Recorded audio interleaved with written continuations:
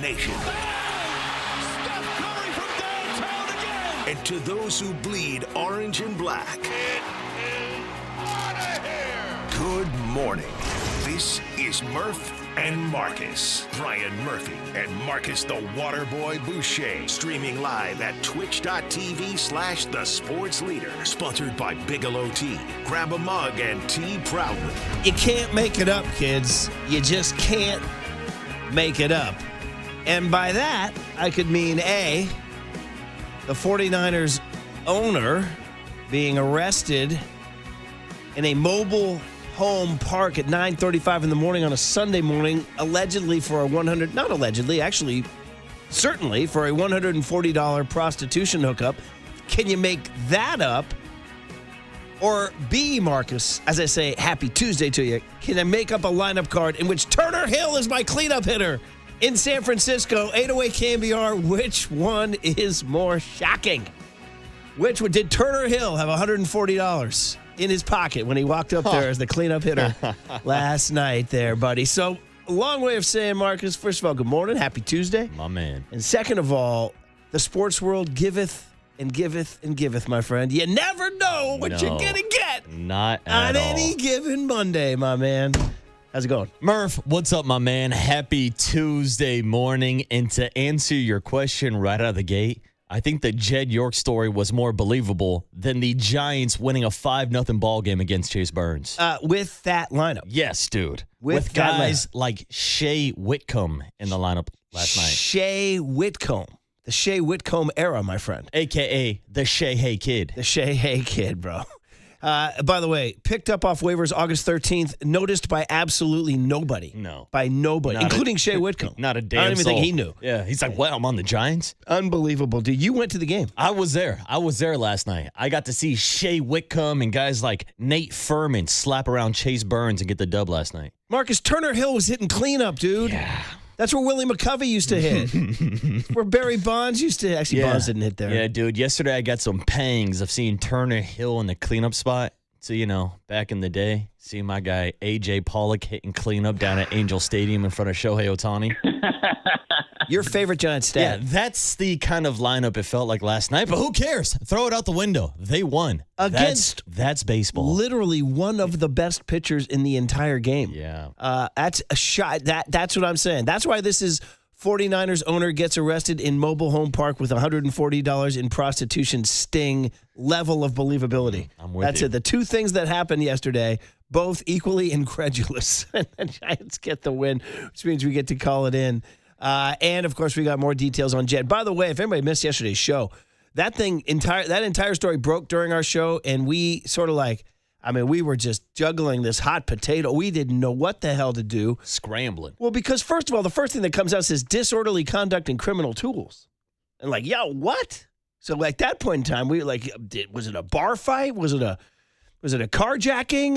What are we talking about here? You see the listing of criminal tools, and I start imagining Jed York in a ski mask with a crowbar. Maybe that's how he goes to mobile home parks looking for prostitutes. Who knows? With a ski mask and a crowbar. I don't know.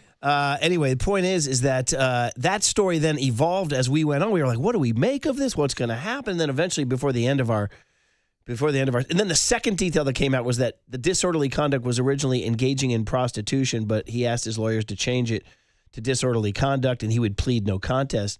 And then so we're like, wait a minute, prostitution?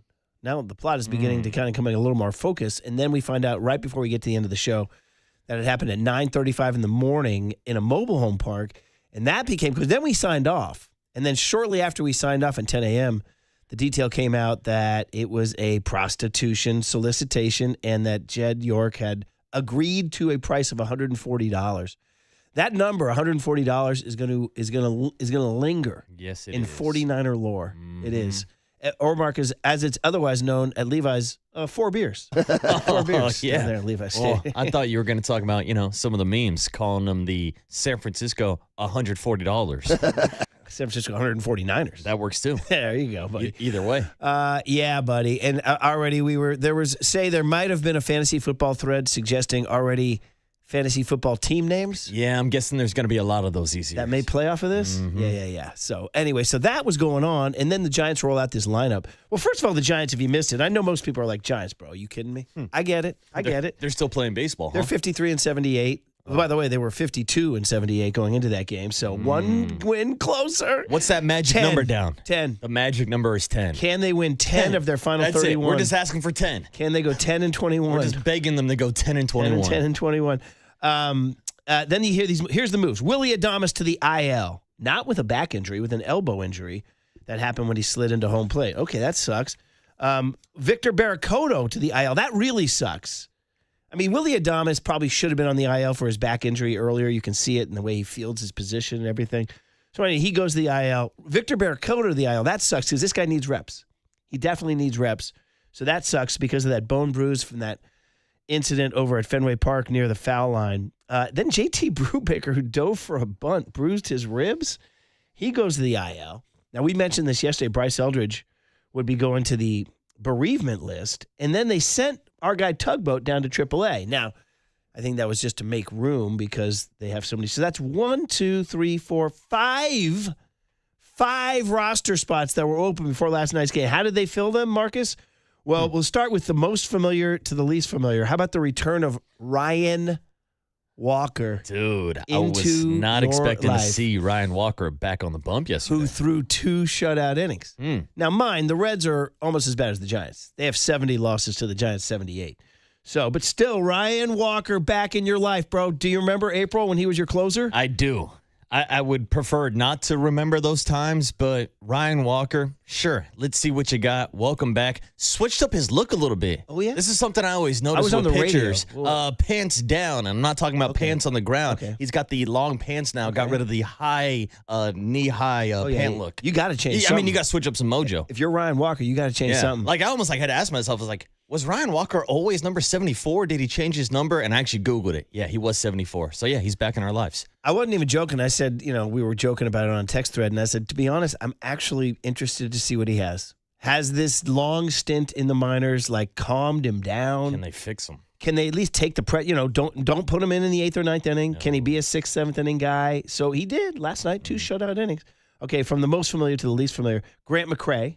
Welcome back. Grant McCray tripled last night. He's just one of those guys you always root for because the tools are there, but just the strikeouts just pile up way too much for this guy.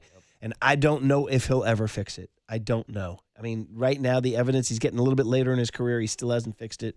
But anyway, welcome back. I said from the most familiar to the least familiar. How about the third most familiar guy is Nate Furman. Nate Furman. Now, we watched this guy when we went down to Scottsdale. He was in the lineups those first couple games we were down there.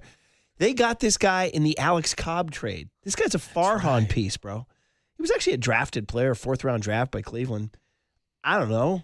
He's got a Frankie Menachino look to him. You like your second baseman, 5'6"? He's a short guy. Yeah. I mean, he's, I don't know. Again, there's still 2 more that are less familiar. I think that's the key. The phrase, I don't know. Because I think most Giants fans don't know these guys. How about right-hander Anthony Molina, who came in the Tyler Mahle trade? Nice to meet you, Anthony Molina. He didn't get in last night. Yeah, never seen him before, never heard of him.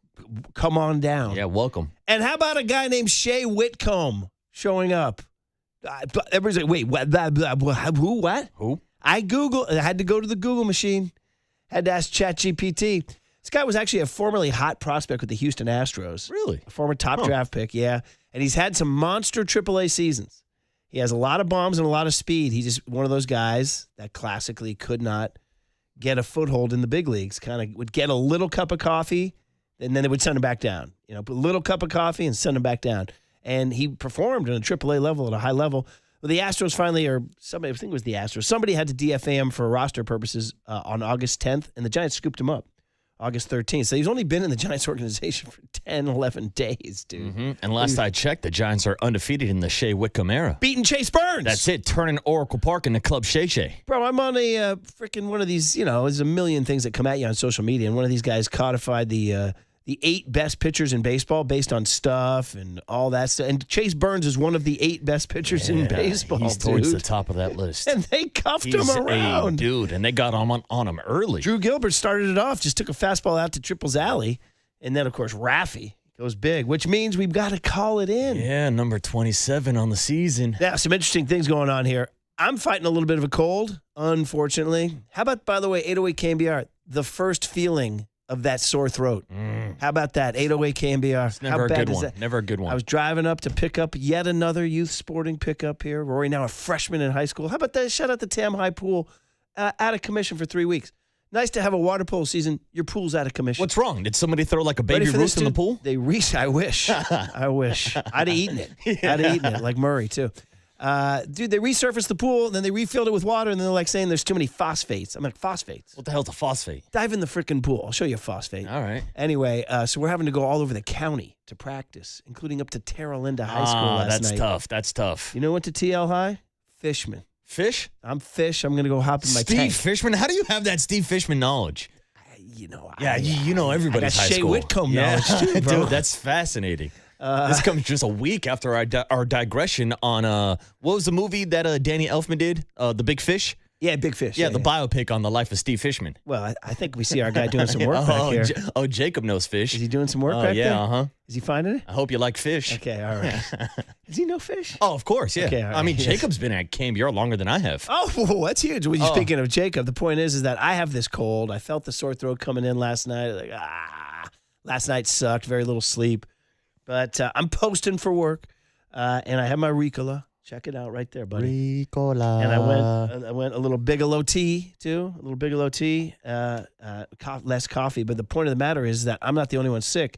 Turns out Walt's wife, Hannah's sick. He's there with the baby, which means we have no Walt today, which means the win package is going to be played. It's going to be paid by the Pride of San Jose. Surprise, surprise. We get a win package when Walter is not here. The Vigilante himself, Jacob Violante. We're going to call it in, buddy. You ready to go? Give me that thumbs up. Here we go. Shane Robinson calling Rob Manfred. Manfred said, I'm busy planning a lockout. Who is this?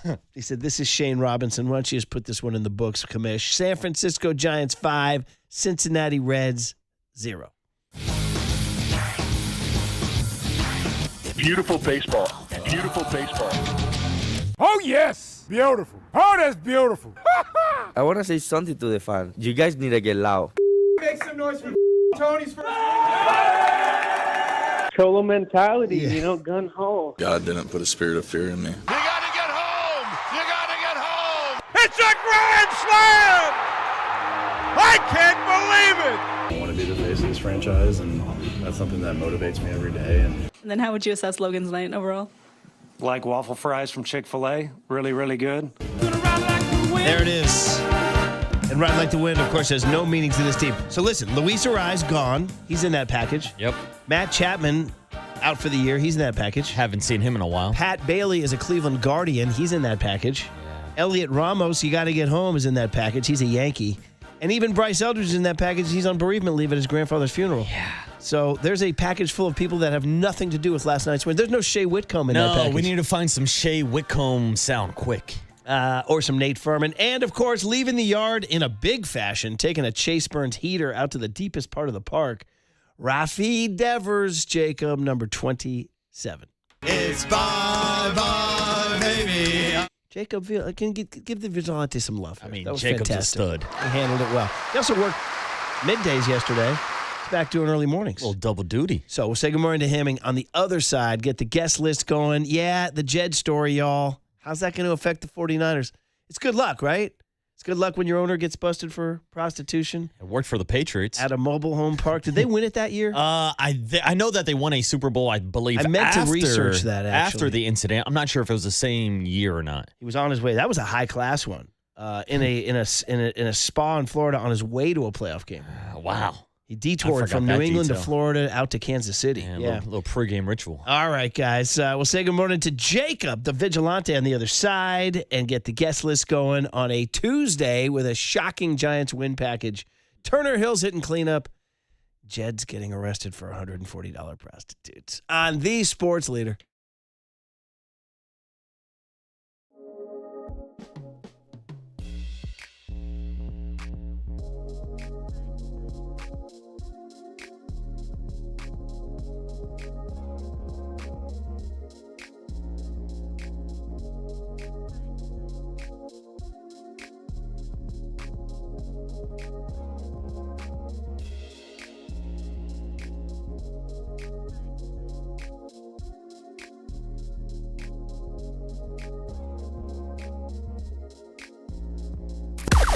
Now, from the O'Donnell Financial Group Sports Desk. Learn more at odfigroup.com. O'Donnell Financial Group, because planning is a process, not a product.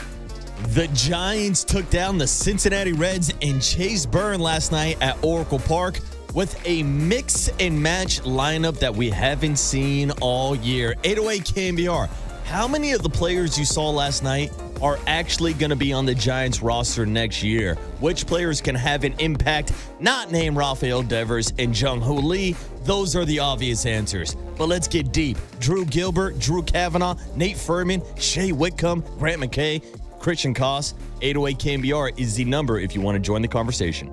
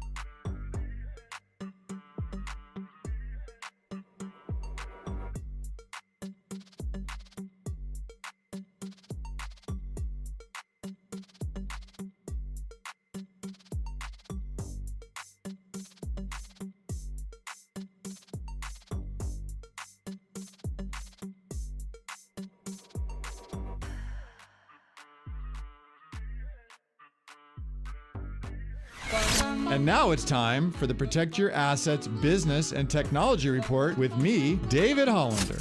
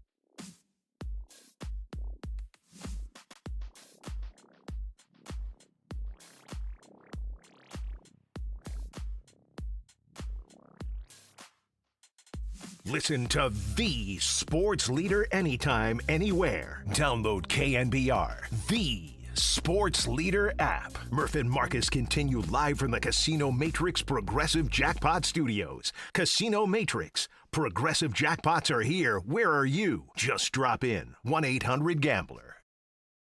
Swing, and there's a shot deep into right center field, into Triple's alley, way back there. Adios! Pelota! To the deepest part of the ballpark, right next to the 415 side. A 3-run homer for Rafael Devers, and now it is 5-0 Giants.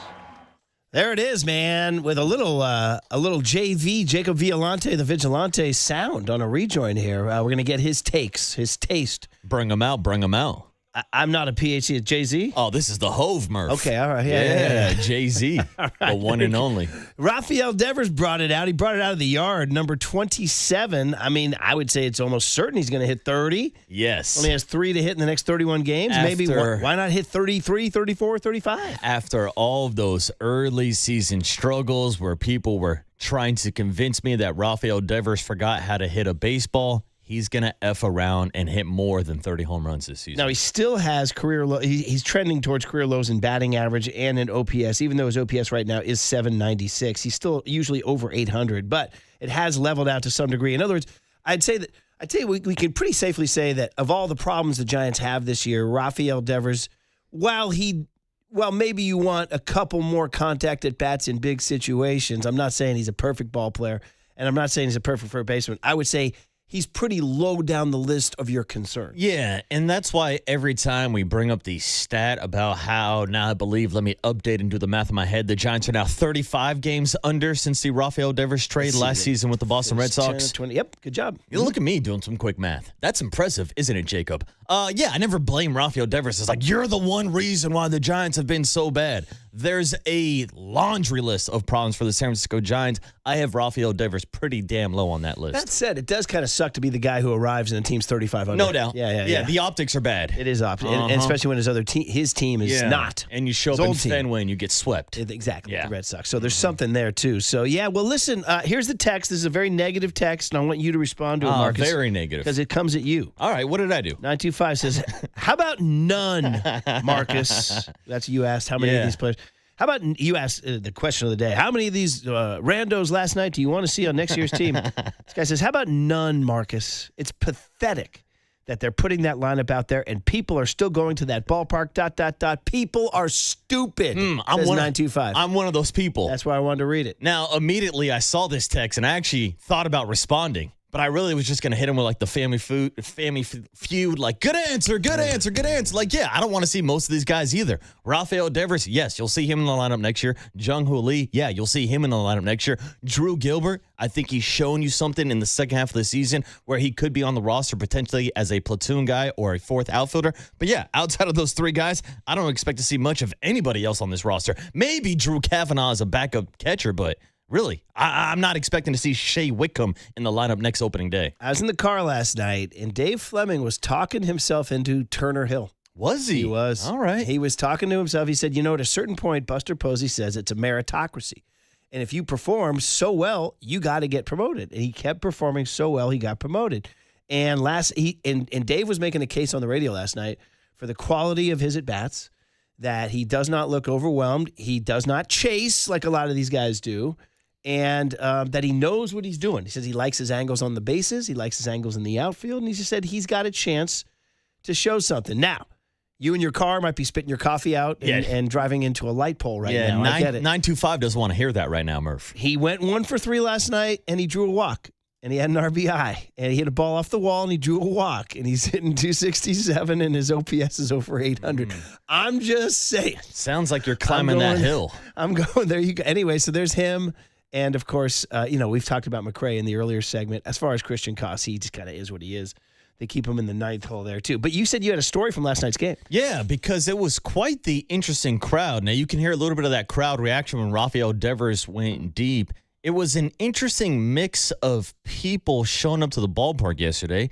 Now, Giants reported it was around 31K. I'm not buying those numbers. It was definitely lighter than that. Yeah, those were the paid tickets. And there was like a pretty decent crowd out in the left field bleachers. There was like a whole like Oregon Duck like community going on. All right. And so I was like checking it out and I was like, is it like Oregon Duck night? No, Murph, it was not. It was actually, get this, Fourth Wing night at Oracle Park.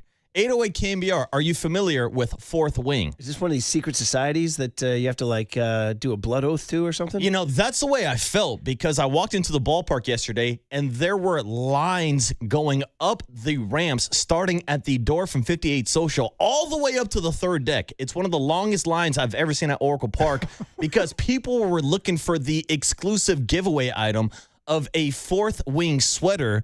Apparently, the Fourth Wing is like a romantic novel. Oh, my God. So last night, it felt like a book club at the ballpark because they were literally giving away a sweater based on a romantic novel. And, dude, some of the longest lines I've ever seen at Oracle Park. Oh, my God, dude. You are amazing for bringing this to me because yesterday on social, scrolling like a loser, watching my life fritter away, I'm literally scrolling towards the grave. So I scroll with every scroll, I'm closer to death. With every scroll, I am closer to death. And there was a scroll of the Giants, whether it was Grant McRae or whoever, or Drew Gilbert, they were being asked to hold this book called Fourth Wing and read from it. There it is. And they were opening it up, and they were like, meh, I can't read that. And they were laughing. So I just Googled it. Fourth Wing is a popular adult fantasy romance novel. Hey, now. An adult fantasy romance novel. Says here, what goes on here? The story takes place at the brutal Basquiat War College in the Kingdom of Navarre. Dude, she must deal with, our hero Violet must deal with a tense, growing attraction to Zayden Rearson, a powerful rival cadet. So, dude, you found the adult fantasy romance novel of 2026.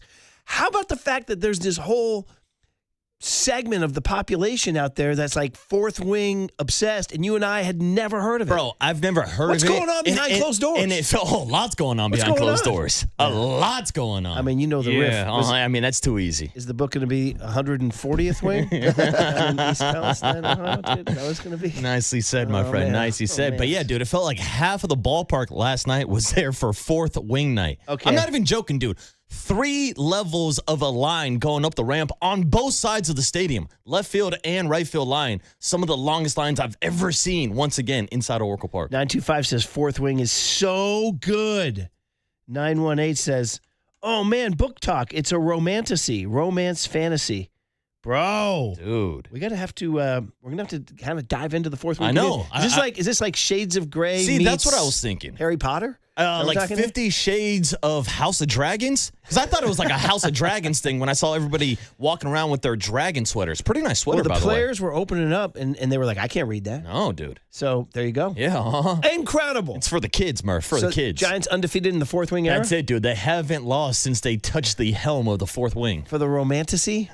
Dude, you just made my day. Dude, it blew my mind last night. What did we learn today? Yeah, and I was like, this is a weird crowd. Like, it kind of feels like I'm at a book club. Oh, wait, I kind of am at a book club. club because everybody's here for the fourth wing. Was there an element of like when I went to Pittsburgh with my buddies on Dream Trip in 2017, there was a furry convention at the Marriott. Yeah. Was there like a furry vibe going on? Yeah, I wouldn't say maybe not to that extreme because I can actually look people in the eyes and I didn't have to stare at that furry face in the costume. So were these a bunch of freaks? No, and I mean that in in a positive sexual way. Now, I wasn't sure because I just thought it was a regular book. I didn't know it was a romance novel until this morning when I looked it up real quick. But yeah, these people were there for the sweater, for the book night. They missed all 5 runs the Giants scored because they were waiting in line for at least 3, 4, 5 innings. Dude, 707. I was there last night with a friend who never cared about baseball in her life, and she was excited to get her sweatshirt. It was a very interesting crowd that showed up. He said, also, I read the book. It's pretty damn good. 209 says, fourth wagon is Dragon Smut, boys. My wife is a big fan. 707, are we talking about the fourth wing or the third leg? Oh, man. Nicely done. 925 says, you guys got to bone up on your fourth wing knowledge. Dude. I was out of the loop. Up on your Sorry, knowledge. fourth wing. I was unfamiliar with your game. I mean, they took over the entire ballpark. 209 says, when I told her you guys are saying no one's going to be at last night's game, her response was rude because she thought you were referring to it as being fourth wing night. No, I was unaware. 707 says, those were not normal fans. Ha, ha, ha.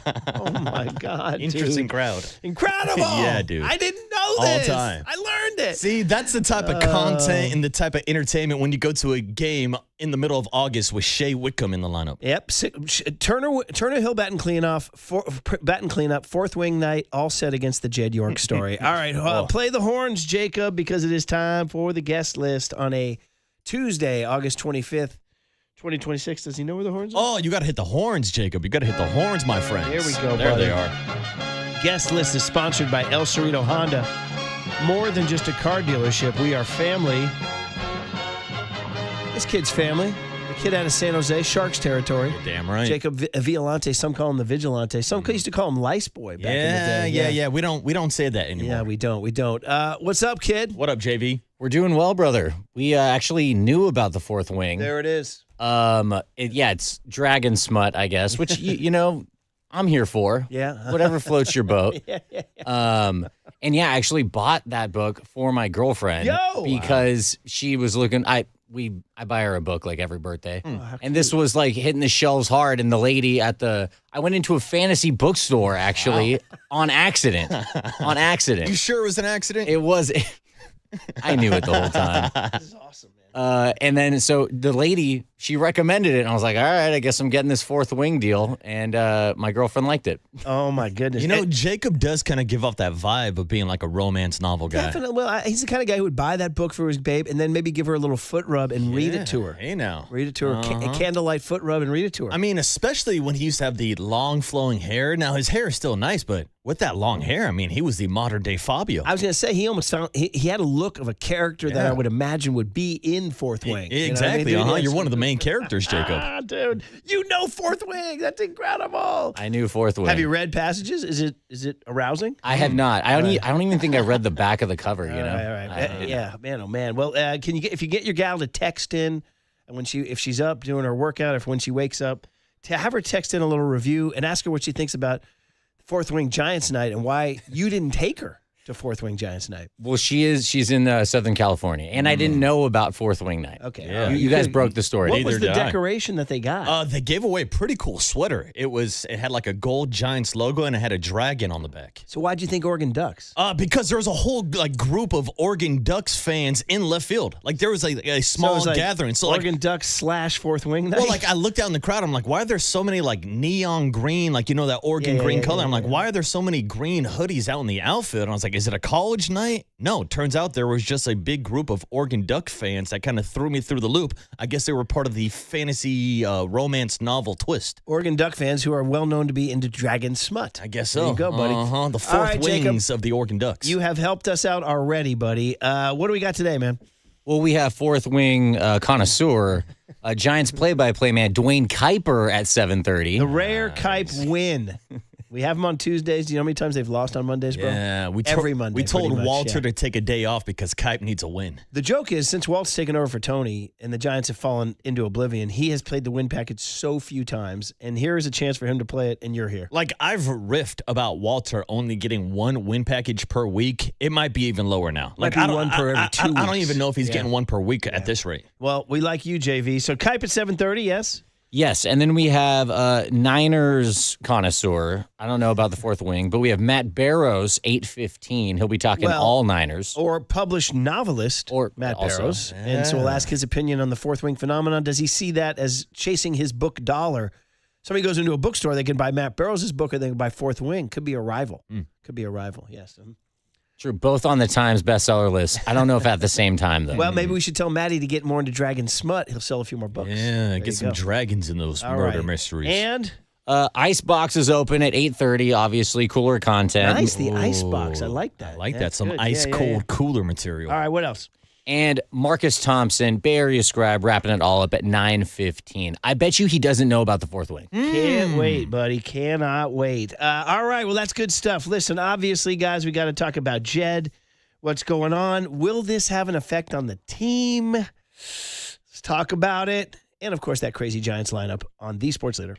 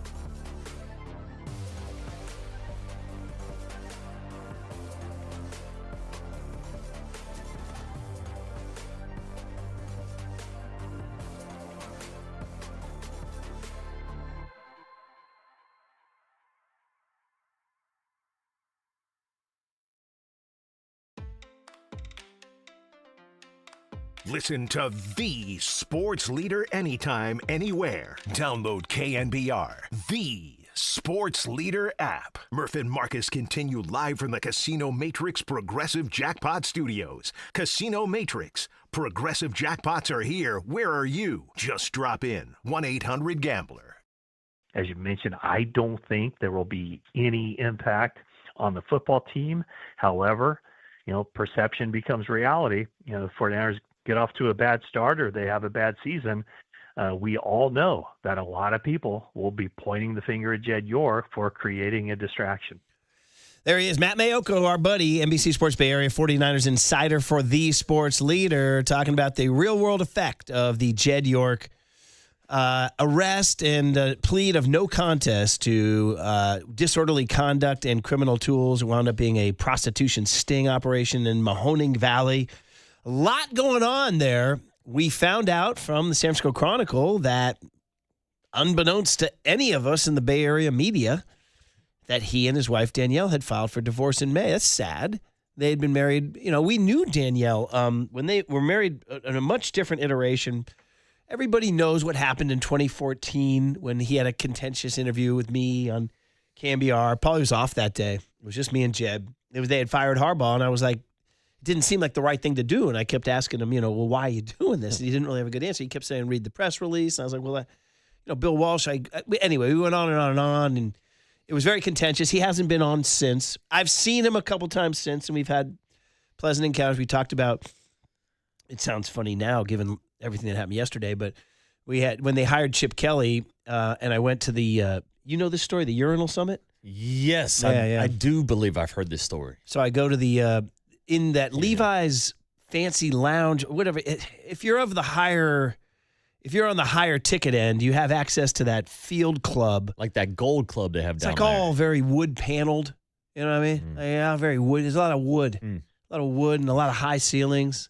It's like, what am I doing here? Is there a football game? Where's George Hallis? Where's Soldier Field? Where's Lambeau? Where's the frozen tundra? But anyway, no frozen tundra, but there's the prime rib, But anyway, it was the Chip Kelly presser, and I was on my way, and because, I drink so much coffee in the morning, Marcus, when I bomb down for a presser, I got to go hit the head. So I jump in there, and it's a big, gigantic, empty bathroom, cavernous, with gold-plated handles on everything. And the door squeaks, and in walks one guy, frickin' Jed. And this was only a year after it was still raw. It was still raw. And we saw each other, and he's down at that end of the urinals. And you do the old, you're at the urinal, you kind of look to your right. Oh. And then you see, you do this, you go, you do the, you give a suck. You give a suck. Uh-huh. Yeah. Yeah, I see you.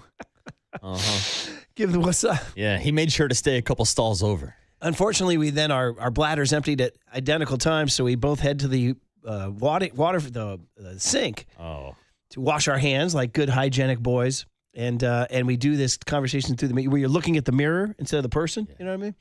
Hey, how's it going, man? Good, man. I said, so, new coach? How's that for small talk? He goes, yeah, well, we should score a lot of points. I said, yeah. Then I dried my hands and I left out. I walked out. Awkward. The Urinal Summit. Yeah. Then, a couple years later, the 49ers are very nice to invite us to a private party before U2 played their Joshua Tree tour. They did an anniversary of the album, The Joshua Tree. Shout out to Joshua Tree, everybody. You guys are down with Joshua Tree? I've always wanted to go to Joshua Tree. You familiar with the album by U2? Oh, I think I've heard of it. I thought you were talking about the actual location, not a U2 guy. Jacob, you know the U2 album, The Joshua Tree, my friend. Jacob, Vigilante, do you know the U2 album, The Joshua Tree? Is that the one they put on our phones for without our consent? Is that the same one? It might have been. All time. This is the all-time millennial reaction right now. The Joshua Tree, literally one of the greatest albums of the 20th century. Yeah, see, I and thought both of you guys like, yeah, is that the one on the phone? No. I thought Joshua Tree is just somewhere people went to go do drugs in the desert. Can you queue up right now, With or Without You, right? To go into Spotify. Okay, I've heard we know that song. Go queue up. Still haven't found what I'm looking for. Yeah, go we look know us that up. one. We know that one. Right. So that's the Joshua Tree. Yeah. Everything was a banger. I'm more familiar with Marcus, the area Joshua Tree in California. Which is both. I mean, that's where the album cover was shot. The Joshua Tree. Joshua Tree inspired the album Joshua Tree. Correct. I would assume so. Correct. I'm sure there was the other Murphy things family, that also inspired it. Like probably millions of others, when we went to the Joshua Tree, we recreated the album cover. Did you? It was, kind of funny. You got to put that on a Christmas Thought card. it was funny, but then a million people, do that. So anyway, the point is that the Joshua Tree reunion tour or anniversary tour was at Levi Stadium, and the 49ers invited me and Paulie to their little private party up on they have that rooftop garden atop the press box. Never been up there. You didn't know that? No, I've never you been can get on the married rooftop. up there, Marcus. They have like weddings up there. You going to get married anytime soon? No, not planning on it. How about you? Well, Yeah, JV's got a maybe gown. Jacob, yeah. Maybe they'll read vows from the fourth wing. Yeah. There you go. So, Get a fourth ring. anyway, they invite and Jed. It was at that private party, and we had a pleasant encounter discussing our mutual fandom of the Joshua Tree. Oh, So I felt like the ice was bonded breaking over a little Joshua bit, Tree. and felt like we were getting a little bit better, and all that. Where was I going with this? By the way, we were talking about the arrest and the effect on the team. And you were talking about your relationship with Jed York since the interview? Right. But I was going to say... You saw him at the urinal. I know. You saw him on top of the stadium talking Joshua Tree. This was all leading to yesterday. I don't know how... But trust me, I wasn't in East Palestine. Yeah, I think careful. it's Palestine is how you pronounce it. But anyway, the point is, this is what we found out. Danielle, that's what I was saying. He divorced his wife, Danielle. It was just sad because she was a sweetheart. She was nice. She was a school teacher. She was a nice, down-to-earth gal from the South Bay, and we got to know them a little bit. They listened to the show before the fallout. Before the fallout, they would listen. Like, we would get feedback from them on occasion. They liked this or that, a soundbite that Paulie played. I remember they liked the Stevie Wonder Barack Obama soundbite. Remember that one? Barack Obama. Remember that one? I don't remember You don't remember that one? No, that was before I was on the show, yeah. Anyway, so this detail comes out, and that was news to most everybody. Definitely. And I've been thinking about the correct way to phrase this, Murph, because you're obviously not happy to see anybody get a divorce, but I'm happy that this news was out because yesterday we were talking about this situation and I immediately thought about his wife and I thought about his kids and what they're going through right now. So yes, in some sense, this makes the story a little bit better knowing that he did go through with the divorce and he's currently not married, but still, this is a tough thing to go through for that family because they're still going to have to deal with some of this fallout now. Yeah. Like his kids are 10 and 13. Yeah. They're at that age where all of their friends are on social media too. So that sucks for the kids who are now involved in the situation. Absolutely sucks. It sucks huge for them, 13 and 10. And for Danielle,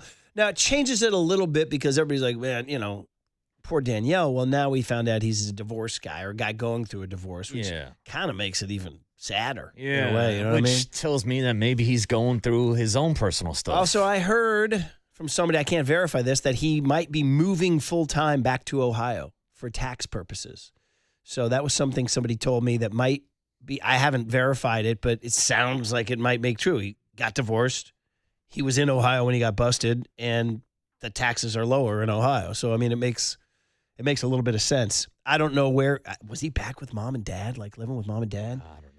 Was he like, mom was going to go get a bagel or something, and then that happened? Like a kid sneaking out in high school? So, listen, his Uncle Eddie was no saint, obviously. He gave the briefcase to the Louisiana governor. We know all this, but this one's tough. So, get back to the original question, the real-world effect on the team. We kind of yesterday, my first take was like, I don't really see any real-world effect, but I think what Maddie said is true, is that if the Niners start off slow, right now there's already a perception or narrative out there between the Kyle Shanahan story, which people are mostly concerned about is the cover-up of the Kyle Shanahan story. Like, we're happy Kyle's healthy. We're happy he's good, but people are still wondering, wait, what happened between July 14th and July 25th? Why did we go 11 days? Now we got this.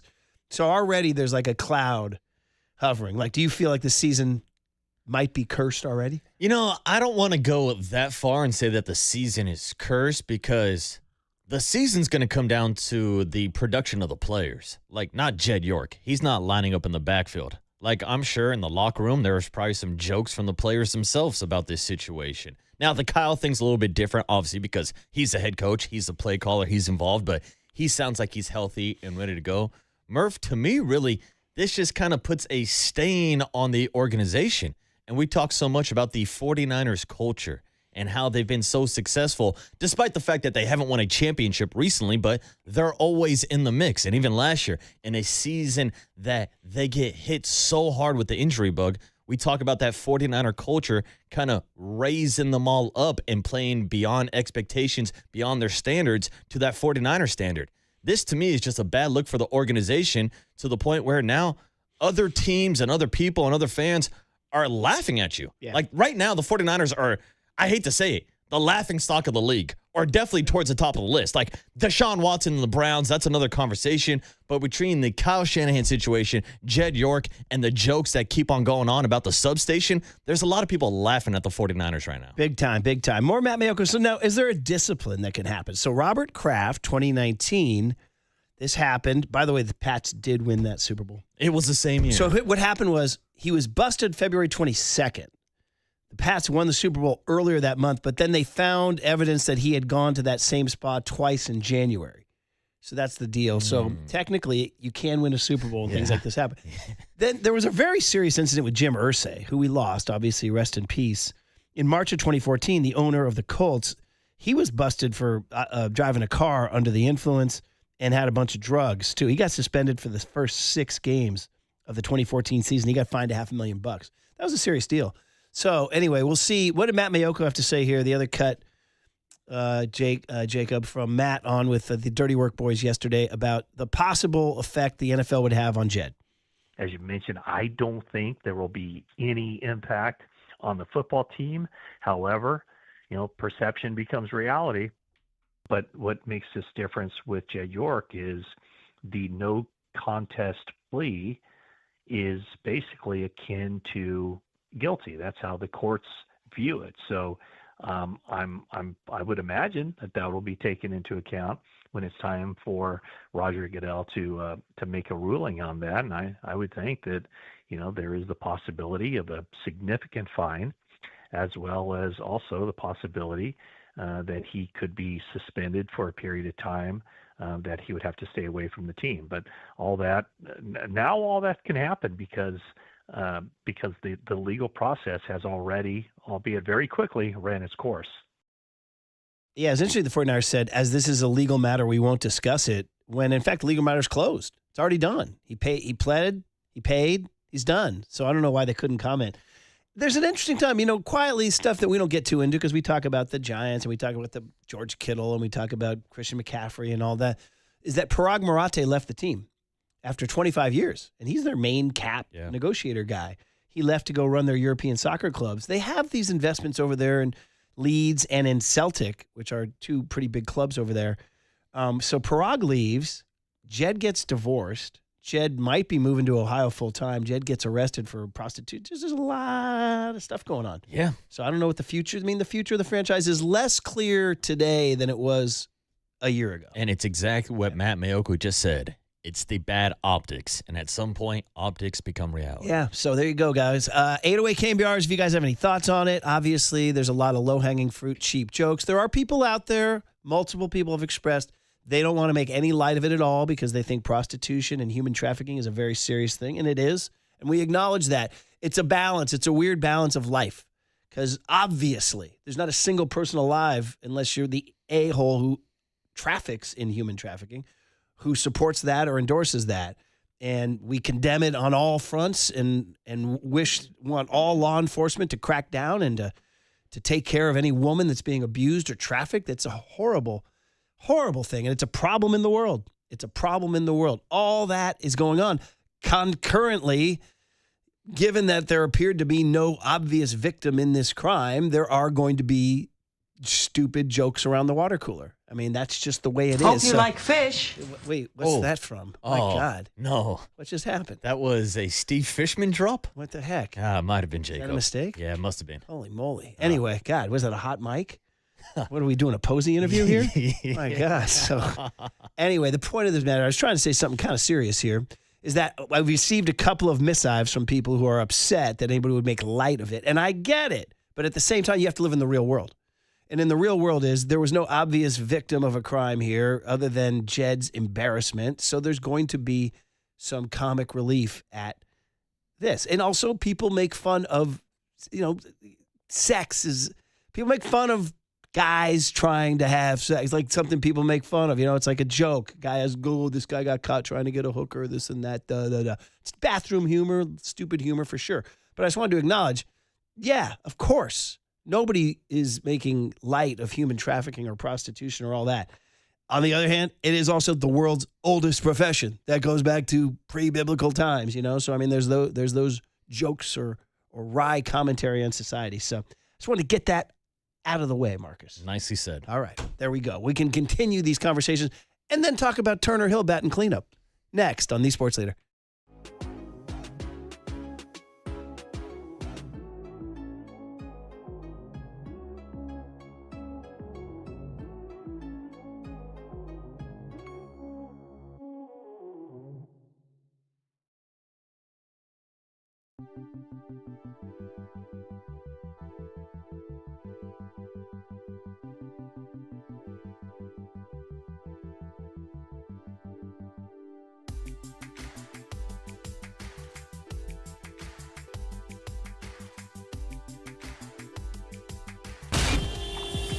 Time for your Bay Area Chevy dealers traffic update.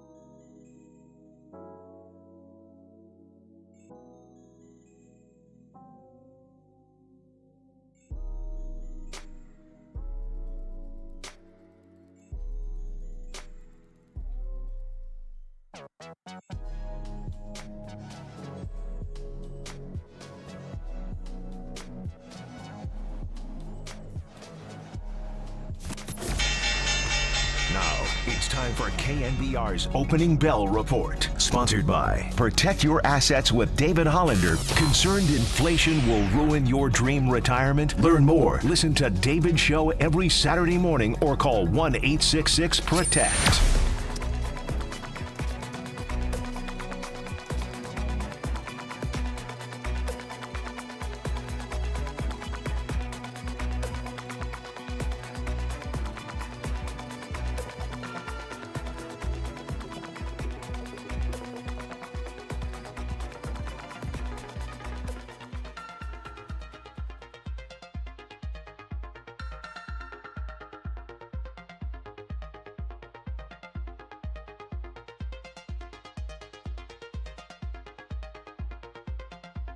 Listen to the sports leader anytime, anywhere. Download KNBR, the sports leader app. Murph and Marcus continue live from the Casino Matrix Progressive Jackpot Studios. Casino Matrix. Progressive jackpots are here. Where are you? Just drop in. 1-800-GAMBLER.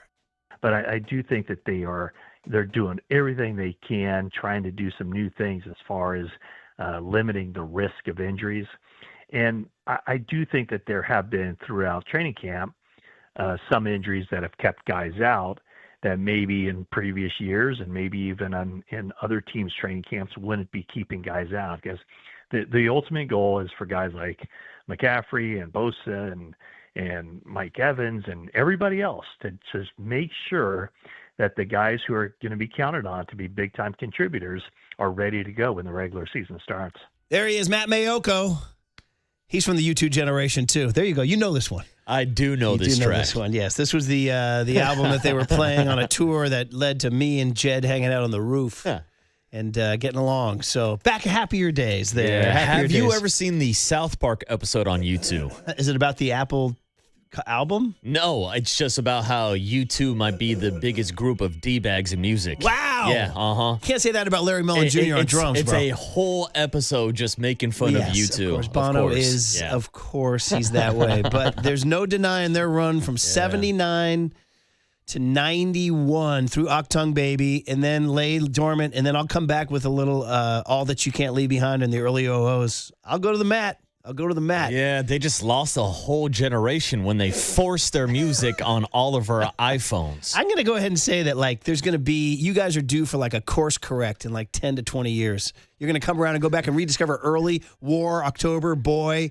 and you guys are like, damn, I owe you an apology, you two. All right, buddy? I was not familiar with your game. You're listening to KNBR AM and KNBR FM San Francisco, the sports leader, a Cumulus media station. It's true. I read Bono's book, his autobiography, and I'm a huge U2 fan, and I came away liking the band less after I read the book. Yeah, that's an issue. All right, guys, 49er football is on our mind. They're in Vegas on Thursday. Yes, if you just get in your car, we talked about Jed all morning so far. There's really just a couple of interesting things. A, what's the NFL going to do about it? You know, and B, what effect that would have on the team. C, what is the future of the team, given that Parag Marate has left now, and he's, was a pillar for 25 years, and that Jed apparently might be moving to Ohio full-time after a divorce. I don't know. I mean, I'm just saying it's less clear now than it was a year ago. They're kind of all in on this year because, as Matt Mayoko just said in that soundbite coming back, there are so many old players. Nick Bosa, Christian McCaffrey, Mike Evans they're all handling them with kid gloves to get ready for September 10. And here we're just ticking off the days until. So nobody's playing Thursday, right? In Vegas? Oh, I don't know. I would think this would be the routine walkthrough for some of the starters, the dress rehearsal. I would expect to see most of the starters out there for one series and maybe one series only before they switch it up with the backups. Well, we're going to have to ask Matty Barrows. I'm going to guess no. None. Yeah. None at all. No. Huh? That's my guess. Okay. I could be wrong. Yeah. I've been wrong before. Mm-hmm. But anyway, the point is that then you shut it down. Preseason kind of, I think cut day is Sunday. Is that right? And then they leave a week from tomorrow for Australia. It'll be interesting to see whose strategy works better. The Niners being there for a week or the Rams bombing in and bombing out. Yeah, I mean, my immediate gut reaction was, the Niners definitely have the advantage here. But apparently the Rams have done this before when they've gone out to London. Now, that's a little bit of a shorter flight, but they've had successful runs doing this where they show up day of or right before the day before. Tell you what, Niners have more fun.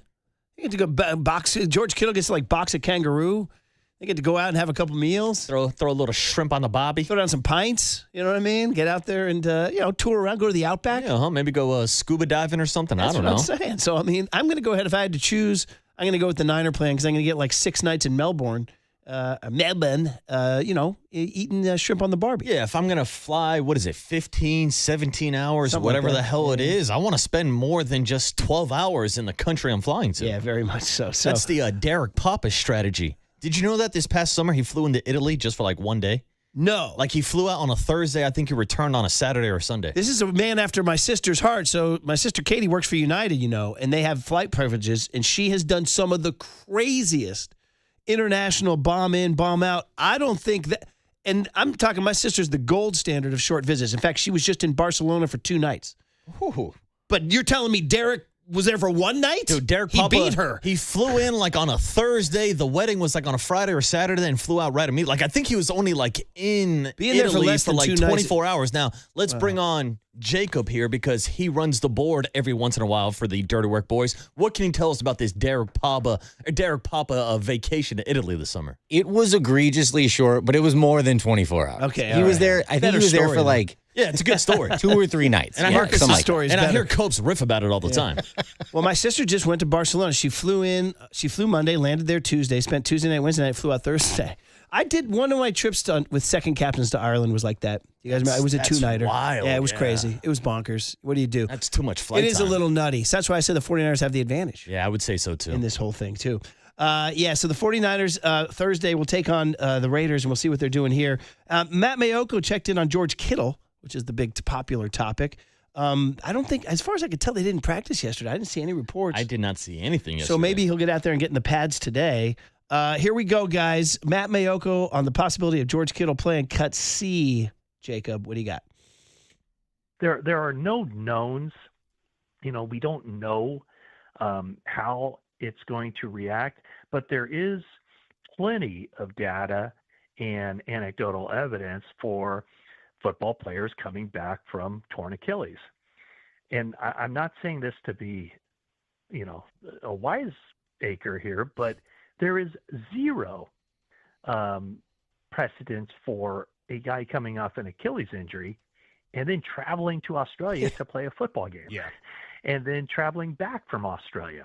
And the reason is because it's never happened. The NFL's never played a regular season game in Australia. So I don't think anybody knows for sure how he would respond, how that Achilles would respond to being in the air for 16 hours, being there in Melbourne for a week and then playing a football game and then flying back. So I personally think, and this is just a guess, that the 49ers are very much leaning toward not having him play in that game. Okay. I mean, listen, we talked about this because if he doesn't, week 2, September 20th against the Dolphins, then you get 16 more weeks. I think it was actually the Dirty Work Boys saying, it's only week 1, but actually it's a freaking huge game. We need to talk about that, actually, how huge this game is. Remember the week 1 in Seattle, the Jake Tonjes, the Los Gatos Leap, right?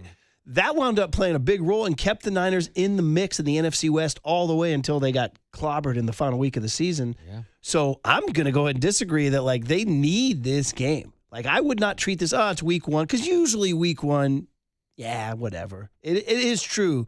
Even though every game, I get it. Week 1 counts as much as week 15, but you can come back from a week 1 loss. Whereas I think this one you got to win. You got to beat the Rams. Well, knowing how tough of a gauntlet it is in the NFC West, arguably, hell, I wouldn't even argue with you. I would say it's the best division in football. It's the only division that had 3 teams last year in the playoffs. I believe it was the only division that had 3 teams win 12 games each and make the playoffs last year. That's how historically good this division was last year. So, yeah, it's definitely important to get off to a good start and set the tone to start your season.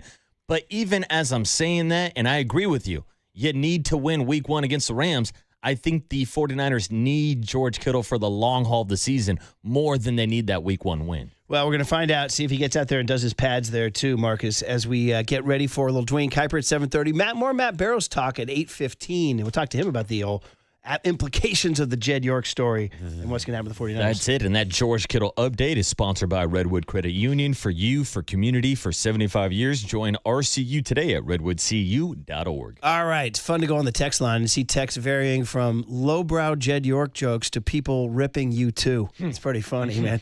Don't forget the famous bed sheet, right? U2 are shite. Yes, they are. The bed sheet. Yes, they are. I will still ride with the early days, boys. I might have to hang that up here in the studio. Get off my freaking was it an iPod?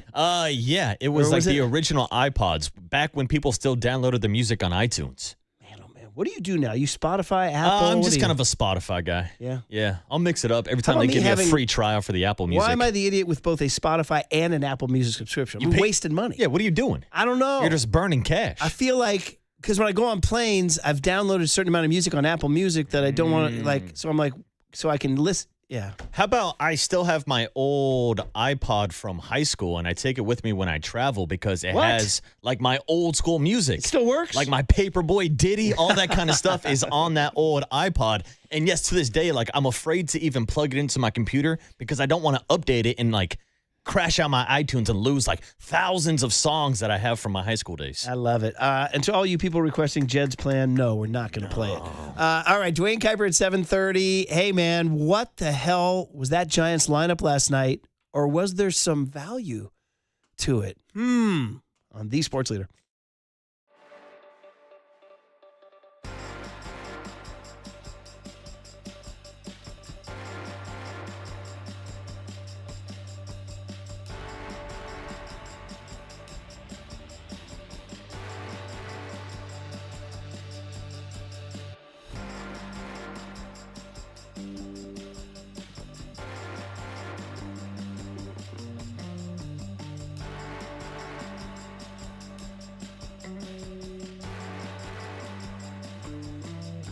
Hey, let's talk about Kalshi and football. Here we go, guys. Every day we get closer, and you're making predictions. Who's winning the NFC West? Who's winning the AFC West? Blah, blah. Who's making the playoffs? Who's lifting the Lombardi in February? Well, on Kalshi, America's #1 prediction market platform, you can trade those predictions in a live market.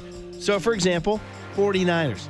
Trading at 5%, meaning a $100 trade would pay out $1,875 if they win the championship in February. Also, Buffalo, hot pick with Josh Allen in fantasy football, means a $100 trade would pay out $590 if they win the AFC championship. So there you go. A couple of examples. On Kalshi, you're trading against peers in a live market, meaning there's no house. And as the probability changes, you can buy in and out of your position. Trade the draft pick, the game, and more on Kalshi. Download the Kalshi app and use the code MURPH, M-U-R-P-H, to get $10 when you trade 10, K-A-L-S-H-I. Kalshi, trade on anything. 18 plus only. Restrictions and eligibility requirements apply. Event contract trading involves risk and may not be suitable for all investors. Kalshi products are not available in all jurisdictions. Prices, values, and available markets may differ from those mentioned. For more information, see kalshi.com/regulatory.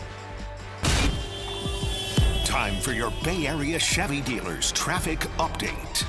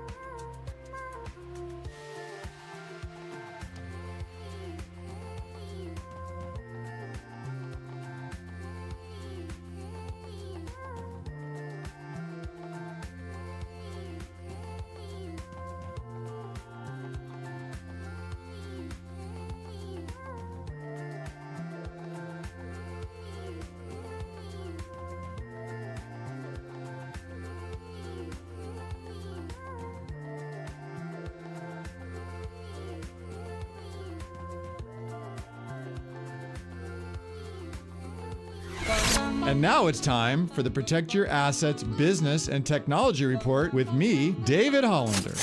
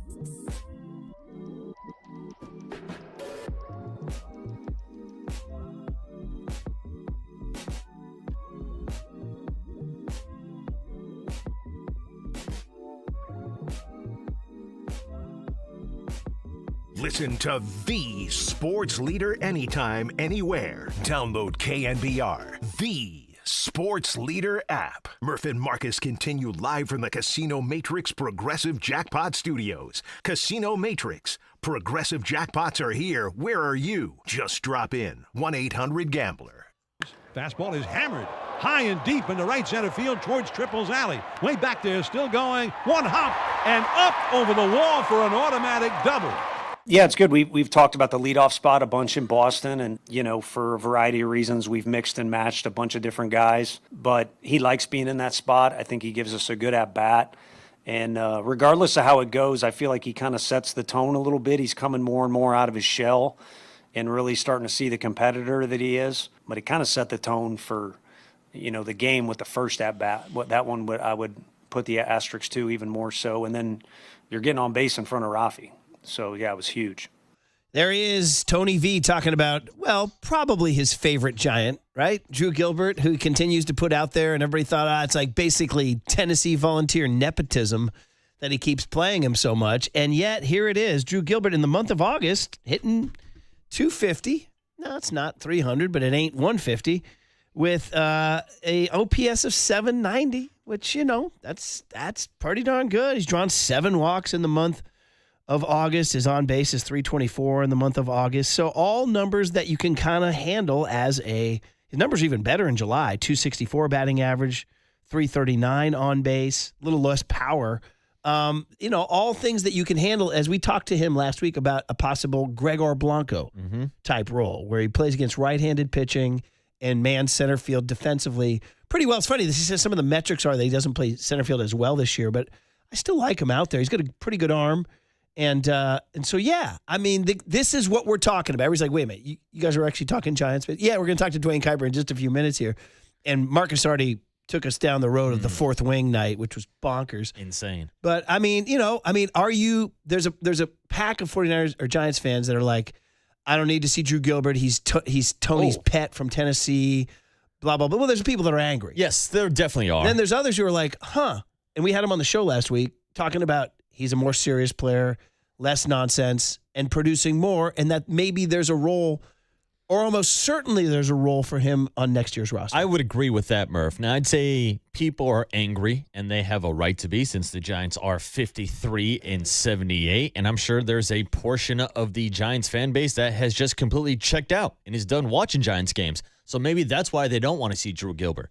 I'm not in that camp. I was still at the ballpark last night for fourth wing night, hanging with all the romantic novel enthusiasts. And I'm not going to say I'm a Chili Goober enthusiast, but he's one of the guys that was actually in the lineup last night that I do want to see more from. He's a guy that I think has a chance to potentially be on the opening day roster next year. And everything that you just said about his ability to bat against righties and how his at-bats have gotten better each and every week, especially when you break down some of his numbers since the All-Star break. Obviously, there's a huge glaring hole in his swing against lefties. The lefty-on-lefty numbers are still bad, even though he's shown some flashes throughout the year that maybe he can get more competitive in those at-bats against lefties as well. And I would even add on top of it everything you just said about him defensively as well. Like, I don't really agree with the metrics saying he's a bad center fielder. I thought he's played a pretty damn good center fielder, so I think there's value there. I'm not saying this is a guy that I want to see hitting lead off and playing center field next year, but there's a role on the roster for a fourth outfielder, a guy that can be a late game defensive replacement, and a guy that can give you a little bit of speed on the base path. If you care about Baseball Savant's red and blue stuff, his arm strength is in the 80th percentile and his range is in the 74th percentile. So he's top half of baseball in terms of range and arm strength. Other marks where he shows well are his chase percentage is now in the 72nd percentile. The only thing that comes off really poor is average exit velo. He's in the 11th percentile. He had a long stretch where I was like, bro, is he hitting? Is that a wet sporting news? There was a time in April, May, and June he was just hitting weak ground ball after weak ground ball. I would like to see his average exit velo in the last month and a half. Well, I was going to say the last month and a half. Hell, the last couple of weeks he's got 2 or 3 bombs locked up. So he's one of the guys we talked about at the tees, like, last night's lineup was Rafael Devers, Jung-Hoo Lee, and 7 strangers, 7 dwarves. Drew Gilbert being one of them. We talked about others, Drew Kavanaugh's becoming a little bit of a regular. And by the way, I got no beef with Drew Kavanaugh. He could be my backup catcher. Yeah. I'm okay with Drew Kavanaugh. Yeah, right now I'd say he's probably the lead candidate to be that combination with Daniel Susak going further next year from behind the plate with the guys putting it down in the squad. I mean, Shea Whitcomb's just, he's a guy they picked up off waivers 10 days ago, former AAA phenom. Grant McCray, I love him. I want it to work. He's going to have to really dramatically prove that he strikes out. Christian Koss is, he is who he is. Nate Furman was a guy they got in the Alex Cobb trade. But the guy I think maybe last night that might be most interesting, and you guys are going to scream, man, don't crash your car, Ryan Walker. Wow. Ryan Walker. Yeah, he's back. I mean, Curly sent out a text to the group, given the Buddy Kennedy treatment, Ryan Walker.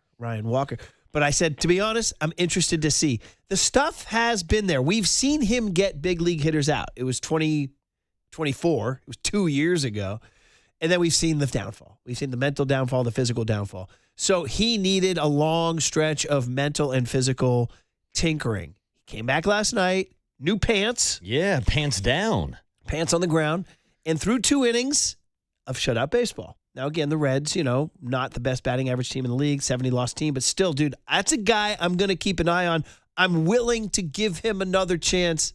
Am I crazy? No, I would not say you're crazy because coming into the season, you're not the only guy that thought Ryan Walker had potential. Shout out Buster Posey, who went into the season with Ryan Walker penciled in to be their closer. And that wasn't just praying and hoping on strategy that Ryan Walker would suddenly emerge as a dominant closer. It was based on some of the stuff that we've seen from Ryan Walker over the last couple of years. And that crossfire action, the combination with that slider that sweeps across the zone, with that 2-seam, 4-seamer combination that he can run inside. Like, he's got good stuff. We just don't want to see it in the 9th inning. Like, closing out ball games. We've talked to so many different closers on this show. It's a different mentality. It's different getting those last 3 outs. Ryan Walker's numbers in the 6th or 7th inning throughout his career have been pretty damn good. He's not an 8th inning guy. He's not a 9th inning guy. He's not a high leverage situation. But when your bullpen's been this bad this year, you need to figure out if you have any pieces moving forward. I mean, next year I'm looking at a guy like Dylan Smith as a guy that's locked himself into a bullpen role. Not sure what inning he's going to be pitching, but that's the point. You got to start stacking those guys up so that you don't go into next season with so many questions in the bullpen. I said it to you a week or two. I've loved Dylan Smith from the jump. The first time I saw him, I said, here's a guy who attacks the strike zone. I like it. And yeah, he's had some bad fortune in some blown losses. Like little Roy Murphy says, it was not little anymore. He said, he's 0-4, Dad. I'm like, nothing means less than a reliever's 1-loss record. Do not throw that out the window. I said, there are other things. I said, just watch him pitch. He attacks. That said, I had a small bone to nitpick. Yeah, I was watching the 9th inning of a 53-78 team. Yes, I was. I didn't think that actually Tony should have pitched Dylan Smith last night. I'm like, we're trying to sweep a series, trying to build a winning culture. You might need him Tuesday or Wednesday. You didn't need him in a 5-0 game. I actually was a little miffed. Yeah. I was a little miffed. I didn't want to pitch him. Murph, imagine how I felt sitting at the stadium still hanging out with the fourth wingers last night. Were you trying to meet a fourth wing gal? Yeah, I was hanging out, taking my rounds around the ballpark, looking for a fourth wing angel myself. But I was hanging out, wanted to watch the end of the game, and all of a sudden, I hear a Waka Flocka through the PA system, and I'm like, wait, Dylan Smith's coming out? We're about to go hard in the paint? Now, I do get hyped up when I hear a little Waka at the ballpark. Not your traditional baseball music, that's for sure. Shout out Brick Squad. But yeah, I was a little surprised to see Dylan Smith in that situation last night. Yeah, that's a small nitpick. But anyway, I like him. So anyway, that's the deal, man. It was a crazy night. Remember, the Giants still have not swept a series. They are 1/3 of the way there And tonight they go against Cincinnati again. And who do we got tonight? I had the tonight's pitching matchup. I got it, Marcus. I got it. You got it. Is it Adrian Hauser? You got it's it. Adrian Hauser. You got it. Will he open, or will they open for him, or will they straight pitch him? He's listed as the starter today. As we saw yesterday with the roster moves, it will not be Tugboat as the opener. He was optioned back down to Sacramento. Yeah, which although Tony said he could be back this weekend, they got a doubleheader against. Yeah, I think he's going to be back this weekend. Are they playing 2 against Arizona on Saturday and nothing on Sunday? Is that right? So I believe they moved that to a doubleheader so that they could travel to Atlanta on Monday. Because they have this makeup game. Because of the makeup game, yeah. So no Giants game on Sunday. How about that? Weird. That is odd. Dwayne Kuiper next on The Sports Leader.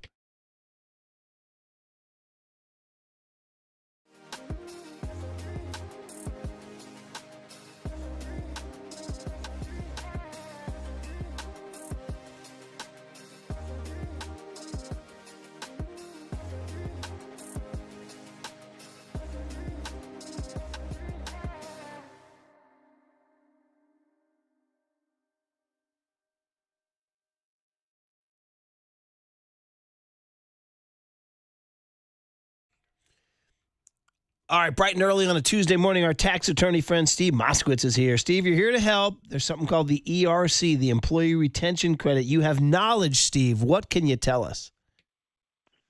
The ERC, Employee Retention Credit, was designed during the pandemic to help out small business owners, get them some cash quickly.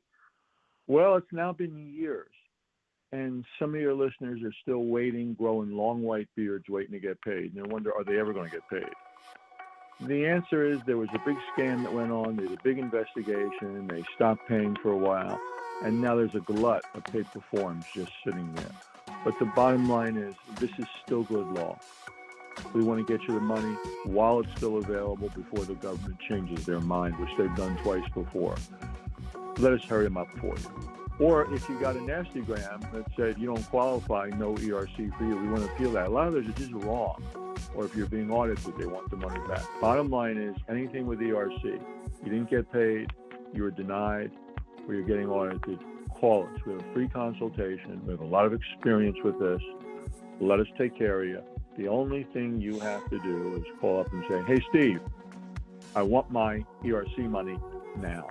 That's what you do. Call Steve Moskowitz. He's our tax attorney friend. He's my tax attorney. He should be your tax attorney. Give him a call. 888-TAX-DEAL, 888-TAX-DEAL, or go online to moskowitzllp.com.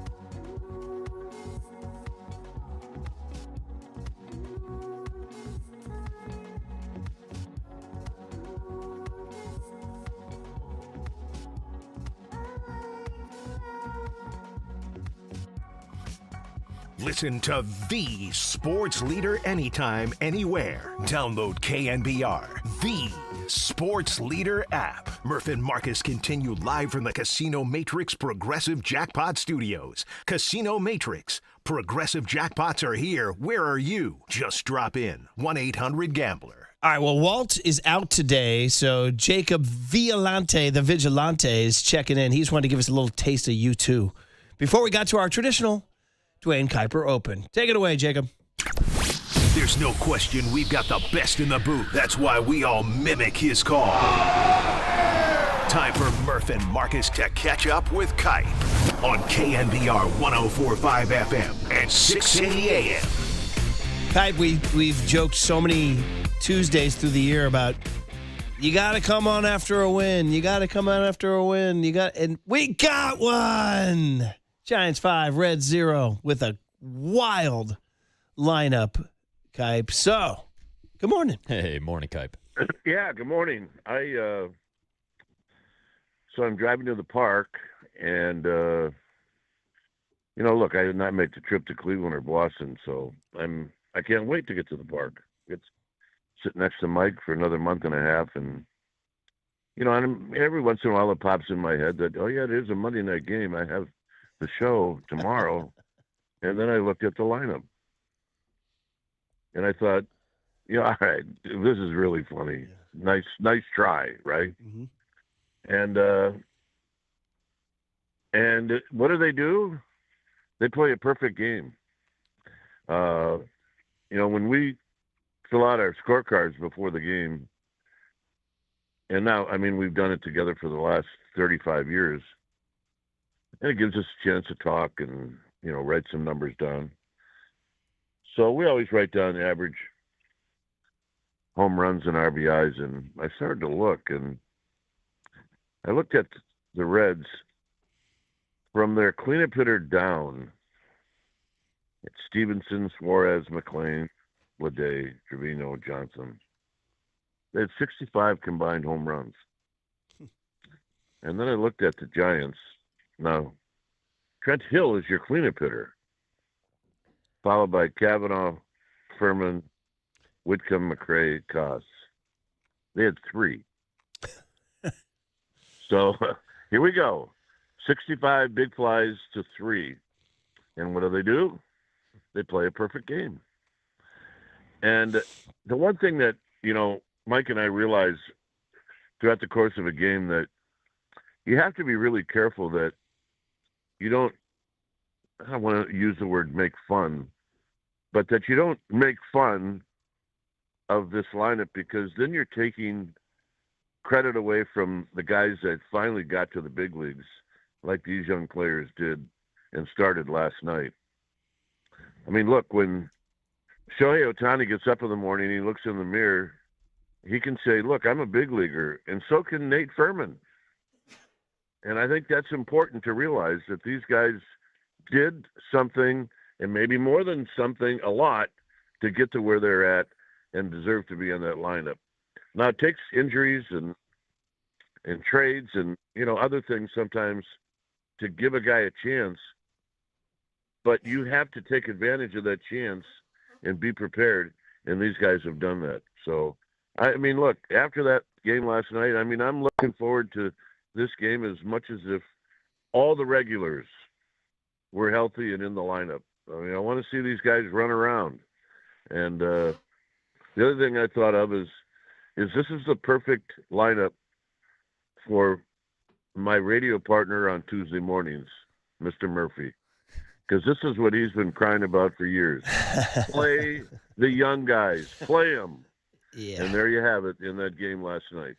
Well, that is true to a degree for sure. I'm thinking a little bit more Joe Suarez, Gonzalez, But, hey, listen, you're right. All these guys are – and that actually leads to the question, Dwayne, that Marcus and I were kicking around right before you came on, is how many of these guys do you think are a legit part of the story in 2027? Now, we all assume there's going to be a 2027. But, and we identified 2. We identified Gilbert.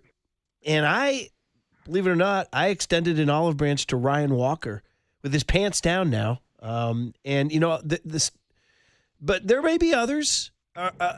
Take those 2 and others that you think can be really a part of the story in 2027 that we saw last night. Well, I think Hill can be. If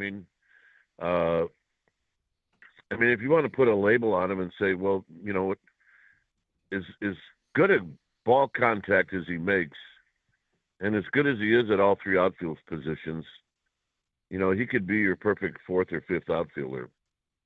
But don't get me wrong. He may actually play into some people's minds that he could play every day. So I really think that he's got a shot. And I know that the catcher does for sure.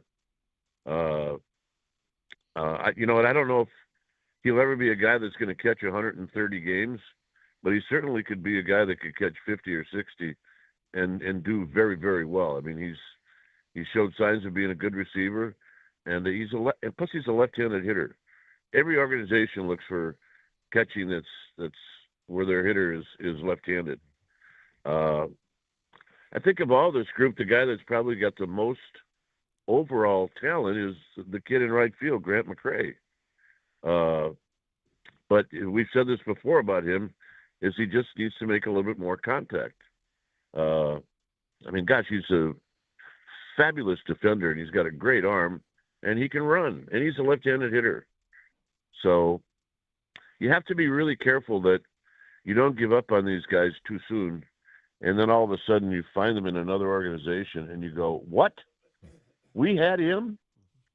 And I don't want Grant McCray to be one of those guys where he goes off to the Washington Nationals, and now he's their starting center fielder. I think you have to give some of these guys a long rope before, you start offering them to other teams. I think Christian Koss is always going to be a guy that you think about being on the roster because of his ability to play short. And he's a grinder. So, I mean, I don't know that much about Whitcomb. I do know that when we started looking into his past that, he's played in the big leagues. He's got a couple of home runs. It just doesn't look like he's taking advantage of the 17 games maybe that he's played in. So I'm sure I've missed a few, but I think you might be surprised at the number of people. And I agree with you with Walker. I think Walker's figured it out. And Mike actually said that before I did when he saw him pitch in a AAA game this past week. He said, geez, it didn't look like the same guy. Even forget about the haircut. So, yeah, I mean, you might be surprised at the number of people that are on this, that was in the lineup last night, that could dot at some point the roster next year, given the fact that we're all hoping there is a next year. Kai, what do you think the mentality or the approach is for some of these guys that are trying to make their name at the big league level? Because you could look at it through the lens of, there's additional pressure, they're fighting for their jobs, they're trying to stay at the big league level. Or you could look at it, hey, maybe this is a weight off their shoulder, there's not a lot of pressure to win right now. Does it maybe give them more of a carefree attitude and approach at the plate? You better not have a carefree attitude at all, ever. And then carefree, I get it. You're not saying that these guys aren't taking it serious, but you do have to play like this is the last game you're going to play in. And you have to play like your hair's on fire. You really do. And because everybody's watching. Not just mom and dad and brothers and sisters and girlfriends and wives. Everybody's watching. And everybody's going to have their own opinion. And one part of the opinion you want people to have is this guy busts his tail wherever he goes. And that's why you have to take – these guys that were in the lineup last night, you may not have heard many of them, but it's up to them that after the game you might remember their name so that you can cheer for them tomorrow. And that's what some of these guys did last night. You mentioned Turner Hill. I was in the car during the third inning when Dave Fleming was kind of making a case for the guy. He was like, it's only been 13 at bats, all these asterisks, and he's a little older. But he said, Buster Posey says it's a meritocracy. This guy hit his way into the big. He said he likes his approach. He had a double off the wall last night. Andrew a walk. He said he takes good angles in the outfield, runs the bases well. And, most fans roll their eyes. They want Shohei Ohtani. They want Kyle Schwarber. They don't want Turner Hill, but, Giants put him down fourth in the lineup last night. And is he a guy who's got a chance to make a name? Yeah, he does. And I think you look at some of the successful teams, the Brewers are an example. They're running out people I've never heard of and doing a great job, and now they have the best record in baseball. At times the D-backs run out people that I've never heard of, and they contribute. And then the next year they're more than just a contributor. They're in the lineup all the time. And I think Hill's one of those kind of guys. He's got, think about this, he's got 2 months. The past 2 weeks he's been here, and now what's coming up, I think there's 31 games left. He's got 31 games to already make a way better impression than what he already has for those 31 games.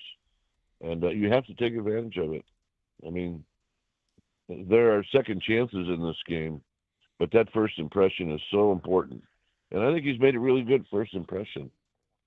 So I like him. I like to see him in the lineup, and I like his at-bats, although I don't think he's a cleanup hitter. No, probably not. Kipe, last night we saw Devers go deep for his 27th home run of the season. He went deep out in Boston, and I know you weren't at Fenway Park, but there was a lot of reaction towards Rafael Devers, and there was some criticism when he left the city of Boston that maybe he's not the biggest leader in the clubhouse. But then there was a report yesterday that without Willie Adames and obviously without Matt Chapman and some of the leaders, that Rafael Devers actually spoke to a lot of the team at the batting cages before yesterday's game. Just your reaction to everything that happened in Boston this past weekend, but also maybe Rafael Devers now stepping up here in San Francisco in a leadership role. Well, every day the Giants have a hitters meeting, and all the hitters are there, and the hitting coaches, and they go over a lot of things. And I was told by a couple of different people that Rafi Devers stood up. I mean, remember, Chapman's not there. I mean, Willie Adames might have been there, but your voice definitely, is a little bit tuned out when you're on the IL. And, Rafi doesn't say a lot, and we don't know how well he speaks English because he just doesn't do enough interviews for us to know. And the report is that he got up and he specifically talked to all the young guys about, this is your chance, and you need to do whatever you can to take advantage of it. And also, by the way, along the way while you're doing this, you have to have fun. Smile every once in a while. Have some fun because, and he may have said this, probably not, because when you smile on the field, people know it, and they notice it. And they realize that, yeah, you know what, this guy's having fun, and he's pretty good. So good for Rafi to stand up and say something. And, I mean, look, he had to wear 3 days in Boston where, Boston fans are not going to say, God, what a great guy he is. They're just not. He's not one of theirs anymore. Forget about the fact that he helped lead them to a World Series. They're just not. I mean, that's not what they do in Boston. So here he's wearing it for 3 days in Boston, and he comes back, and he stands up in a meeting, and he's talking to these young players. Good for him. And to me, that shows that, yeah, there is a sign that there's leadership in this guy. And he just let it out yesterday. And then he hits a 3-run home run. And there's nothing better than backing it up when you do that. I tried it all those years, and it only worked once. And I know what it feels like because you feel like not only did you make a point in the meeting, but then you made even a bigger point after the meeting. Yeah. I mean, he's been here a year and 2 months now, maybe just getting more and more settled. And maybe the Boston weekend changed something in him a little bit. Like, I don't know. But Kipe, Boston fans, you said, yeah, they're just not going to. You played there. You played at old Yankee Stadium too. You also then went to the National League. You went to Philly. So where was the rag the most? Like what fans were you like, man, these guys are animals. Yeah, probably Yankee fans. Yankees, I mean, they knew all about your family. I mean, this is before the internet. But they did all their homework about your mom and dad and everybody else. I actually thought about going in the stands one time. Which would have been a really bad idea. I mean, look at this skinny little turd going into the stands. Are you kidding me? The thing about the Boston fans is they're like sarcastic, tough, and they got that accent. Look, I married one, so I heard that accent twice a week. And there's always a moderate cuss word involved too. And my wife Michelle had 4 brothers, and every one of those brothers was exactly like all those fans sitting in the stands. When they got bored, they looked for a fight, stuff like that. And But you know what? They're fun. They were a lot of fun. And I think probably that's what you could say about Red Sox fans. Look, I didn't play enough to not appreciate the fans in Philly, but from what I'm told from, our families that had to deal with the Phillies in 2010, they were really mistreated in Philadelphia. And then that should never happen.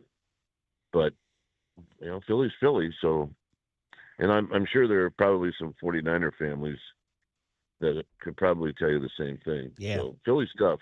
It is tough. So the one time you thought about going up, was that at Yankee Stadium? That was at Yankee Stadium. Yeah, there it is. Yeah. I mean the on-deck circle. I mean, when you're getting loose, you can take 5 steps and you're by the front row. So if they have fans that lean over and they want to get in your grill, they're not that far away from you. I mean, you just got to ignore them. But on that particular day, I don't know what happened. Maybe I had too much coffee. It was old Yankee Stadium. That's not the new Yankee Stadium for sure. Kipe, last one is, are you keeping an eye at all on one of my favorite things, the Little League World Series? I don't. Darn it. I was going to ask, because you have granddaughters. You need to get on board with Kinley Rasmus. She's the star of the summer. She's a gal who wears a bow in her hair and pitches for the Alabama team that won the Southeast region, and she's nasty. She just tied Monet Davis's record for strikeouts by a girl, and she's got a curveball that falls off the table, and she hits. And here's the catch. Her family bloodlines are crazy. Her dad was Corey Rasmus, who played in the Bigs. Her uncle was Clint Rasmus, who played in the Bigs. Her other uncle was Colby Rasmus, who had a fairly significant playing career. Her mom played Division I softball at Southern Miss. Her cousin is on the team with her, Riker, and her grandpa coached the 1999 Alabama team that went to the Little League World Series. You got to check it out because you got granddaughters. You're a girl grandpa. Kinley Rasmus. Murph, you know more about this young lady than you do Che Whitcomb. Well, the Twitter helps. I'm on a graphic they have with a great little arrow of relatives in her family. Well, and now that you brought all that up and now that you mentioned her, I definitely will keep an eye on her. I always try to keep track of what's going on with some of the local teams here in California, and then also if there's anything going on in the Midwest. And if that doesn't, if that's not happening, then my brain wanders off to other stuff. But I will keep an eye on it now. Absolutely. Well, I had a cousin, Murph. Yeah. Who lived across the street. It was the first cousin, and she was a year older than I was. And her mom was on the League of Their Own, the Racine Bells. Get out of here. Yeah, her mom, my Aunt Ruth, was one of the players on that team, and ended up that Cindy was the best all-around baseball player in our area. Cindy, your cousin. Hands down, first cousin. My dad and her dad are brothers and both farmers. And Cindy Kuiper. Cindy Kuiper. They had a big backyard, and she couldn't play because there's no league, or they didn't let her. No, we had a league. They didn't let her. Couldn't play. Oh man. And so great. She can't play in our little league. Well, where can she play? Right. I mean, they don't have leagues for girls. This would have been 1959, 1960. And so when I hear about girls that get a chance to play, I don't care in what league, and whether they're good or not, it warms my heart, because here's poor Cindy, who was way more talented than all of us, and she had to watch from the sidelines. Dang. Well, It's a lot better now. Kinley Rasmus is doing it for her. That's a crazy story. Yeah. She's unfortunate. They play today at noon. They're in the elimination bracket, so one loss and they're done. She can't pitch, unfortunately, until Saturday because she threw so many pitches last night, so you don't get to see her hurl. But they got a chance to fight their way to Saturday and see if she can pitch again. She's just fun to watch because she chews gum, She's, she wears the ribbon in her hair. And Marcus, as my pitching guru here, the curveball. Oh, it looks just like her dad's. So these days on Twitter, Kipe, they do a thing where you can mimic two shadow figures against each other. And so you're watching her pitch next to her dad. Right. Same mechanics, Kipe. Same mechanics. It's crazy. Well, just like they did with Tugboat. They did it with Tugboat. Mm-hmm. With him as a little leaguer. When they say the apple doesn't fall far from the tree, it's usually father-son, right? Mother-daughter. Yeah. Well, this is even better. Yeah, it's awesome. You got to check her out. And I know you have, how many granddaughters? 2? 2. Yeah, 2. 7 and 5, and then the little guy is about to turn a year. So. Well, do they play any softball at all, or no? Well, I mean, Andy, the oldest one, she played. They played softball, and it's probably the most grueling 2 hours you're going to spend because you got 9 people chasing a ball, right? Right. Yeah. So I'll tell you one quick story. So I go, I don't know, this couple of months ago, and she's on the mound. They actually don't pitch, but they position somebody there. Yeah. Right. So she's at that spot. And I'm second inning, and I'm walking through the outfield with my lawn chair and, coffee and whatever.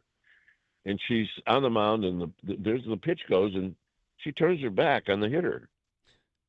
And she looks at me and she goes, "I want to go home." Oh, no.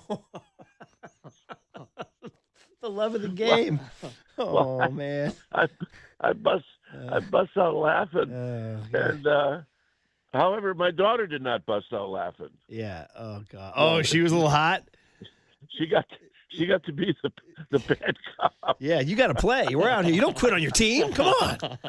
We need you to make a play. That is but funny. I kept thinking, I wish there was a way that at that age, somehow, you could make things a little bit more exciting where there wasn't so much standing around. Right, it is. That's the knock on baseball for kids is that it's, the video game era that's too slow. So yeah, and that's why the pitch clock works.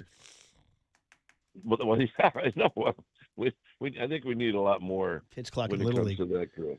But anyway, the next time I see you, Murph, I want you to rub your stomach and look at me and go, "I'm hungry and I want to go home." Well, 53 and 78, a lot of Giants fans are saying that, but not last night. Not last night. We got the win. Not last night. By the way, they need to go 17 and 14 to win 70 games. So that's where I'm going for. So you just blew past the 100-loss thing. Like, we're worried about that. We want 10 and 21. You want 17 and 14.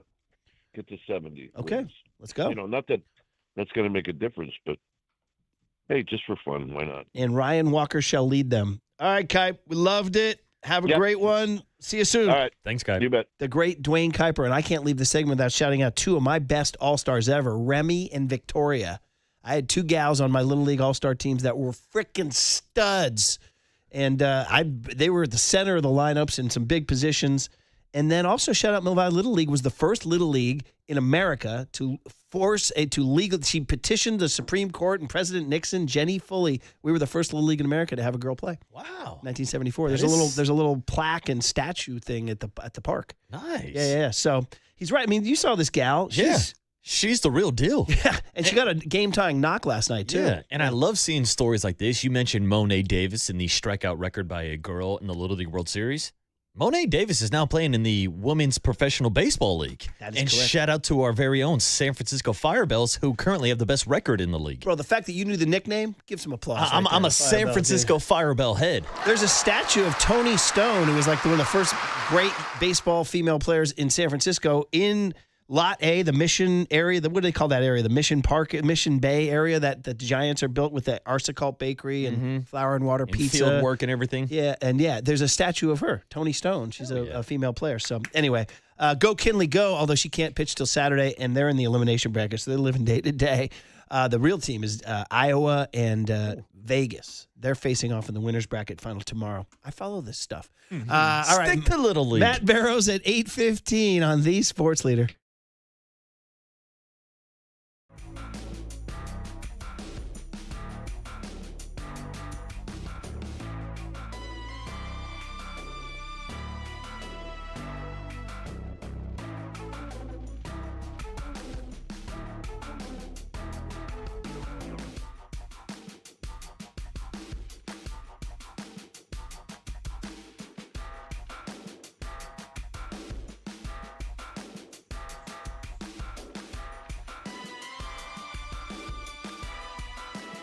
Hey, let's talk about El Cerrito Honda. Driving my El Cerrito Honda proudly around the bay. If you see me, give a wave.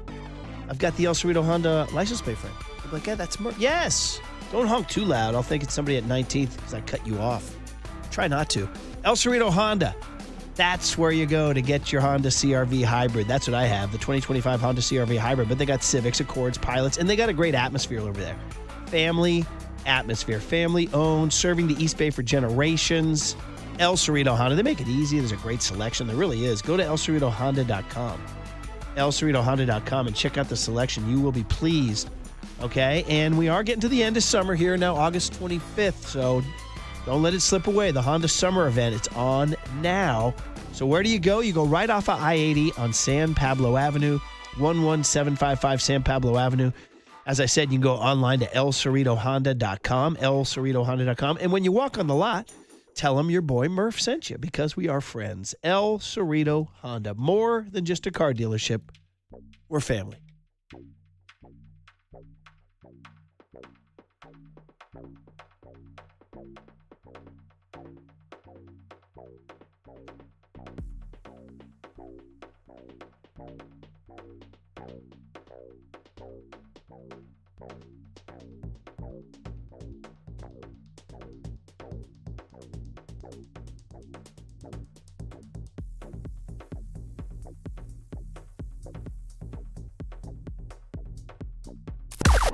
Now, from the O'Donnell Financial Group Sports Desk. Learn more at odfigroup.com. O'Donnell Financial Group, because planning is a process, not a product. Matt Barrows is scheduled to join us in about 15 minutes to talk about this Jed York story and if the 49ers are going to face any possible punishment from the NFL. 808 KMBR. Do you think this story will have any type of effect on the 49ers this season? Join the conversation right now by shooting us a text, giving us a call, or checking in on the YouTube chat.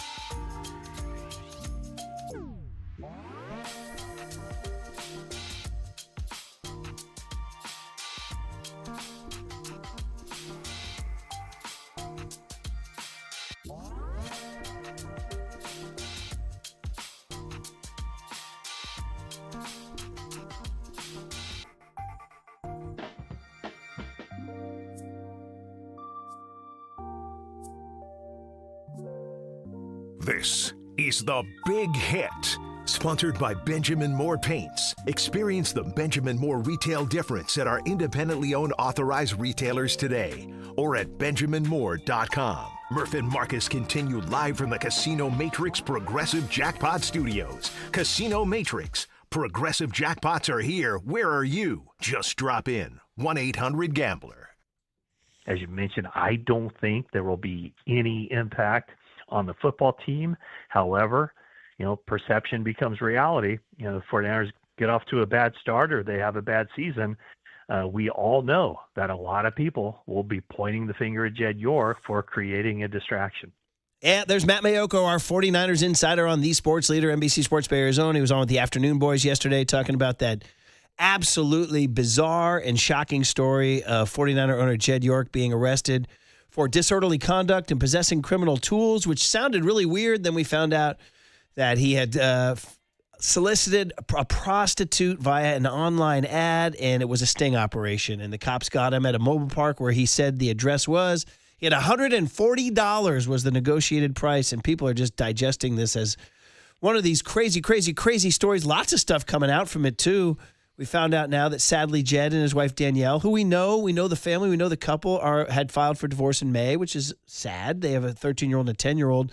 And now that Jed, I'd heard from somebody that now might be moving permanently back to Ohio for tax reasons. And it just brings to question these, Parag Marathe departed after 25 years. He was a guy who was here for a long time, did a lot of salary cap stuff, and he's going to do 49ers Enterprises. And now Jed possibly moving to Ohio and also having this legal trouble. I'm just kind of wondering, like the 49ers hierarchy, is it less stable than it was a year ago? Kind of feels like it is. And would that affect the team at all? I mean, that's the big question. And Matt said perception. He's right. Yeah. Week one, first of all, now I don't think Jed's going to Australia, right? No, I would not expect him to be on that trip. I mean, I think he's probably going to lay low for most of the season, I would imagine. Yeah, that would probably be the best advice that his legal team, and I'm sure the 49ers are going to give him. Yeah, so if the 49ers start slow, which, by the way, they're playing the Rams, so losing to the Rams could very well happen. Will there be this belief that between the Kyle Shanahan accident and now the Jed York arrest, that the 49ers are sort of, they'll throw in the substation just for fun. Yeah. Are they cursed, for lack of a better word? Yeah, see, I'm not ready to say they're cursed, but it definitely does hurt the overall perception of the organization and the image of the 49ers. A organization that is one of the most well-rounded, respected organizations across all sports. Like, we're talking about a championship legacy type of culture that we speak about when we talk about the 49ers.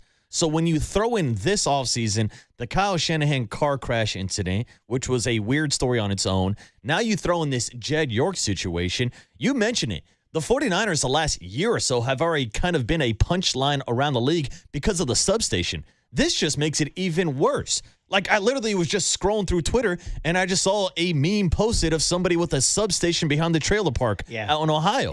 The jokes are going to be there. Yeah. I don't think it's going to have a huge effect on the actual players in the locker room and their performance on the field. But overall, from like an outside perspective, this is just flat out embarrassing for Jed York and embarrassing for the 49ers. Nah, I mean, the more we talk about it, the more I think about, like, the team takes the field, and you're right. They're the butt of the jokes. Like, America's laughing at them. Yep. They were already freaking out about the substation, as you mentioned, and then this is just going to – so they're going to have to somehow push back. Again, they got to beat the Rams. They got to win. That's it. Beat the Rams, winning cures all. Like, the internet is not going to forget about this storyline the same way. Even though Robert Kraft and the Patriots were able to move on and win a Super Bowl, people are still posting memes and jokes about Robert Kraft with this story resurfacing now. So a couple things that are different. Kraft was able to get the charges dropped. He never pled guilty or no contest. Jed has already pled no contest. And it's done. It's already like, you can't say, it's funny, the Niners said, we have no comment as this is a legal situation. We're like, wait a minute, it's done. Yeah, it's solved. They actually said it's been resolved, and it has been resolved. So I would like a comment from the 49ers. I wonder how Jed's going to handle this. Is he going to make a statement? Is John Lynch, as the adult in the building, going to wind up making a statement? Or are they just going to nothing to see here, move along? There is that theory. You just move on. You just kind of like wait for the next shiny object to take the social media's attention. So we'll see what that strategy is. I'm looking at the strategy of the clock, and I see Matt Barrows is going to join us, and he'll have thoughts on the power structure, Parag, Jed, and what effect this would have on the team as they get ready for Vegas on Thursday take on the Raiders. Also, we have a discussion of who's going to play. I don't think anybody's going to play. You think you might see somebody. Yeah, I think you're going to get the dress rehearsal, but we'll talk to Matt Barrows Dress about rehearsal it. is usually the second to last. But now there's only 3. Well, especially because now there's that week gap in between how there's no preseason game the week before flying out. So maybe this is the dress rehearsal. Well, let's do this. Week. Let's get the clock right. We went along with Kipe. It was fun. And we'll talk to Matt Barrows. What do you got? I was just laughing. 209 gave us a quick reminder that don't forget about the Brandon Ayuk memes and jokes as part of this offseason disaster as well. Oh, boy. Man, I was ready to move on from BA. Did he check in yesterday? No. I think there were some fake tweets going around, but nothing confirmed that I know from BA. All right. I'll have to check again. I don't follow him anymore. Oh, boy. You going to beat the Rams after all this? We'll see. Matt Barrows from The Athletic talking 49ers next on The Sports Leader.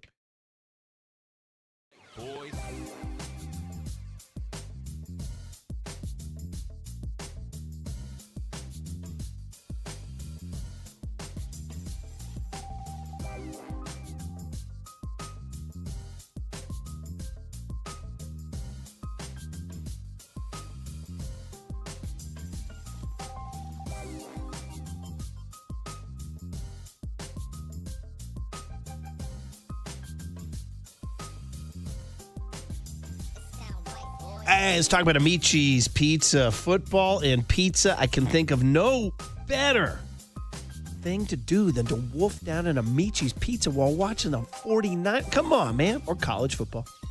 Or how about the wings? Yeah, let's go pizza and wings. Let's go salad. They do have really good salads. Sometimes it's nice to balance the carbs with a little crunch. And then, of course, the pastas. Dude, I'm an avowed pasta fan of Amici's. Like, if Amici's, like, one day they said their pizza oven was broken, you can only eat pastas, I'm like, good, let's go. I love their pastas. But I'd like the pizza oven to get fixed because I love the pizza too. So it's football season. You can watch games on TV and have them delivered to your home using Amicis.com or the mobile app.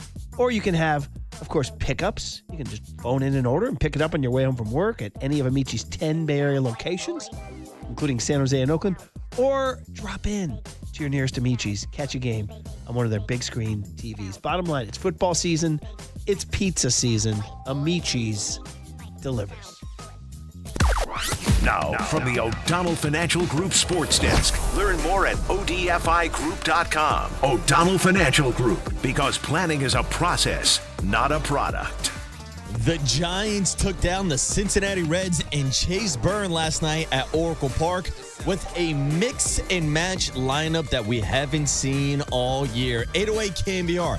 How many of the players you saw last night are actually going to be on the Giants roster next year? Which players can have an impact not named Rafael Devers and Jung-Hoo Lee?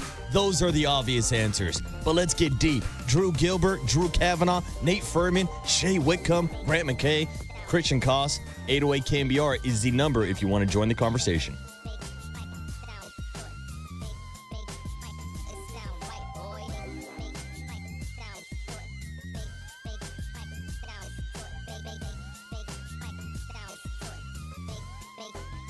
It sound right, boy.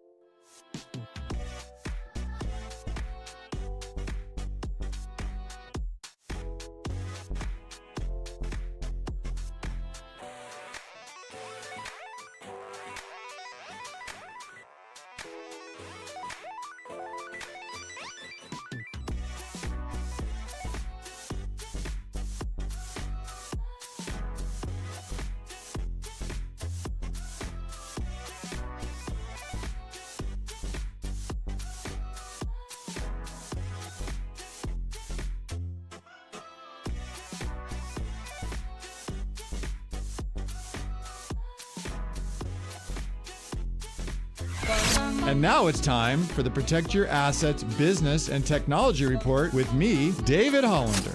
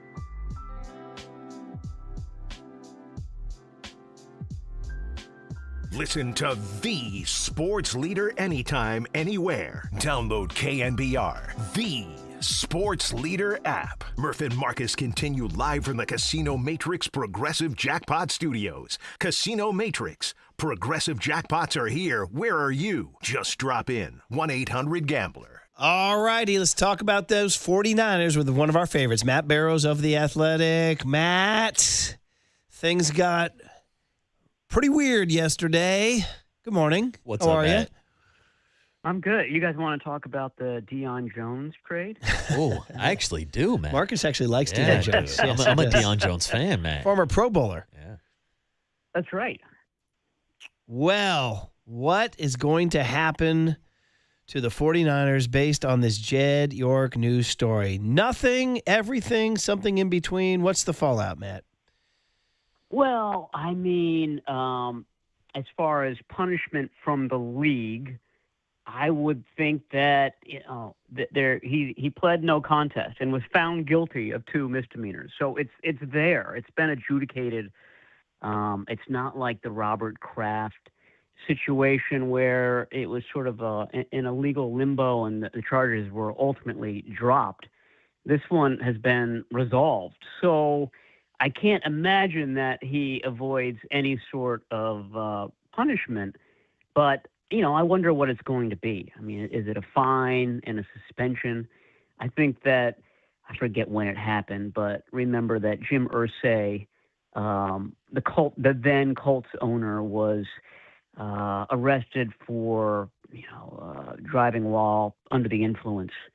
And I think he was fined $500,000 and suspended for 6 games from all kind of games, from the team facility, from owners' meetings, stuff like that. I would imagine it's along those lines. Matt, the 49ers put out a statement yesterday essentially saying that they will not be providing any further comment at this time. So what do you think that timeline looks like? Is this something that John Lynch, Kyle Shanahan, and maybe even the players will have to address later on this week? Yeah, I mean, I thought that they've got to practice later today, and I thought that this would be a natural spot for Kyle Shanahan to speak. He spoke last Tuesday. That was at a joint practice in Los Angeles with the Chargers, but he's been speaking sort of ahead of the preseason game the last couple of weeks. He's not scheduled to speak because of the concussion, and he's not on an official schedule yet. So I think it will be interesting whether the 49ers put him out there today or whether they put Chris Foerster out, and Chris Foerster will not have anything to say about Jed York. Yeah, I mean, there's sort of a question. It was just a very short statement yesterday. It came via text. That statement is not on their website. There's no letterhead, anything like that. So it sort of underscored that this was unprecedented, and the 49ers were sort of headless at that moment. Who sort of takes the reins, who becomes the voice of the team, who speaks for the franchise when the owner is indisposed, shall we say? So I think it's all a good question. I'm eager to see how the team addresses it. When's the last time Jed did some media with you guys? Just a good old-fashioned bull session where you guys could fill up the notebooks. That usually happens at the owners' meeting in the spring. I think early May, late April. So he did it this year, and I can't remember what the topics were, but it was a good 20-minute session where he answers everything, and that's usually it, unless there's a specific thing like something to do with the stadium or an event or something like that. So there's a couple things of note here. Sad story about him getting divorced from Danielle, who we all knew, and it's sad that a family breaks up like that. And then somebody said he might be moving to Ohio full time for tax purposes. That's just a rumor I'd heard. And then the Parag Morate departure. So I'm just kind of adding this all up. You throw in the arrest. Is the 49ers hierarchy top of the food chain as unstable as it's been in a while? Well, yeah. I mean, there are different faces. The Parag Morate was his right-hand man from the beginning. I mean, back when Murph was a 49ers beat reporter, right? That's when Parag Morate came in. I mean, so we're talking ancient history here. And all of a sudden, he's not. And it's interesting because he's still, dealing with 49ers Enterprises, which is the arm that, deals with the soccer clubs in the UK and whatnot, but not with the 49ers. At the same time, Al Guido has risen up. He's been sort of the stadium guy since 2014. And that's been his purview. And, I wonder whether, he will gain some power, some clout because of the vacuum created by Parag Morate. Matt, between this Jed York incident and the Kyle Shanahan car accident, do you see this offseason maybe having too many distractions to the point where it could have an effect on the season? I mean, the bigger one as far as, the football team and practices and getting ready for the Rams is Kyle Shanahan. And that has returned to normal. I mean, as far as the players and the coaches are concerned, it was a little bit disrupted at the beginning of training camp, but there's no change right now. So I don't think that it's going to affect the product on the field. I'm sure the players are wondering what the hell's going on with our owner. And I don't know how this incident plus the divorce proceedings will affect things. My podcast partner, Tim Kawakami, thinks that it could have a big impact down the line. I'm a little bit more dubious than he is, but I mean, it's a bit of a double whammy. And then, to Murph's point, you throw in Parag Morate leaving, and that was unrelated, obviously. But there are three sort of, big roiling things that are happening to the organization right now. I mean, the nightmare scenario is the McCourts, right? They own the Dodgers, and their divorce, turned the franchise upside down, and it led to the sale of the franchise. So, I mean, that's that's the nuclear scenario. Yes. My thought, though, is I always thought, and maybe you've seen him at a 49ers event at a game. I don't know this for sure. I've never talked to Jed about it, but it seemed like the succession plan was to eventually turn the team over to his eldest son, Jackson, who, he is a sports football mad little kid. Throwing the ball with Tom Brady. You see him on the sideline, plays sports. He loves the NFL. It seemed natural. So I don't know whether, I just don't know, what these divorce proceedings will bring. And maybe, sometimes divorces occur and then there's a reconciliation and this, that, and the other. But I would think that, that was the plan. I don't know if the divorce proceedings change any of that. Yeah, it's wild, wild, wild stuff, and we'll see. I mean, this is the cloak and dagger stuff here as we as we we'll see how it affects the 49ers going to L.A. That leads with like such ordinary questions, Matt, as has George Kittle. Are you going to ask about left guard now? How does the mobile park affect what's his name? Who's the kid there? Who's out there now? Carver Willis. Carver Willis. Uh-huh. Jeez, man. Maybe a little Connor Colby. Connor Colby. Yeah. Who do you want? Who's your pick, Robert Murph? Jones. Yeah. Throw Robert Jones in there too. Brett Toth. Anyway, Matt, is George Kittle has yet to have a padded team practice, correct? Is that the eyes this week? Yes, that's it seems to be trending towards that. He was doing all the individual drill stuff, and I think that the takeaway is that sometimes guys can hustle back and be back in the lineup. They don't look like themselves. George Kittle looks like George Kittle, just from the very brief stuff that we've seen, but his teammates have seen more, and they're very impressed by his comeback, his rehab. So I think he'll be ramped up slowly. He'll probably do a little bit more today than he did on Sunday. He'll probably have a workout on Thursday, but not playing the game. And then they'll have some practices Saturday and Sunday coming up. And, really soon right after that, this team, Sunday night, the team winnows its roster to 53. And then on Wednesday, they hop on a plane to Melbourne, Australia. So things are happening quick. It's all going to be occurring rapidly. So there's only a brief window for him to get ready for this game. That's why I think it will be a ramp up, but the ramp up should be fairly steep. Matt, just to follow up on Kittle, obviously it's a huge box to check off, him being activated off the PUP list, but are there actual known boxes that he still needs to check off as he's trying to ramp up ahead of week one? I think it's just about getting into football shape.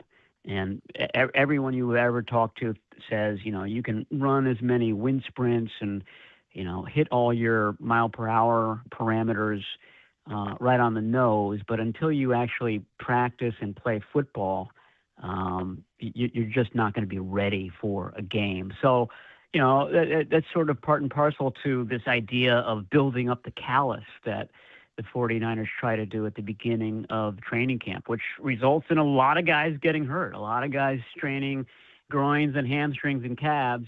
But it's about, for Kyle Shanahan, getting in football shape. And that's what is missing for George Kittle right now. And that's why I say I think his kind of ramp-up period will be fairly intense. How many starters on Thursday?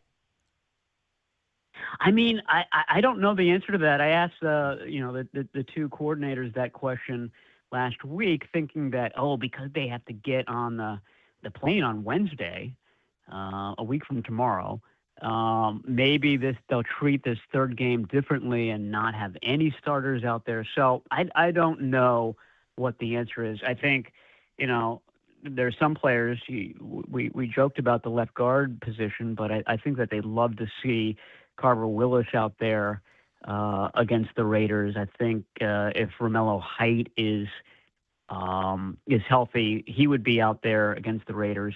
These are possible starters. Jaden Duggar, the rookie linebacker. They want to give the inexperienced potential starters all the work that they can get in the summer. Matt, real quick before we let you go, are you familiar with the romance novel Fourth Wing? I am not. This is going to be an interesting question, though, I think. Yeah, well, last night it was Fourth Wing night last night at Oracle Park, and I was there, and I was just confused, and I had no idea about the book. I just thought maybe because of you being a best-selling author, maybe you had a breakdown or maybe a recommendation on the Fourth Wing. Well, I have done a lot of sort of book signing things at Barnes and Nobles and different bookstores, and it is amazing. You're surrounded by books that do sell. Unlike my book, the books that do sell all have titles like Fourth Wing. They're all sort of like fantasy, fiction, military fantasy, things like that. That's what sells these days. That, of course, and romance novels, which is Murph's bailiwick. He loves the romance novels, the bodice rippers, as we call them. The bodice rippers. I hadn't heard that one. That's what apparently this book, Fourth Wing, has been described as dragon smut. Dragon smut. Yeah.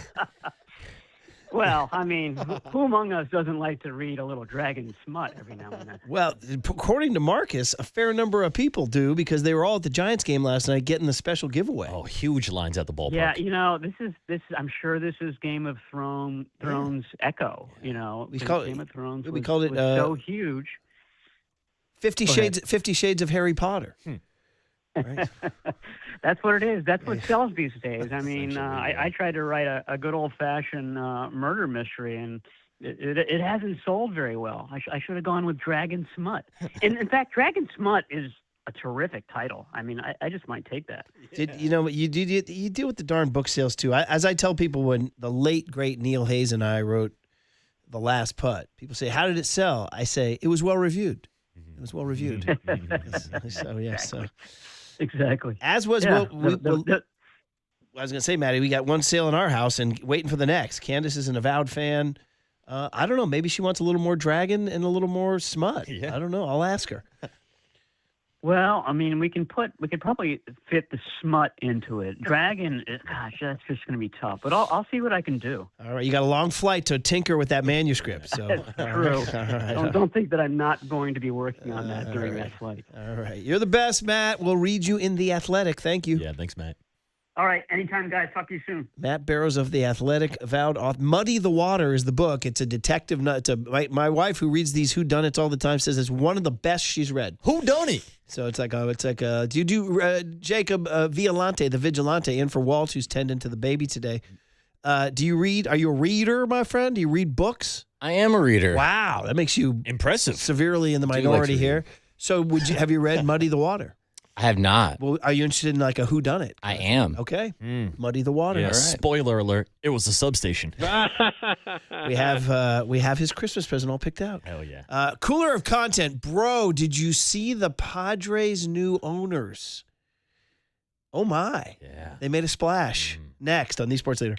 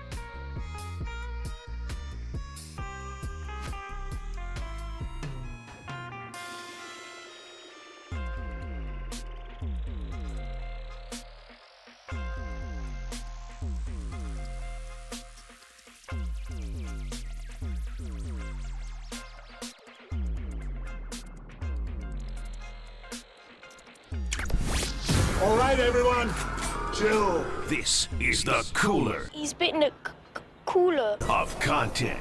Cornucapacious of joyful news. We might be on to something. Yeah, baby! Murph and Marcus is sponsored by Bigelow Tea. Grab a mug and tea proudly. All righty. Well, Marcus Thompson will join us in the 9:15 segment to talk about Jed York and the 49ers. Maybe that the Warriors made a little a signing. Brandon Williams, averaged 13 a game from Dallas. All right. Huh, they finally brought in a free agent, huh? Yes. Yes, they did. First one of the offseason. Yes, they did, buddy. Cooler content sponsored by Marin Health with top physicians, surgeons, and clinicians right here in the North Bay. Marin Health puts you closer to your best health, world-class care, closer than you think. Okay, this was all over my timeline yesterday. The Padres got sold. I mean, it's a big deal, right? New owners, like when Joe Lacob, who you all hate, when he bought the Warriors. That was our last big ownership change, wasn't it? I believe so, right? Yes. Because there's been no the Sharks, changes. The Warriors, the 49ers, the Giants. Joe Lacob picked up the Valkyries, but that's not an ownership change. Yeah. So it's a guy named Jose Feliciano. Feliz Navidad. Feliz Navidad. Or if you guys see the movie Fargo? See the movie Fargo? I've never seen Fargo. JV, you see that movie? Jacob, yeah? Of course, the wood chipper. Come on. Remember the very odd scene when she goes on the date with that Japanese-American guy? Yeah. And to see Jose Feliciano. Huh. Let's stay together tonight. Everything will be all right. That scene always fascinates me because it's like it's out of place, and I don't know the role that guy plays in the movie. And Feliciano's on stage, and he keeps singing this song. Let's stay together tonight. Everything will be all right. I'm like, why? It's burned into my head. Burned into my head. Anyway, point is that this is not that Jose Feliciano. No, and if we are doing a Feliciano Mount Rushmore, can I throw in a John Feliciano, former offensive lineman for your red and gold, and also the silver and black? Outspoken social media guy. Yeah, John Feliciano will hop on social media and give some takes. Did he not call out that play in the overtime of the Super Bowl? I believe he did. Yes, he did. Uh-huh. I think I'm out on Felicianos, though. Wow. I think I only have Jose and John. I think we're capped at 3. 808 KMBR. Somebody give us another Feliciano. Do you have a third? No. I thought you gave me 2. I gave you 1. No, well, actually, 2 Jose Felicianos. Yeah, I was going to say, you got 2 different Jose's. There you go, okay. We need another Feliciano badly. Anybody? Anyway. Bueller, Feliciano. So this guy, Feliciano. he's one of these guys. He got into capital. You know, I don't even know what that means. What do? You're moving business. I don't know. You move money from one place to another. You get a commission for like $500 million. I don't know. Must be nice. Or you buy something and then sell something and then sell something and then buy something. Next thing you know, you got billions of dollars. That's this guy, Jose Feliciano. He got into finance. He went to Princeton where apparently he met this gal, Kwanzaa Jones. And she is a pistol. She is quite the personality. She's an entertainer and a philanthropist. And she writes songs and sings. And she also comes in with a lot of energy. Some would say it's a little on the goofy side.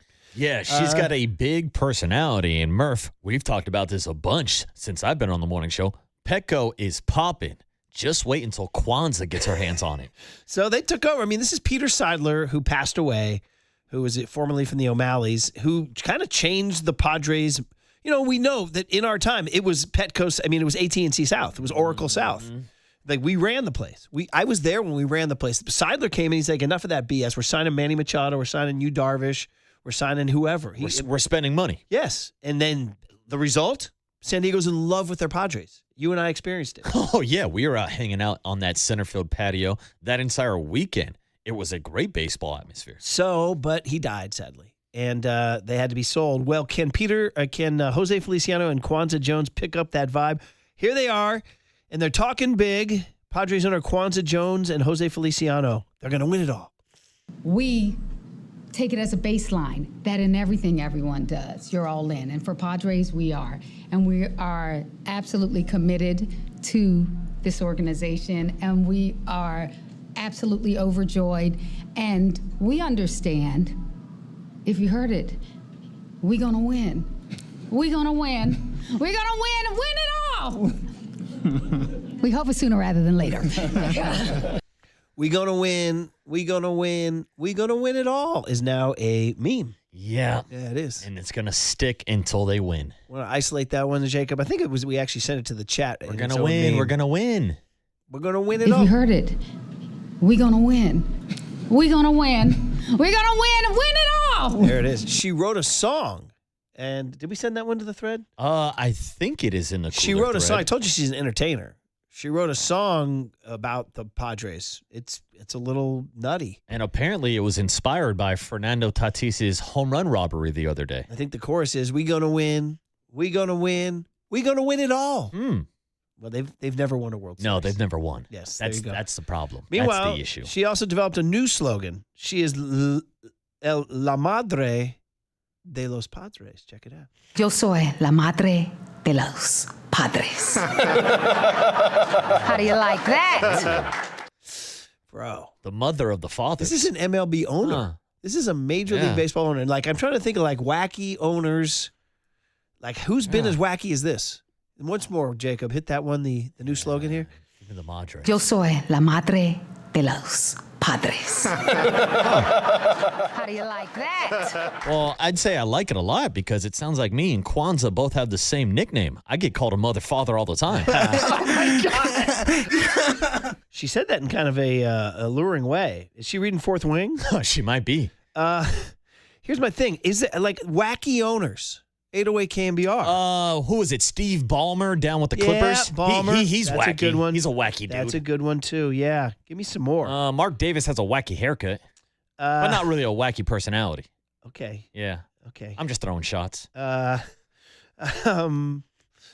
owner Kwanzaa Jones and Jose Feliciano. Would you say Jerry Jones is wacky? Kind of in his own way. Not quite like that. Yeah, not like that, no. Like, Yeah, that's a lot of personality. 831 said me gusta, and 916 said that made me cringe, and 559 said, well, like Mark DeRosa said, she's just honoring the Padres. That's right. You got to honor the Padres. 831 with some great knowledge said that she's got a little I'm the mayor now vibes. Nice. That's a great pool. 415 says, who gives an S? This is ridiculous. I'm the owner now. I mean, bro, are you kidding me? The Padres' new owners are not. You're wrong. This is what it's all about. Yeah. Right here. This is the Madre. Go ahead. Jacob. Oh. Give me the Madre. Yo soy la madre de los padres. How do you like that? I wonder. Marge Schott is coming in as a very good answer. Yeah, good answer. Good answer. All right, Padres. We'll see how you guys do under the ownership of Jose Feliciano and Kwanzaa Jones. Of La Madre de los Padres. So Damian Lee and Seidel Curry are, of course, Steph's sister and brother-in-law. And they reveal, now is this shout out Jack Loader and Logan Webb? Remember this? Allegedly. Wasn't Even there a though whole- it's been alleged that maybe Logan Webb was checking his tweets after a bad performance. Well, so does Steph Curry, according to Damian Lee and Seidel Curry on a podcast. He talked about how he used to read hate comments on Twitter. I was next to him in the locker room. He would type in his name on Twitter at halftime, and it would be like, oh, Stephen Curry, this, whatever. And he'd look at it for probably like a minute or two and scroll, close his phone, put it down, and then go crazy in the second half. The people started like just purposefully writing like hate comments to him to get him to. And one time, Kareth Burke, one of the reporters from the Warriors, tweeted right before halftime, Steph, if you see this, I want you to do airplane arms after you make a three. Yeah. He made like 1-3, boom, and then he made another 3 and then ran down doing airplane arms. He's just a big kid. My goodness. Do we want our all-time greats checking tweets at halftime? It's a great question. And I really don't have an answer for you because I'm not going to stop Steph Curry from doing it because it's not like he's checking tweets and then diving into a shell and not putting up shots in the second half. Like, no, this is the petty king, Steph Curry, with a point to prove. But I'd say it's probably not the best strategy for anybody else not named Steph Curry. We've come a long way from when Magic Johnson took over the Lakers in the 90s and a beeper went off and he lost his frickin' mind and like chucked the beeper across the room and destroyed it. Now we got Steph pop out the phone, scroll for tweets. Now you got guys going like live on FaceTime during like the post-game like rally. Like Antonio Brown got in trouble with Mike Tomlin for like going live on Instagram Live during a post-game celebration. By the way, the same thing happens with me, Marcus. When I read the YouTube chat during our show, I get pissed and have incredible sadness. Oh my God. There are times where it will fuel up a take. It will, for sure. That for sure. By the way, a lot of people checking in on owner. Charlie Finley was a nutty owner. Okay. Charlie Finley. Also, obviously, Marge Schott's getting a lot of votes. And old Warriors owner Franklin Muley. Jacob, you got one for us, buddy? Mark Cuban was kind of wacky. A little bit. wacky. He was like in the headlines all the time. What about that guy from the Savannah Bananas in the yellow suit? Yeah, does he count as an owner? I think he's the owner. Yeah, but he's the founder. He's not a pro sport. He's a wacky guy. He is a wacky What, you're guy. saying that's not real baseball? What are you? What are you saying? It's scripted? You dedicated to Drake Toll. Yeah, that's right. Before us here. That's our guy. Hey, just a little shout out when sports writers who get, smacked around all the time. Oh, you never played, man. You never played. Well, Mark Kreidler, the great writer at the Sacramento Bee for years and years and years, he's now an author. He's there's a little subreddit of sports writers whose kids become great baseball players. Ross Newhan was a longtime LA Times baseball writer. His kid made the bigs. My editor at the LA Times, Dave Morgan, his son Eli Morgan made the bigs. And Mark Kreidler's son, Ryan Kreidler, went to Davis High School with Greg Silver. Wow. Classmates of Greg Silver. Wow. Went to UCLA. He's in the bigs. He was back in Sacramento last night with the Minnesota Twins, taking on the A's right near Davis, and he hit a home run for the home. This is for my 916 people. This is my Davis, Sacramento, and sports writer people because Mark Kreidler's a great guy. Here's his kid. Your time growing up and playing Little League ball. And there's still that connection as Kreidler crushes to left, down the line, back it goes, and welcome home Ryan Kreidler. Long home run here in West Sacramento. And the Davis, California native. And the Twins regain a 2-run lead. That's for my Davis people. That's awesome. That's for my sports writer people. Good story. Too. Mark Kreidler's one of the greats. Hell so, yeah, sports writers with kids in the bigs. That's cool, man. How about Yeah, that? pretty It's a thing. rare. It's actually a thing. And then, getting that opportunity to hit a home run in a ballpark right down the road from where you grew up. I'm guessing the Kreidler family and friends section was probably half of the stadium last night in Sacramento. Yeah, but dude, how's that going up there? Not great. Not Not great at all. Almost as bad as the Giants. People checking in. Bill Veeck, as in Rec, was a famous owner. Jim Irsay, rest in peace, was a wacky owner. Of course, the great Larry David does the voice of George Steinbrenner, who was a wacky owner. So there you go. And by the way, it should be noted that Jose Feliciano, obviously of Latin descent, Kwanzaa Jones, African-American female. You never see this in pro sports ownership. Great diversity. So they smashed a wall down. Good for them. All right, there you go. Cooler of content. And the Fargo police are coming at me saying I have the scene wrong, which I'm okay, whatever. All I know is Feliciano saying, let's be together tonight. Everything will be all right. And we did have a Pedro Feliciano text in on the text line, former Major League Baseball player, to top off our Feliciano, Mount Rushmore. Who's Pedro Feliciano? Great question. Actually, sounds like the guy from Major League. It does. Yeah. All right, guys. Cooler content in the books. Shout out to Kwanzaa Jones. We got to get that song that she wrote, too. And Marcus Thompson at 9:15 on The Sports Leader.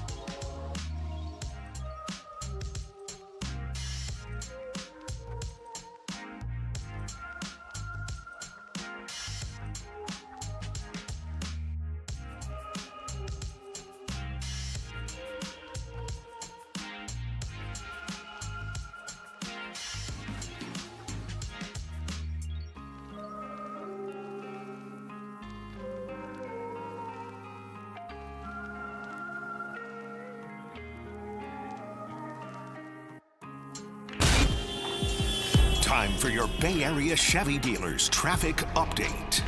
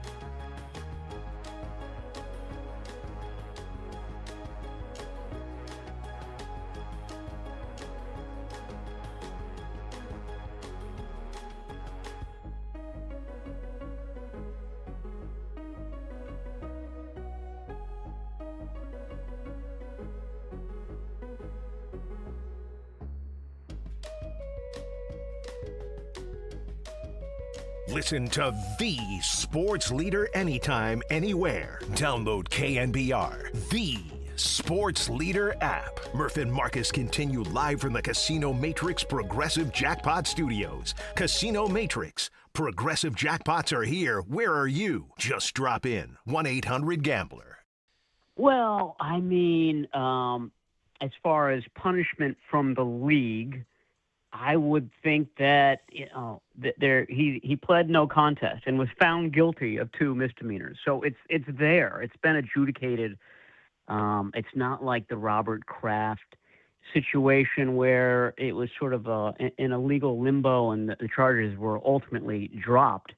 This one has been resolved. So I can't imagine that he avoids any sort of punishment, but I wonder what it's going to be. I mean, is it a fine and a suspension? There he is, Matt Barrows of The Athletic, talking about the Jed York story. Broke 24 hours ago, man. There we were on the show, just like trying to piece this whole thing together. It started as disorderly conduct and criminal tools. We're like, what? And then we learned that it was originally a soliciting or engaging in prostitution. Oh, changed to disorderly conduct. And the criminal tool was his cell phone that was used to book the deal. More details came out from the cops in East Palestine, Ohio, and Mahoning Valley. About $140 was the negotiated price. Jed York had $160 on him. The whole thing sorted, kind of sad. Then we learned that he and his wife filed for divorce in May. We've known Jed and Danielle. It's always sad when a couple divorces like that. And then he goes back to Ohio, where somebody said he might be moving full-time for tax purposes, stuff to maybe follow. It just kind of makes me wonder about the 49ers hierarchy, really. Because, Parag Marate left. We didn't talk much about that. Matty said he was his right-hand guy. And now you got Jed, in this embarrassing situation going through a divorce. Now, he talked about how he thinks his son was always in line to inherit him. His son's only 13. Bro. Yeah, he's young. This isn't like the Middle Ages when those kings would die and then their 8-year-old kid becomes king, That used to happen, by the way. Shout it out. So anyway, I don't know. I'm just feeling less secure about right now the Dodgers. We haven't talked much about that whole situation because it's so confusing. The upshot is that Dodger owner Mark Walter might need money and might have to sell the Dodgers. And, that calls into question everything about the Dodgers' future. So we're not there yet with the Dodgers, and we're not there with the 49ers either. I mean, Jed might just suffer the embarrassment, go through with his divorce, move to Ohio, and still own the team. I mean, Eddie never lived full-time in the Bay Area. He always lived in Youngstown. And, and that's part of the deal. I don't know. It just feels like between the Kyle accident and this, I mean, we throw in the substation as a joke too, and the injuries to, Nick Bosa or Christian McCaffrey or George Kittle, whoever. It's just, I don't know. It doesn't feel like they're barreling in with a head of steam, Marcus, into the end of August. No, it feels like more people are pointing and laughing at the 49ers right now instead of talking about them being maybe a serious Super Bowl contender. Or at a minimum, one of the best teams in the NFC like we saw last year with all the injuries that they dealt with. They theoretically should be better this year. They should be one of these teams that we're talking about with a Super Bowl or bust kind of mindset going into the season. Instead, we're talking about these distractions and the fact that people are making memes about the substation. And then you throw in the Kyle Shanahan accident, this Jed York situation right now, and people are poking fun at the 49ers. So circling back to your topic about the ownership group and just like the optics of this, of course, it's easy to compare it. It's not apples to apples with the Robert Kraft situation. But the thing that's different to me about the Robert Kraft situation is Robert Kraft has brought championships to the New England Patriots. Jed York, yes, we can talk about the DeBartolo family, but since Jed has kind of taken over that role as the face of the ownership group, guess what? They've gone 0-3 in Super Bowls. So it's a little bit harder to digest and put up with this level of embarrassment when you don't have the hardware to show for it, Murph. Yeah, for sure, Marcus. You listen to KNBR AM and KNBR FM San Francisco, the sports leader, a Cumulus media station. And as Matt Mayoko said, perception becomes reality. So they're going to have to beat the Rams, man, week 1. It's a big game. I mean, I heard people, I think it was the afternoon. I've been in the car a lot lately, Marcus, increasing my leadership. I'm pretty much a car-only guy. Does that make me a bad guy? You're an old-school radio guy. Yeah, I like to get in the car and listen to my sports talk radio. Hell yeah. And I think it was the Afternoon Boys, or it could have been Lund. Either way, I listened. And they were saying, you can get away with losing week 1 and bringing back Kittle in week 2. And I was like, whoa. You got to beat the Rams week 1. Beating the Seahawks week 1 last year was basically kept their season alive for so long. Although, I know they won 12 games last year, but the fact that they had that win in Seattle was a gigantic feather in their cap. Now, it ended kersplat with the Seahawks smoking them in the regular season finale and in the playoffs, which, by the way, we haven't talked much about that. The last 2 times they faced the Seahawks. Yeah. And how maybe Mike McDonald's defense was beginning to assert itself. Mm-hmm. Yeah. The Kyle Shanahan whisperer Yeah. going back to his days as DC for the Baltimore Ravens. Yeah. And see, that's where I'm at, even headed into week 1 against the Rams. I can promise you right now, if the 49ers lose week 1 down in Australia, I'm not going to show up Monday morning and blame Jed York for this distraction being the reason why the 49ers lost to the Rams. I think the reason will be because the Rams, in my opinion, are still an overall more talented roster. And they could do to the 49ers what they did last season with the domination in the trenches. And that's exactly how the Seahawks beat them those last 2 matchups as well. Now, there are still plenty of questions about whether or not the 49ers did enough this offseason to maybe reinforce the trenches on both sides of the ball. That's a bigger issue that we should be talking about besides some of these distractions. But, of course, that's not the optic right now. That's not the reality, because the reality is we go on social media. It's all we see. We turn on sports talk radio or we turn on TV. And guess what they're talking about? These distractions, instead of talking about actually winning football games for the 49ers. Right. And then you start to have to separate the noise from the reality, which is, how's Brock Purdy on 3rd down? How's Dejon Stribling on 3rd down? How's Osa Odigizua in stopping the pass rush? They can put this whole narrative stuff to a halt by beating the Rams in week 1. By the way, Puka Nacua still questionable for week 1? Yeah, last update that I saw from Adam Schefter is the league is still debating whether or not to punish him with the possible suspension for week 1. And Aaron Donald, there's still been no movement there. Yeah, I'm surprised we haven't seen Aaron Donald sign yet. Maybe he is taking the Murph plan approach and showing up midseason. Lawnmower Dave says, hope this isn't Bummer Summer 2. Remember that? Remember Bummer Summer? Not the Bummer Summer. We had the Bummer Summer. Yeah, we There was did. 209 says, that makes no sense there. 559 says, cursed maybe, but one thing you cannot deny is that Kyle's accident and Jed's misdemeanor, and to a lesser extent, the substation, are all self-inflicted. Got to be some ownage, too. I have to tell you guys, most of the texts that you guys send in about Jed, we can't really read them because all you guys are doing is making fun of the situation. I get it. You're all having a laugh. We had a serious moment in the show earlier today because a couple people got upset saying, human trafficking and prostitution is a real serious deal in the world. I get it. No doubt. But there's also the real world thing that people find it funny when a guy gets caught soliciting a hooker. It's the oldest, whatever, point and laugh joke at a guy who's, he's so hard up, he's doing this, right? Well, not even just the regular guy, but the fact that it's a billionaire owner showing up at a mobile home park out in Ohio with $140, $160 cash in his pocket, ready to go. Getting around the fact that the site, the time, 9:35 in the morning on a Sunday, the dollar amount cited, $140. Which, Marcus, I was riffing earlier. I said, he could have had some company in the morning or just bought, 4 or 5 beers at Levi's. Because that's what they're costing these days. Might cost even more. Not on September 23rd, the Giants Twins. That's right. Oracle Park, By the way, KNBR Beer Day. While we have JV here, Jacob Violante, the Vigilante, formerly Lice Boy, who's in for Walt, who's taking care of his baby today. JV, are you in on Wednesday, September 23rd? You going to be out there with us? Oh, I'm going to be there. Okay.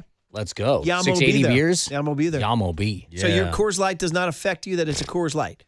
Others No. have expressed dismay at us. It's not a baseball it's a Coors Light, man. Yeah. Right? It's a beer. Right? For less than $7. And also, I think with my season ticket, 20% discount, I think I'm down to like the low fives. Yeah, who cares about the season ticket discount? We're getting discounted beer prices regardless. Like, we're damn near getting 50% discount with beers being sold for $6.80 or $10.45. There I was last night on 4 wing night at Oracle Park, spending $22 on a beer once again. So I'm looking forward to the discount. Yeah, man, oh man, we'll do it for sure. Like I said, most of you guys sending your texts, and everybody's feeling the same. There's a couple people saying, "Oh, it's not a big deal, move on." I get it. It's embarrassing for sure. Yeah. And now we know that he's going through a divorce with his wife and that he might be moving to Ohio. It just kind of, with Parag Marate's departure, it calls into question sort of the stability of the hierarchy of the Niner building. Matt Barrows told us that he thinks Al Guido, who's our friend, could be moving up the food chain a little bit here. And then John Lynch as sort of the adult in the building, like the guy with, the calm leadership vibe. Maybe he speaks at some point in time. I don't, Jed, he said, Matty Barrows told us Jed will only talk at the owners' meetings in the Springs. By the way, ironically, there is an owners' meeting this week in Atlanta. Oh. Yeah, it's to approve the Seahawks sale. The Seahawks are being sold too. Really? Yeah, because Paul Allen, remember his estate. And so anyway, the point is that there's a meeting, and I mean, who knows what they're going to be saying about Jed at the meeting. Is my girl Kwanzaa getting in on the action? Kwanzaa Jones. Up in Seattle too? Yo soy la madre de los padres. De los Seahawks. Yes. So, anyway, guys, that's what we're talking about is this sticky situation. Yes. Yeah, and it's what everybody's talking about. Like you pointed out, the text line and some of the jokes and riffs that people are getting off, these are coming from a majority of 49er fans here in the Bay Area. And these are part of the 49er faithful who are poking fun at this story because of everything that we just talked about.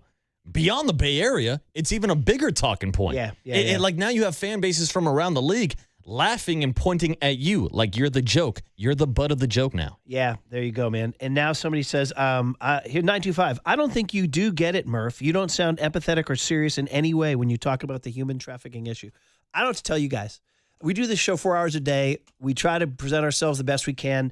925, you and I are going to have a strong disagreement. I spoke too much, so much so that people were coming at me saying, you're too serious about this. So 925, I spoke seriously about the issue.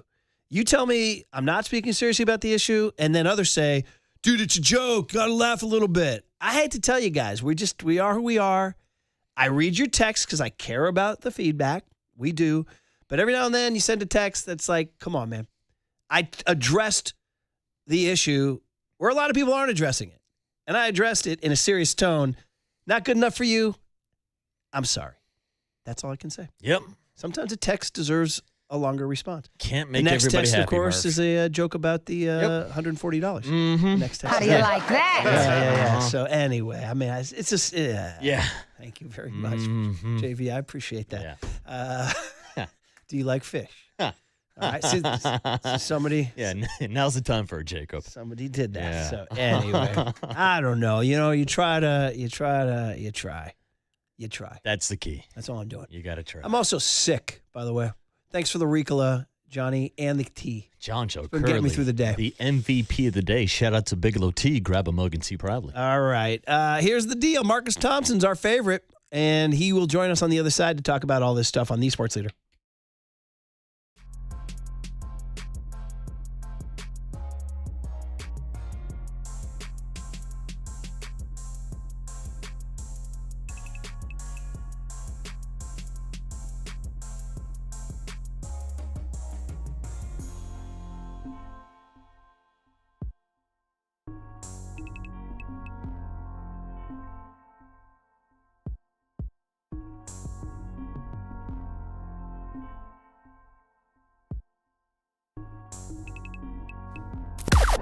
Now, from the O'Donnell Financial Group Sports Desk. Learn more at odfigroup.com. O'Donnell Financial Group, because planning is a process, not a product.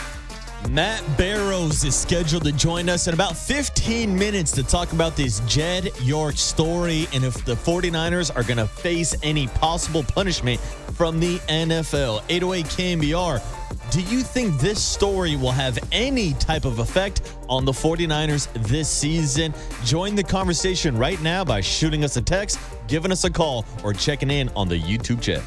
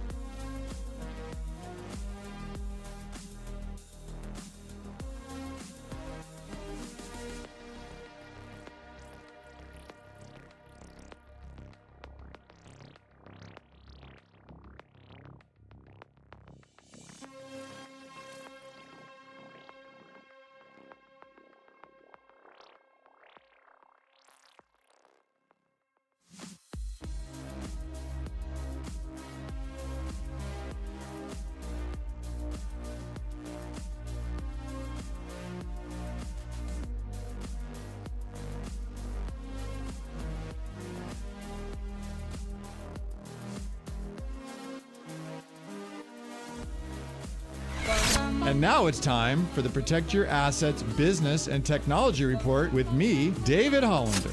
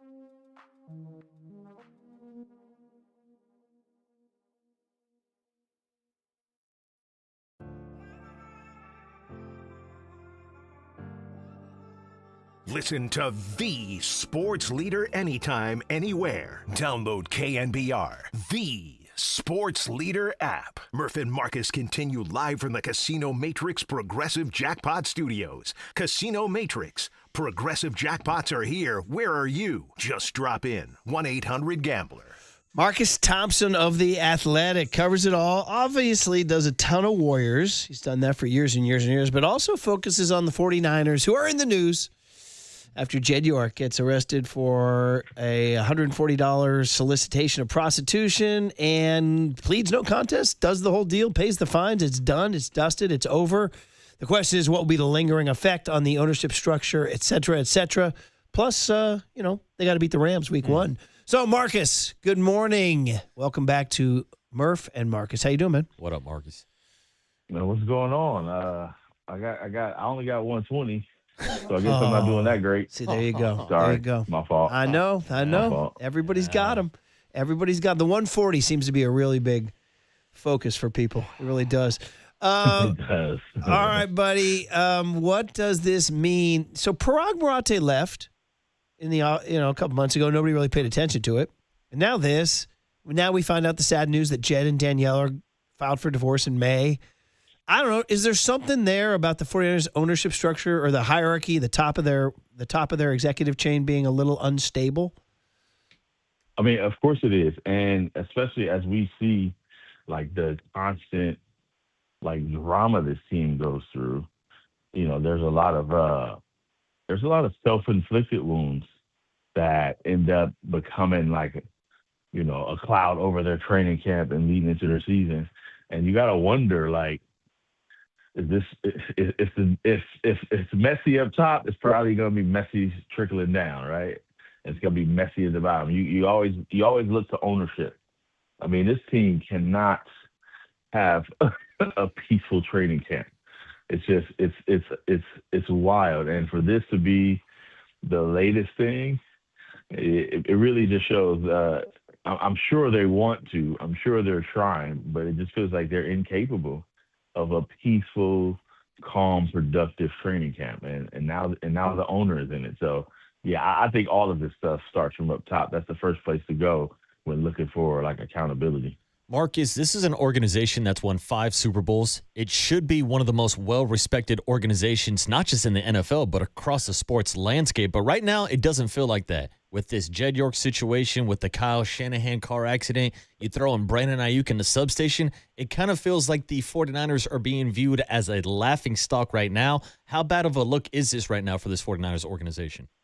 I mean, I think this is the worst look, but I do think this matters because they are such a respected franchise. I mean, this is one of the premier franchises in the NFL historically. So I think that's why it's such a big deal. And this is the worst of them all. I mean, the substation, is a lot of like internet cuckoo behavior, right? So it's almost like, hey, what are we supposed to do? Except for the fact they put the stadium there, but this is. I mean, a car accident happened, right? And how that was handled, how they came out about it, was a self-inflicted wound, and brought about all of this drama. Another sign that they just really bundle these situations. But this is bad. Like, this is where you become the laughingstock. right? What is it? Wheat Hill? Wheat. What's the place called? Wheat Hill Trailer Mobile Park? Wheat Hill Wheat Mobile Hill Park. Mobile Home? Yeah. Like this is the type of stuff that ends up, in cartoons and stuff, as the joke that doesn't go away. This now Wheat Hill, this type of stuff that becomes part of like the zeitgeist, and now people don't ever forget it, and it's a cultural phenomenon. So to make this type of blunder, and this age, right, in this era, is probably it's more embarrassing than it is harmful. But these you don't really get away from that easy. Yeah, and you're right. I mean, with all, the car accident and Parag and divorce and this, it's tough, and it trickles down. It does. Man, oh man. I mean, they're going to go out to practice today, and they're going to go to Vegas Thursday, and I mean, we'll see. They'll have to push back against this narrative for sure. Larry Kruger texted in to say he thinks one of the angles is that maybe Kyle and John come out with more job security because stability is what they need now. Is that I mean, I don't know if Kyle and John's jobs were insecure at all, I mean, for sure, like it would be really hard to make a change in that sense. And if you're doing that, like, it's like, yeah, you're completely starting over, right? It's like, all right, we need a full reset, and that's even more risky, because what if you mess that up? It just feels like, to be honest, like John Lynch feels like the most stabilizing force, and his relationship with Kyle. I mean, but you could also talk about like how they handle contract situations, and somehow that's always a thing. Perhaps, I don't even think it's always a bad thing to tell a player, hey, you're not getting what you need. But when you add all this stuff and you deal with like the Brandon Ayuk situation, perhaps everybody has a place where they can tidy up. But that does feel like the most stable part, and probably because it's just directly connected to football.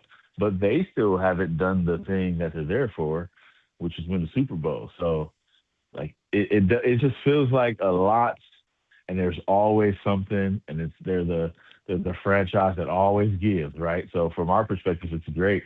If they're not winning, if they're not acquiring big names, right? They're using pocket change to have a little fun in East Palestine, Ohio. Oh, boy. Yeah, well, Marcus, I know that the path to potentially winning Super Bowl this year starts week 1 down in Australia, and it sounds like the 49ers could have some reinforcements. They announced this weekend that George Kittle was activated off the PUP list. Now, no guarantees that he plays week 1, but after hearing that news this weekend, how would you handicap his odds for playing week 1 against the Rams?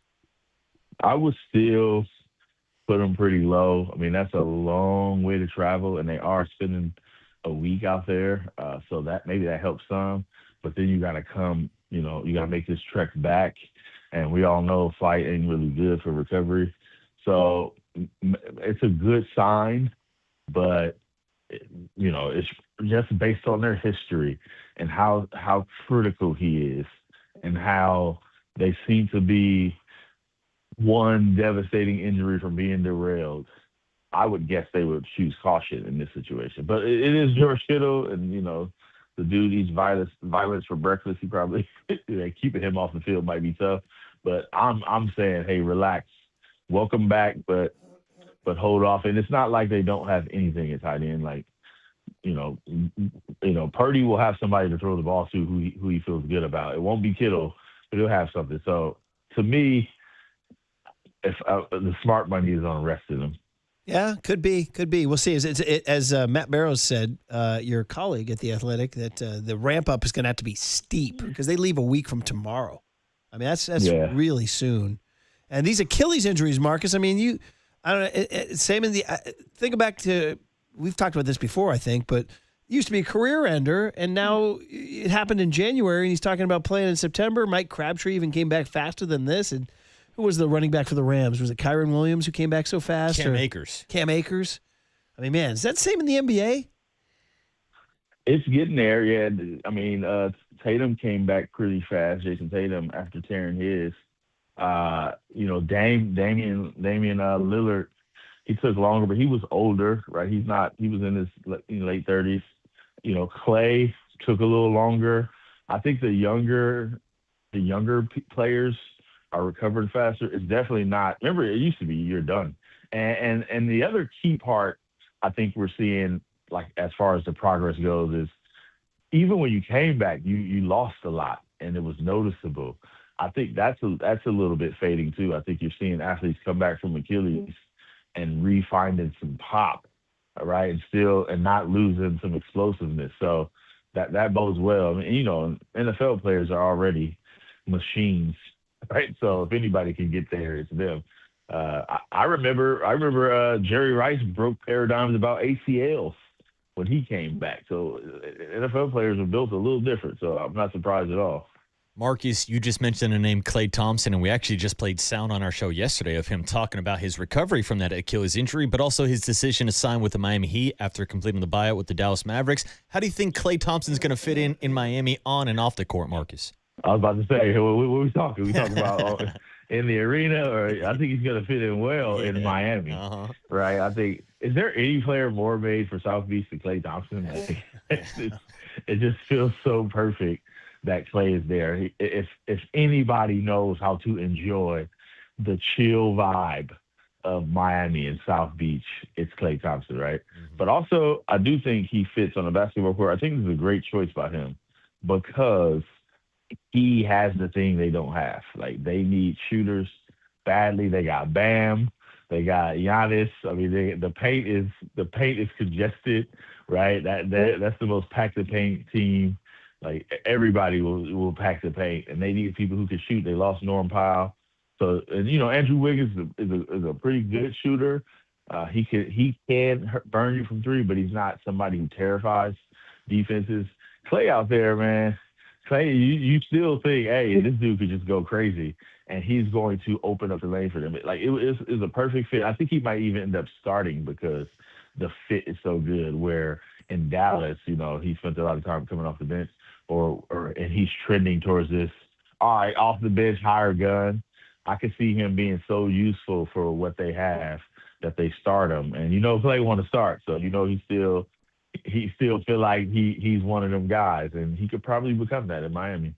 Man, just love to see. I can't wait for the social media content from. It's gonna be lit. It's gonna be lit, Klay. Klay, deliver the goods, Klay. Hey, Warriors did make one small transaction, if not small. Brandon Williams, 6'1" guard, and it's a good one. Out of Arizona, scored 13 a game in Dallas. Gets to the rim, gets to the line. You like it?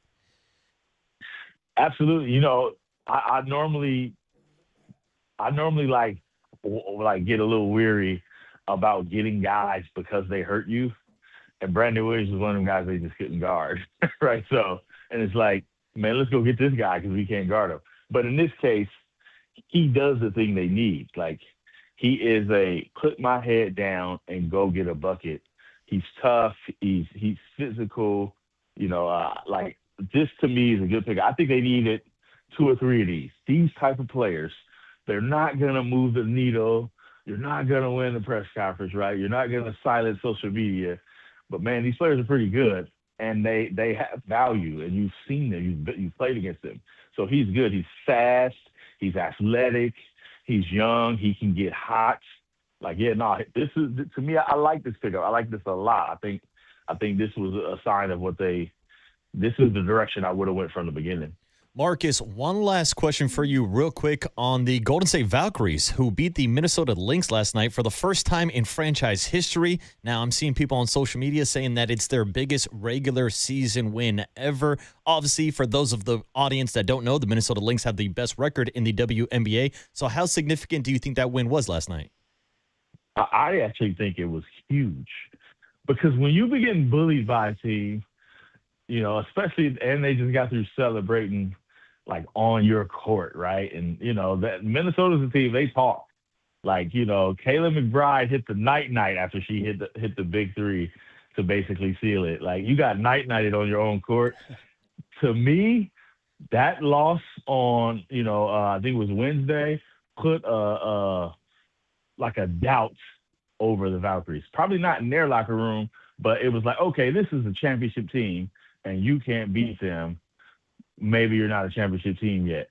So for them to go into Minnesota and beat them and hold them to the lowest total they've had all season. And they didn't have Courtney Williams, but they still had enough. Like that was we'll see you in the playoffs type of win. Like if it's 1-2 and it comes down to the finals and it's me against you, that win will make them feel a whole lot better that they can beat them, because they didn't just beat them. It wasn't luck. It wasn't like, oh, it was a fluky win. Man, they made Cheryl Reeves pull the plug with 3 minutes left.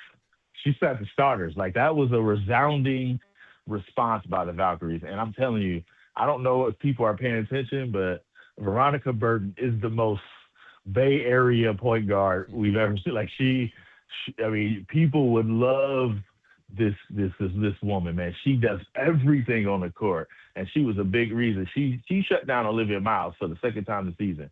Shut down Olivia Miles, and Natalie Nicasio was like, "You go at Olivia Miles every time." So not only she shut her down, she went after her. And this is the type of player that the Bay loves, just tough as all get out and can play. So that was a monster win that I think has playoff implications, even though it doesn't do much in the standings. Interesting. Good stuff. Playoffs don't start until September 27. So we got a month to go, man. We gotta sit. With only 5 games. They clinched too early. They're like the Dodgers. They clinched too early. Well, it's the FIBA World Cup. They got a FIBA World Cup break. So. Yes, hydration break for the next month. But anyway, we'll be looking forward to that. And you're right. That who knows? Now the Lynx have a little seed of doubt in their heads. So, all right, wide-ranging chat, Marcus, and dude. Stay out of the Wheat Hill mobile home. I promise you, it won't be 140 for me. It's going to be thousands. If I ever go that route, which I won't, but if I ever did, They're calling it San Francisco 149ers. There you go, buddy. Oh, boy. All right, Marcus, be good. Marcus. We'll be reading you. Thanks, man. All right, peace. He's laughing, Marcus Thompson. All right, we'll finish up. We don't have to talk about Jet all the time. We can talk about Turner Hill hitting cleanup, or you guys, what you discovered at the ballpark last night, or Kinley Rasmus's curveball. You want to talk a little 4-wing action at the ballpark? Yeah, or Padres owners, or things like that. Just a fun finish to the show coming up. We got tickets, too, to Styx in Chicago. It was Bobby in Pleasant Hill who won yesterday. Who can win today? You got to hear a Styx or Chicago song, though. Don't be calling until you hear a Styx or a Chicago song on The Sports Leader.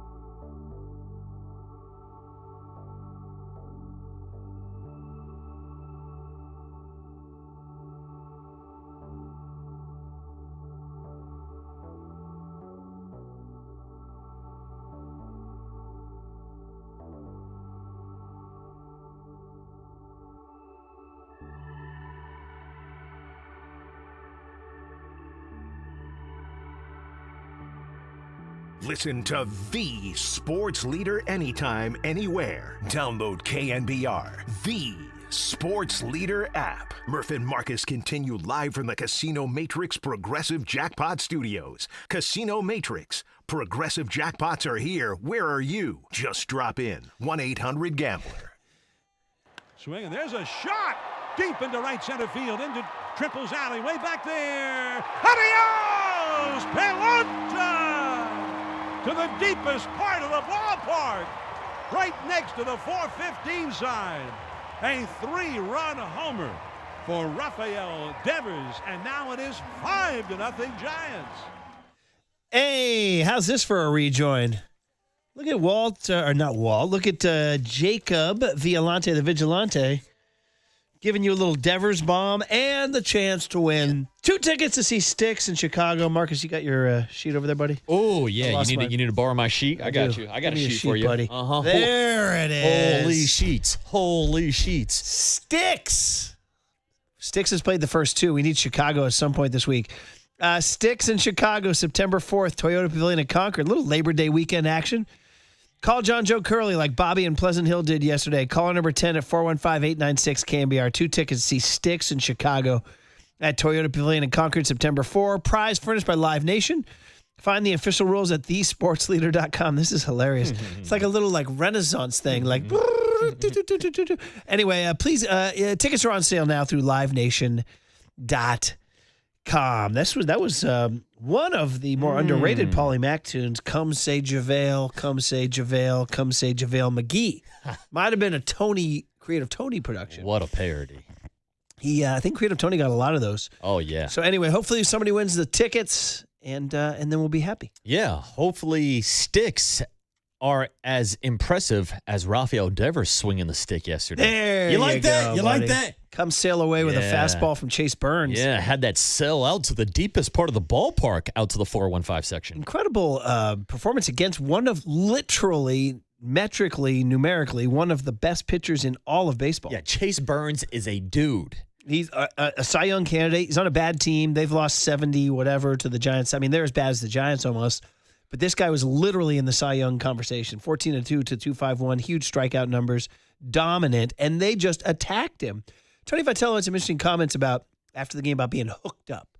He's like he felt like the team was like, and I don't know. There's kind of you can read it in a negative way that the implication is that prior in the season they were not hooked up. I think it just means like committed to the process, committed to every pitch, committed to winning. We have that cut, Jacob, about him being, I'll hook you up, all right? We used to have that soundbite too. Here it is. Here's Tony V about last night's lineup, which was crazy, right? Had Rafael Devers, Jung-Hoo Lee, and 7 strangers, right? Including Shea Whitcomb and and all sorts of nonsense. Nate Turner Hill. Furman. Turner Hill yes. batting cleanup. Yes. Drew Kavanaugh, your 5-hitter.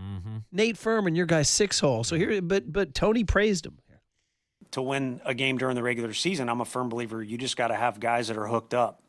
And right now, again, hopefully we all can work together, whether it's our group as coaches or the players, both sides together, to show results that back that up and boost confidence. But they're hooked up. They're hooked up right now. And like you said, it is baseball. There's a bunch of reps. Anything can happen. And to win a game, you just got to come out and you got to play hard. And it'd be nice to say, mistake-free or flawless or clean or whatever, but that's just not true. We made several mistakes tonight. Boston beat us, and Koss had a Little League home run against them. Things are going to happen, but I feel like if you're hooked up and got the right mindset, it's there. And it kind of started with a little fresh vibes. It was great for everybody to meet Shea. Rafi kind of leading the hitters meeting with some thoughts. With now Willie not there next to his side, he kind of just took the reins and said some things. And I think it all was going in the right direction in the first inning. And fortunately, we had stuff on the scoreboard to back that up. Okay, so Tony's, listen, it's meaningless, right? They're 25 under. It's as meaningless as it gets. They're on their way to one of their worst seasons in the history of the San Francisco franchise.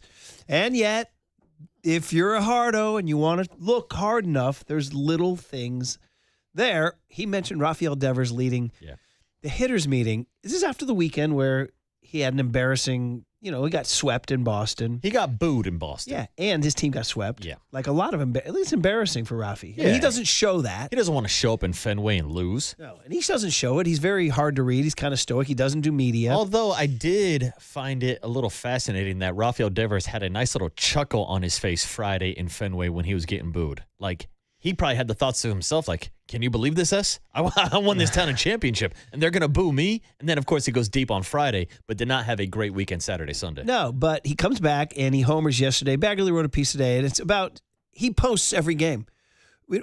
Somebody said that to us this past weekend, too. I forget it. Or it might have been Mike Kruk or whatever. 131 games. Now, the joke would be, given a few of those strikeouts and errors, I'd like to see him post a few less. Ha ha. But no, you want this guy. He's literally your best hitter. I mean, although Casey Schmidt, you could make an argument Casey Schmidt was on pace to have a better season than him. No, I would disagree. I'd say that Rafael Devers still had more home runs than Casey Schmidt at the time when Casey Schmidt got injured. I'm not really ready to knight Casey Schmidt as a better hitter than Rafael Devers. Casey Schmidt was having a better year, but Rafael Devers is still the better overall hitter. No. I just meant this season. Having the better season overall. Yeah, I think Devers was still on pace to have a better year than Casey Schmidt. Let me look it up here, buddy. I know that Devers was leading the team in home runs when Casey got hurt. So right now, let's see, I got to get some of their advanced stats. Yes, please. AI is like, would you like advanced stats? Take that for data. When he went down, Casey Schmidt had 21 home runs. Devers now has 27. I don't know. Home runs are not the only metric. No, they're not. Okay, so OPS, Casey's was 784 when he went down. Devers is currently at 796. Others, well, that's all I have for you there. Yeah. Well, I'd say this, too, even just beyond the numbers, too. It's the presence of Rafael Devers in the lineup. It's that presence that he brought to the Red Sox lineups when they were winning World Series. Like, there is a factor in having Rafael Devers. Now, I'm guessing in about 30 seconds, we're going to get texts about the factor of Rafael Devers and the fact that the Giants are 35 games under 500 since making that trade. But you still can't deny that Rafael Devers knows how to hit a baseball. No, and, at this point, too, the contract, what is it, $33 million a year, something like that? What is it? At this point, with each passing year, it's going to get less scary. You know what's funny? Eugenio Suarez was the Reds' 5-hitter last night. He's 35 years old. No, listen, he's not an all-star or anything, but he has 18 bombs and 65 ribs.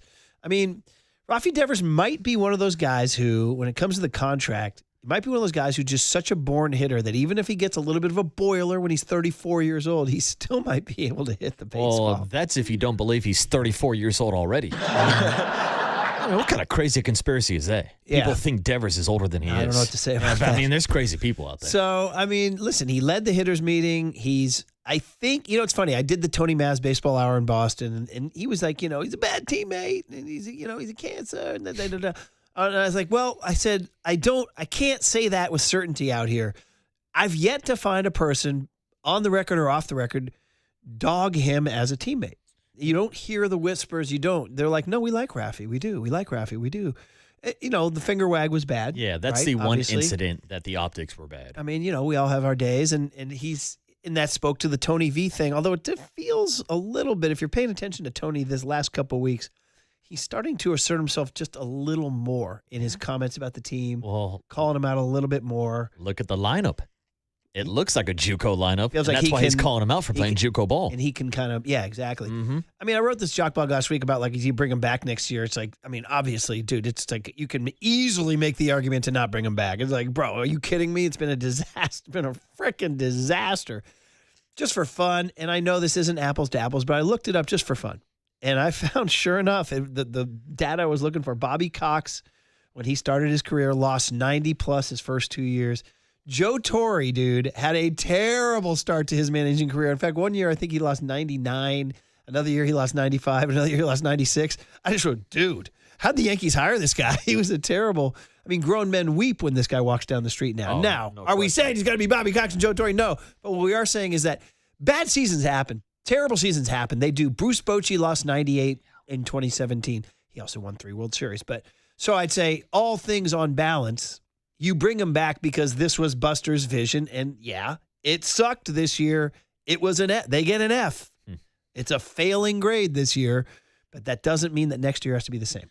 No, not at all. And that's why they're going to run it back with Tony V. Once again, Buster Posey said no questions asked, but you're right. There should be questions because something needs to change. Like, this is not the type of offseason when we're going to be sitting here saying, oh, they're going to get Randy Rodriguez back next year. That's worth 20 wins, and they'll be back in the wild card conversation. Like, no, there's a lot of work to do for next season, which, of course, could involve some prospects or maybe even some of the players that we're seeing recently, like Dylan Smith last night in the 9th inning, or maybe even a revival of Ryan Walker, which I know probably has people turning the radio off right now, but you need to figure out what you have before the season starts so that we're not talking about the Giants being walked off 11 times in one season. You can make an argument that the entire thing can change with a bullpen.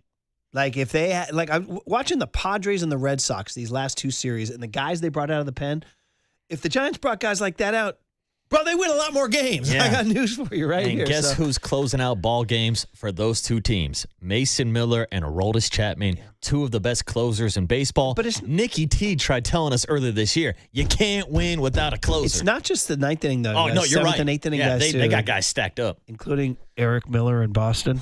Oh, boy. Yeah, who all of a sudden fixed him? Found out how to throw strikes. Well, he's now everything the Giants wanted him to be. Is that pitching coaches? Reunited with our guy, Andrew Bailey. Yeah, and are the Giants pitching coaches not getting it done? I think there's ample evidence that could be the place where you make your change. All right, guys, wanted to do a little Giants there today. What do we got tonight? 6:45, you go Adrian Hauser. Adrian Hauser today, and then day game tomorrow. And then Arizona comes in, ready for this? Thursday, Friday, double dip Saturday. That's Jeff Kent Day, by the way. Ooh. No game Sunday. Because this rain-out makeup Monday in Atlanta, the league made an agreement that the Giants could take Sunday off and fly to Atlanta for a rain-out makeup. For the Giants' first opportunity of the season to get a sweep. If they beat the Braves on Monday, it's officially a sweep. Unless they sweep the Reds. Yeah, that's true. Good point. Turner Hill and cleanup, buddy. Yeah. Will he bat Turner Hill and cleanup again? Why not? Sure. I mean, what are your other options doubled at this and walked. point? Yeah, Doubled sure. and walked. Send him back out there. All right, guys. We'll give away those. We'll find out who won those Sticks tickets, and then do what did we learn today? And thanks to the Vigilante for stepping in today. Yeah, thanks, JV. On the Sports Leader.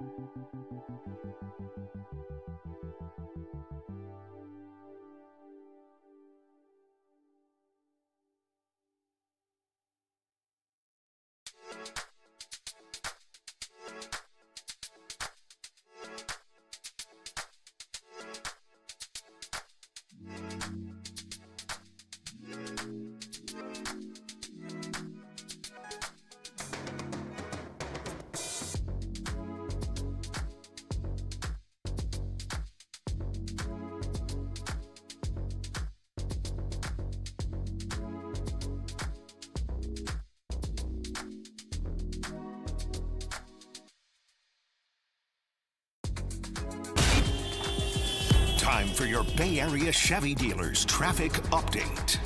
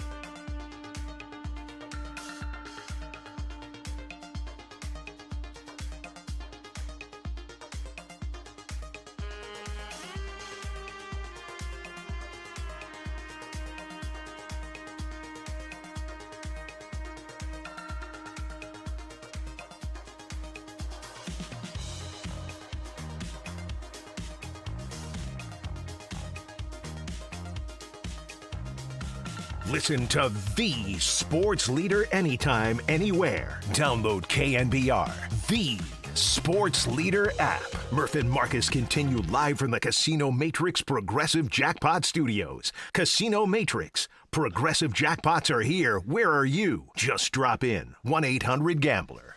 Dr. Boucher, what are we hearing here? Oh, what are we hearing here? This right here is Waka Flocka. Brick Squad. This is the walk-up music, the warm-up music out of the bullpen for Dylan Smith. I've never been to a game he pitched, so I didn't know that. Oh, dude, last night in the 9th inning, as I'm trying to find the love of my life on fourth wing night last night at the ballpark, I hear Waka Flocka coming out of the bullpen, and I knew it was Dylan Smith. He shouldn't have pitched in that game, by the way. Yeah. What do we got, Dr. Boucher? Waka Flocka. Well, it is time for today's Stanford Healthcare Health Report, and I should have read this before I checked the script because I don't have anything on my sponsor sheet. So I'll go from the top of the dome. Willie Adames was placed on the IL. Oh, you got an update for me. What's his face? Well, we got all types of roster moves. We got all types of news yesterday with the Giants announcing that Willie Adames is going on the IL. Victor Barracoda also dealing with a right knee bone bruise. JT Brubaker has some bruised ribs after trying to make that diving off the mound to catch that bunt. So guess who showed up yesterday in San Francisco? Welcome back, Grant McCray. Welcome back, Ryan Walker. Hello, Anthony Molina. Hello, Shea Whitcomb. And Nate Furman back with the big league squad as well. And that, my friends, was today's Stanford Healthcare Health Report, sponsored by Stanford Healthcare. Well done. Way to make that up there, buddy, on the fly. Okay, what did we learn today? Well, Marcus, you helped me out, buddy. I learned. Go ahead. You can play it there, JV. Inquiring minds want to know. What did OG Murph learn today? Bro, I learned that Marcus was out at the ball game yesterday. Give me a little Tom Petty need to know here. Oh, I need to know. A little Tom Petty here.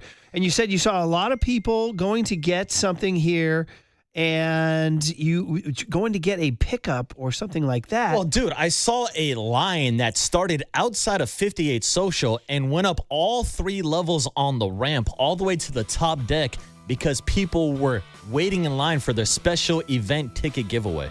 And I said, well, what is it? Fourth Wing, a popular adult fantasy romance novel written by Rebecca Yarros.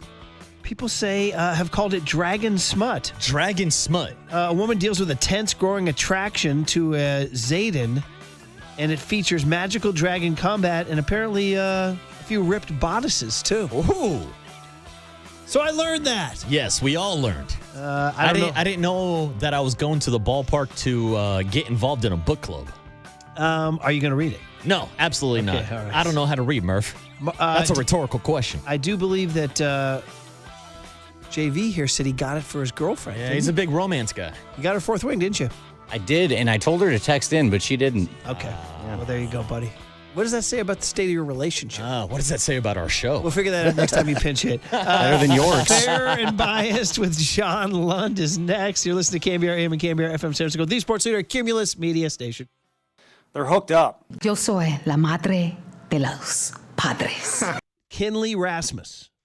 Murph, you know more about this young lady than you do Shea Whitcomb. This book, Fourth Wing, has been described as Dragon Smut. I promise you it won't be 140 for me. If I ever go that route, which I won't, but if I ever did, That's the end of the game. Ladies and gentlemen, welcome to Fair and Biased. You know, everybody has their opinion. You know, maybe I'm biased because I'm here every day. With your host, John Lund. A couple times a week, I'll put on one of those charcoal masks. It doesn't seem to help me very much. On your proud home for Giants baseball and 49ers football, we are the sports leader. Woo! Yeah!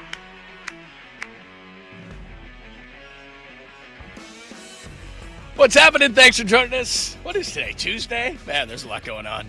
Tuesday edition of the program. Thank you for joining us. However, you are listening to the program. You could be listening on the Blowtorch at 680 AM, old school 104.5 FM, the stream, the app, YouTube. If you'd like to see my beautiful shiny face today, I'm in a little box of a studio today and Thursday. So if you'd like to Give me your thoughts on that as well. I do have to hit YouTube a little bit more. I've been hitting it a lot since we returned to the show. But thank you. If you've been gone for a couple of weeks, I am back. What is this, the third week that I have done the show? It has been absolutely great. We will give you 3 things you absolutely, positively have to know so you can be a contributing member of society today. So we'll do that momentarily. The Jed York news, unfortunately, continues to dominate the news cycle, at least locally. We'll give you the latest on that one as well.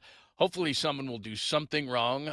Who knows? And then that will wipe it clean because it is a fast news cycle after all. But we got a ton of 49ers news to get you caught up on.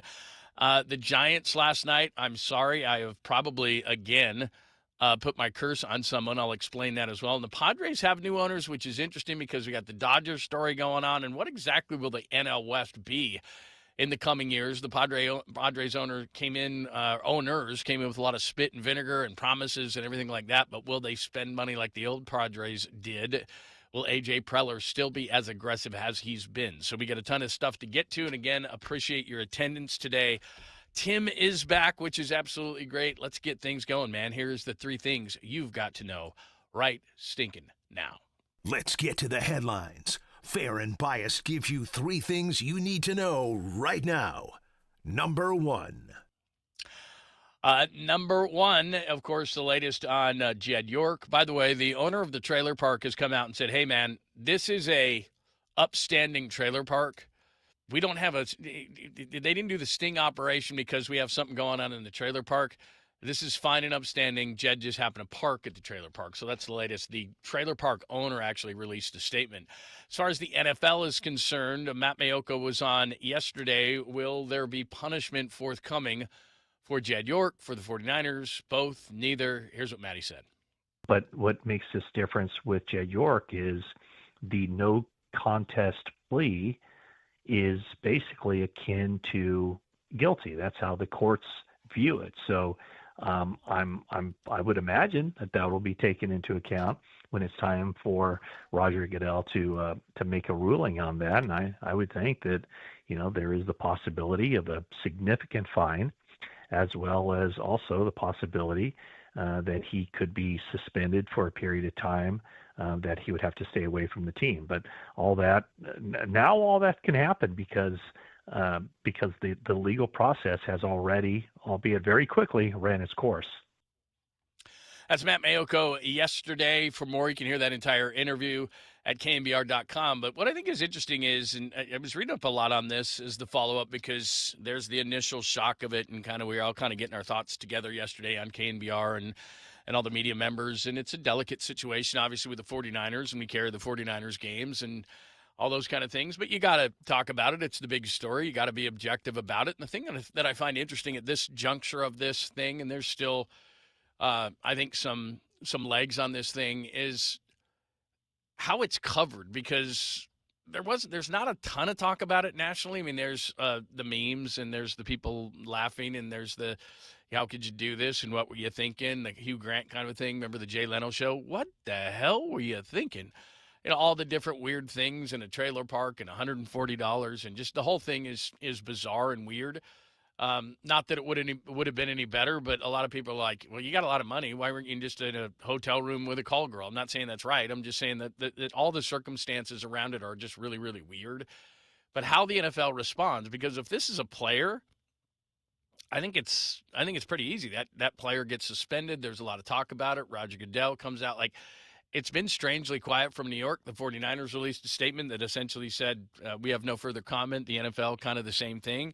If it was a player, I think it'd be much different. So from this point, the fascinating part will be, how exactly is this handled, as what Matt Mayoko said. As far as a distraction, a lot of people tweeted at me yesterday and said, is this a distraction? To Jed York, it is. To the family, it is. Those kind of things. But as far as the players, I mean, I'm sure in the locker room they talked about it, obviously, but I'm sure that it's not something, and maybe reporters will ask the questions. I don't know. They weren't available yesterday. But, again, it's a delicate situation. The guy that's signing your checks, I'm sure that the players don't want to talk much about it. I don't think it's going to be a distraction as far as the players are concerned, but we'll get into this a little bit later. And then, one of the things I'm going to do in the poll question today is, because other than getting texts yesterday about it, I'd be interested to know how you feel, because I got a bunch of tweets. Did I handle it right? Did I handle it wrong? Did the station handle it right? Did the station handle it wrong? But we didn't get a lot of reaction other than, like I said, a lot of people making jokes and memes and all those kind of things, and everybody sent me theirs. But how do you feel? And we'll ask you that in the poll question today. How exactly do you feel? Is it just nothing to you? Is it something to you? Do you give up your season tickets because of it? How exactly do fans feel? I'm kind of interested in that. We'll make that today's poll question. Number 2 of the 3 things you absolutely positively have to know. Maybe you don't care about the Padres' new owners. Maybe you don't care that Mark Walter, the Dodgers, who owns 47% of the Dodgers, is having major financial issues that could lead him to selling the Dodgers. I think it's relevant to the Giants because the Padres have outspent their market size for a number of years. A.J. Preller, their general manager, has been able to really make a ton of moves despite the fact that San Diego is not a major market. They're certainly not as big as the San Francisco market, and yet A.J. Preller is far more aggressive. Doesn't mean he's been right. Just mean he's far more aggressive in his contracts. They got a bunch of bad ones right now. Even at the deadline, they went and got Robbie Ray and Casey Mize, who are contracts that are expiring, but they still did it, and they're trying to win. And now they've got new owners, and their new owners have said that they're going to be aggressive. Take a listen to this. This was their opening press conference. Kwanzaa Jones was a ton of injury, and Jose E. Feliciano, got to put the E in there because he doesn't want to get confused with the singer, but here they are at their opening press conference yesterday on how much they will spend, how aggressive they'll be, and how much they want to win. We're going to win. We're going to win. We're going to win and win it all. We hope it's sooner rather than later. We were saving up for a long time. We had a lot of dry powder, and we're like, you know what? This is the place. When we are all in, and you all heard the song as we walked in, we are all in. It's not lip service. I did ask. I was like, well, say it. Come on. You're going to come to the studio and put some vocals down? And he said, I don't think that's a good idea. Well, humbly asked to please add my middle initial so I'm not get confused with the singer. Oh, right. Exactly. The closing actually occurred Friday afternoon. Team is undefeated under our ownership. I'm just saying. We're going to get a jersey. And we even got to select our numbers. So I'm very, very excited about this. So the number that I selected was 00. I could have done 1, like we're number 1. But I did 00. And one of the reasons is because there are 0 limits that we have. All right.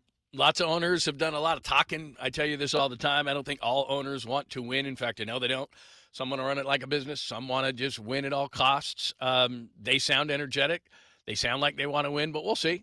It's an expensive sport, and just because you spend money, ask the Mets or the Yankees, doesn't mean that you're going to win. So they're in the division with the Giants.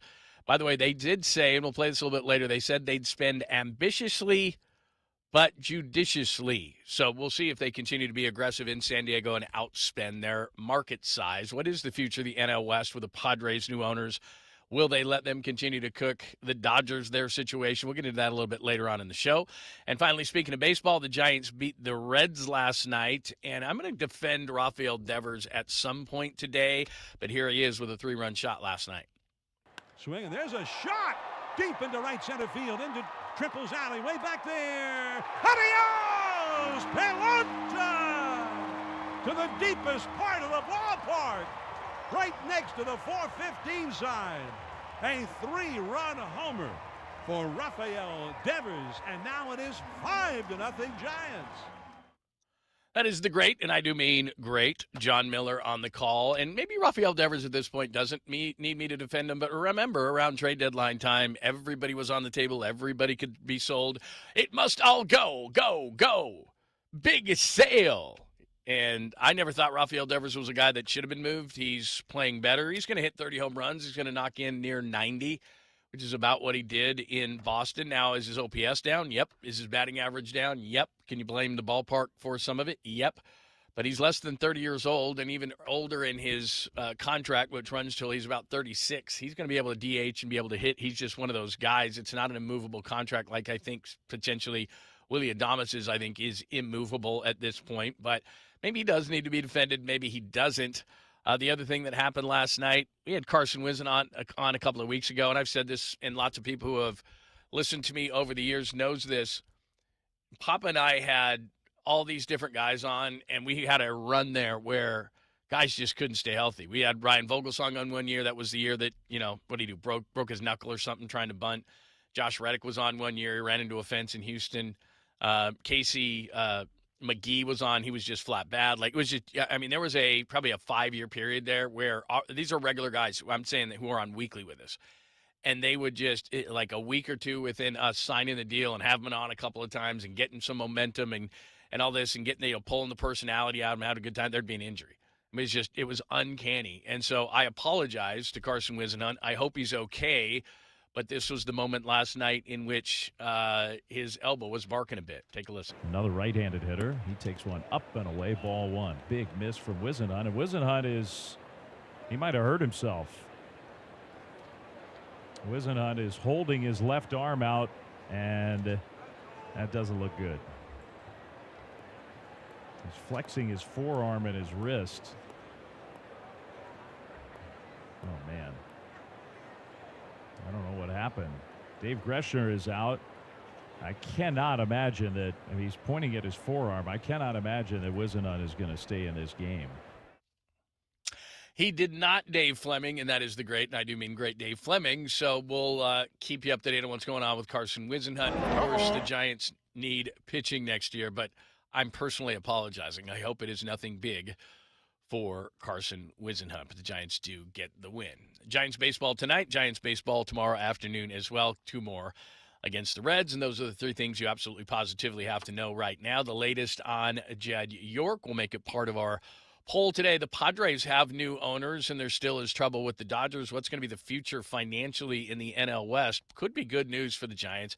And the Giants do beat the Reds. Carson Whisenhunt, we got our holding our breath a little bit on that. And then Rafael Devers with a 3-run shot. I was never in favor of trading him, so I may have to defend him at some point, or maybe he doesn't need my defending.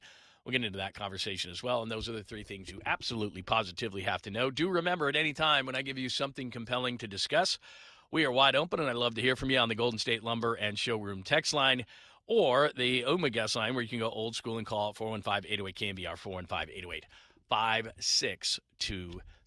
Tim is here. Your old friend John Lund is here. And remember, we're at the KMBR Casino Matrix Progressive Jackpot Studios. Casino Matrix Progressive Jackpot Studios are here. Where are you? Just drop in at 1-800-GAMBLER. All right, saw a piece today in the New York Post, and they called the 49ers off-season the off-season from hell. Will it be like a couple of years ago, or can they actually shake this thing? We'll discuss it next. Love to hear from you. Let's do it all on a Tuesday, only here on The Sports Leader.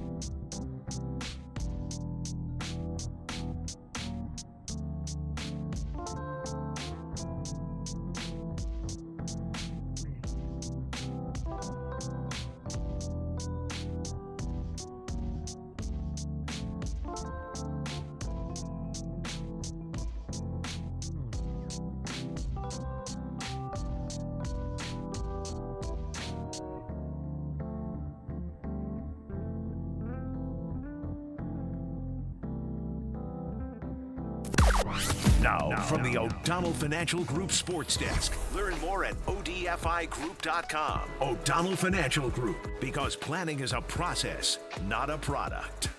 Giants baseball continues tonight. Adrian Hauser's been hot. He's on the mound for the Giants tonight. And the latest on all Giants injuries. Keep it right here on The Sports Leader.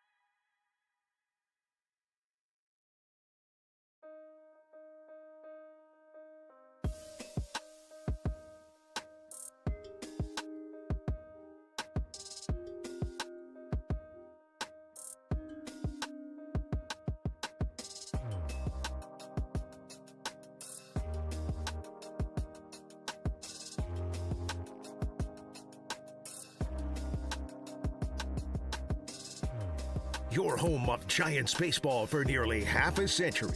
We are the sports leader, and this is Fair and Biased with your host, John Lund. Hello, friends. We are Fair and Biased Radio on a Tuesday. We appreciate you hanging out with us. Great text line, by the way, in the first seg, reacting to the three big stories of the day. So I want to head out to the text line in just a minute. But remember, Fair and Biased, sponsored by our great friends at Redwood Credit Union. For you, for community, for 75 years. Join RCU today at redwoodcu.org. And oh, by the way, we got a contest today. That's right, ladies and gentlemen, boys and girls of all ages. That's you. Could win tickets to Bay FC versus the Kansas City Current. That is Friday, September 4th at the Great PayPal Park in San Jose. There's no place like PayPal Park under the Friday night lights. On Friday, September 4th, Bay FC hosts Kansas City Current, 7 p.m. for an, it says here, unmissable night. I think that's a word. Unmissable night of soccer. Bring the noise, rep the Bay. So you'll have an opportunity to win tickets. Don't miss out. If you don't win those tickets, get your tickets at bayfc.com. Good luck. At some point, we will ask for, I don't know, caller 10, right? Caller 10. And if you are caller 10, you can win tickets. Not now, but at some point during the show. All right, the Golden State Lumber and Showroom text line. Great reaction. Again, 808-KMBR, 415-808-5627. You are always invited to call the show. You have an open invitation at 415-808-KMBR, 415-808-5627.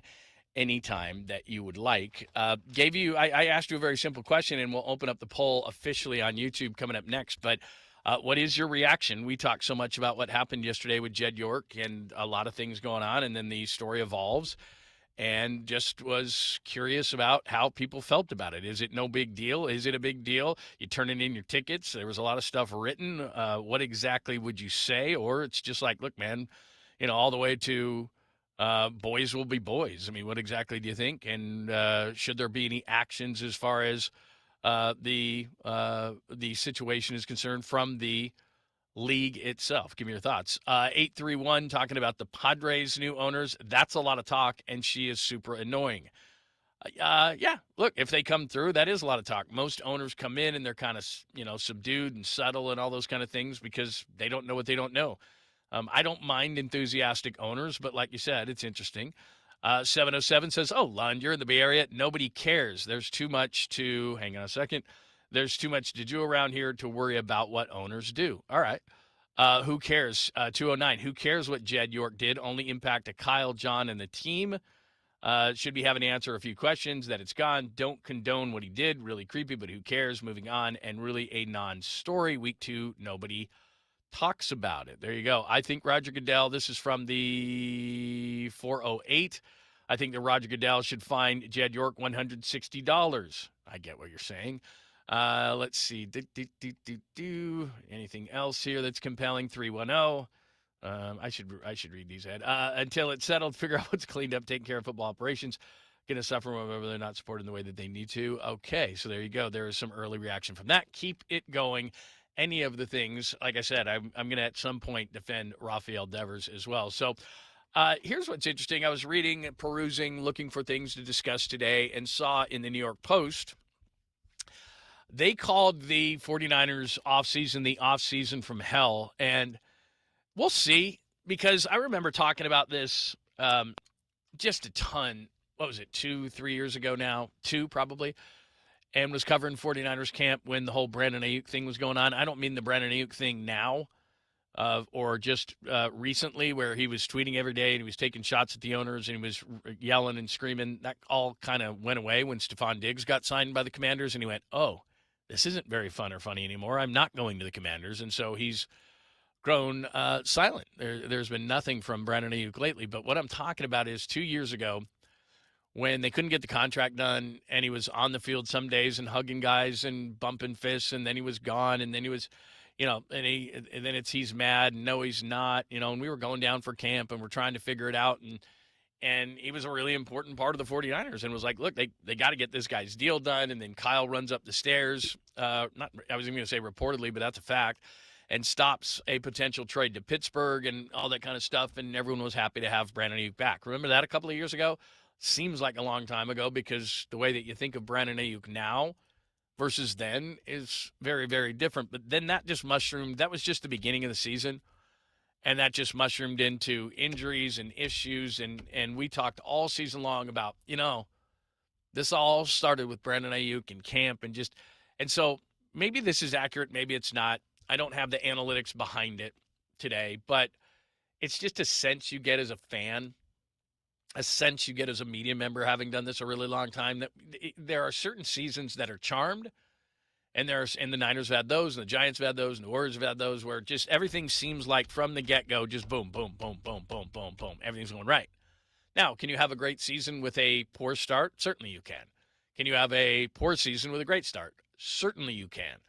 But the Post is calling the offseason the season from hell, so I start thinking about it, and I'm like, okay, the Jed York stuff is not great.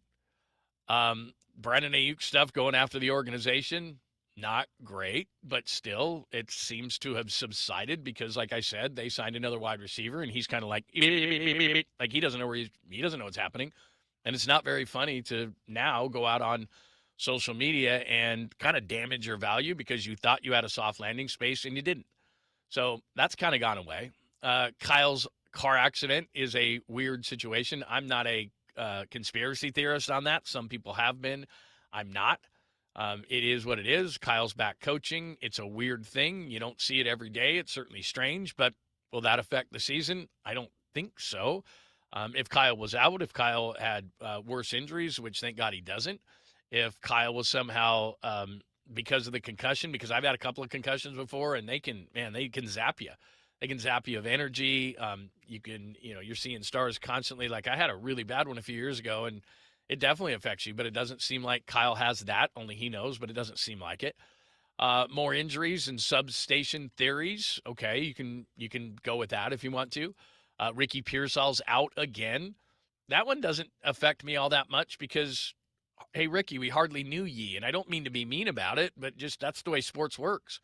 You're either here or you're not. And organizations play that same game, is that when you start asking about injured players, especially from kind of way back, organizations just go, hey, we're worried about the guys that are here. And the way that Deshaun Stribling has stepped up, and hopefully Mike Evans can be healthy, but I told you about this yesterday. I think that Mike Evans is going to get the Trent Williams treatment, so I'm not overly worried. Mike Evans isn't going to practice a lot. He's not going to finish practices. He's going to have a lot of ice. A lot of those guys are 30-plus years old, and they're not going to practice a lot, and I'm not going to make a big issue out of it all season long. So they bring in Deebo Samuel. Deebo comes home. Everybody says he's in great shape. We shall see. So Pearsall, to me, isn't that big of a story because he hasn't been healthy enough to be a story. The only things that would be bothering me if I'm a 49er at this point, and I've said this consistently, Bosa's still being out, and even when Bosa's on the field, they're not generating much of a pass rush. And the CMC issue was not a contract issue. So would you call it an offseason from hell? Would I call it worse? And this is in retrospect. Hindsight's always 20/20. So the offseason in which Brandon Ayuk was having issues, to me, that we always that year, a couple of years ago, we kind of just went back to that and said, yeah, that was kind of the beginning of the weirdness, right? And it just kind of permeated all season long, but we pointed to that. So will we point to this? Will this be a weird season because of any of those things? As I kind of go back through them, the Jed York thing isn't going to affect the team to me. Kyle's accident doesn't seem to be affecting him. Substation theories, as crazy as it sounds from the beginning, it's been studied now. John Lynch said it. Pablo Torre sent some scientist out there. We played those cuts, so that's more of a joke than it is an actual theory. Brandon Ayuk is piped down because he's not in a great spot. I just told you the Pearsall thing. Does it affect him? I guess it does. But again, let's say that Pearsall, in one of his first couple of years in the league, had caught 90 passes for 1,200 yards and 10 touchdowns. I was like, oh, we're going to miss that guy. You can't miss something you never really had. I feel bad for his injuries. It's not his fault, but I think the wide receiver room is in capable hands. I don't really have a question about the wide receiver room. Can these guys stay healthy? Yeah, that's a permeating discussion and decision and thing that we talk about and think about as media members and fans of the 49ers all the time. So that's not anything different or new. But, yeah, the wide receiver room's got some age in it. There's no question. So, but that would have been the case with or without Ricky Pearsall. So my question is very, very simple. Hindsight is 20/20, my friend. As a 49ers fan, is this kind of, I don't know, ominous start, weird, strange, whatever you want to call all these things that have happened to the 49ers in this offseason? Are you saying, here we go again? Does it have any effect of your fandom? Do you think that it's weird? Do you think that it's, oh, well, Because here's the other thing, too. Having covered many, many teams, and you keep up on things because you're listening to a sports station, that's just kind of how life works. Like if we called somebody right now and whatever team, I don't know, the Raiders, the Ravens, whatever, and said, what's your offseason been like? Now, have they all been like this? They have not. But we don't pay as much of attention to other teams. So, the Steelers have a bit of a circus anytime Aaron Rodgers is around. The Ravens canceled a trade for Max Crosby. I mean, I'm just throwing out other things. Like everybody has kind of issues when you're talking about a football team, when you're talking about media that covers a football team, and the league has had a lot of weird things. Again, the 49ers have more than most. There's no question about it. But I'm not looking at this like I did a couple of years ago. Now, will that change if they go 6-11 and there's all sorts of problems? Yeah. But right now, I don't think these things, all the things I mentioned, are something that are going to affect the team. Injuries, will that affect the team? Yeah, I'd put that number one ahead of everything that we just discussed. So give me your thoughts. Wide open, 808-KMBR, 415-808-5627. That is the Golden State Lumber and Showroom text line and the UMA guest line. Give me your thoughts on any and all. Has it really been an offseason from hell? All right, it is time for the big poll, and we didn't get a chance to do this yesterday because the Jed York story broke kind of right, maybe, I don't know, half hour before the show, and we were kind of gathering information and new things were coming in, and we were telling you, what it meant and what the ramifications were and all those kind of things, but we never got to the question of how, and we talk to you every single day, and you should have a voice in this. We never asked you what your reaction to it is. And again, early, we got to the text line, and a lot of people are like, whatever. So is it whatever to you? Is it you're interested? Is it a major embarrassment? Would you give up your fandom or your tickets? Like, what exactly is this to you, the 49ers fan? Because you do want to be proud of your organization. I think that is really a thing. So I'll wreck that as the big poll coming up next. You can vote on YouTube when we get it up there as well. And you can always hit us up on the text line, phone lines, YouTube, however else. And I'm available 24/7, 365 at John Lund Radio. Let's do it next. Thanks for joining us on a Tuesday, fair and biased, only here on the Sports Leader.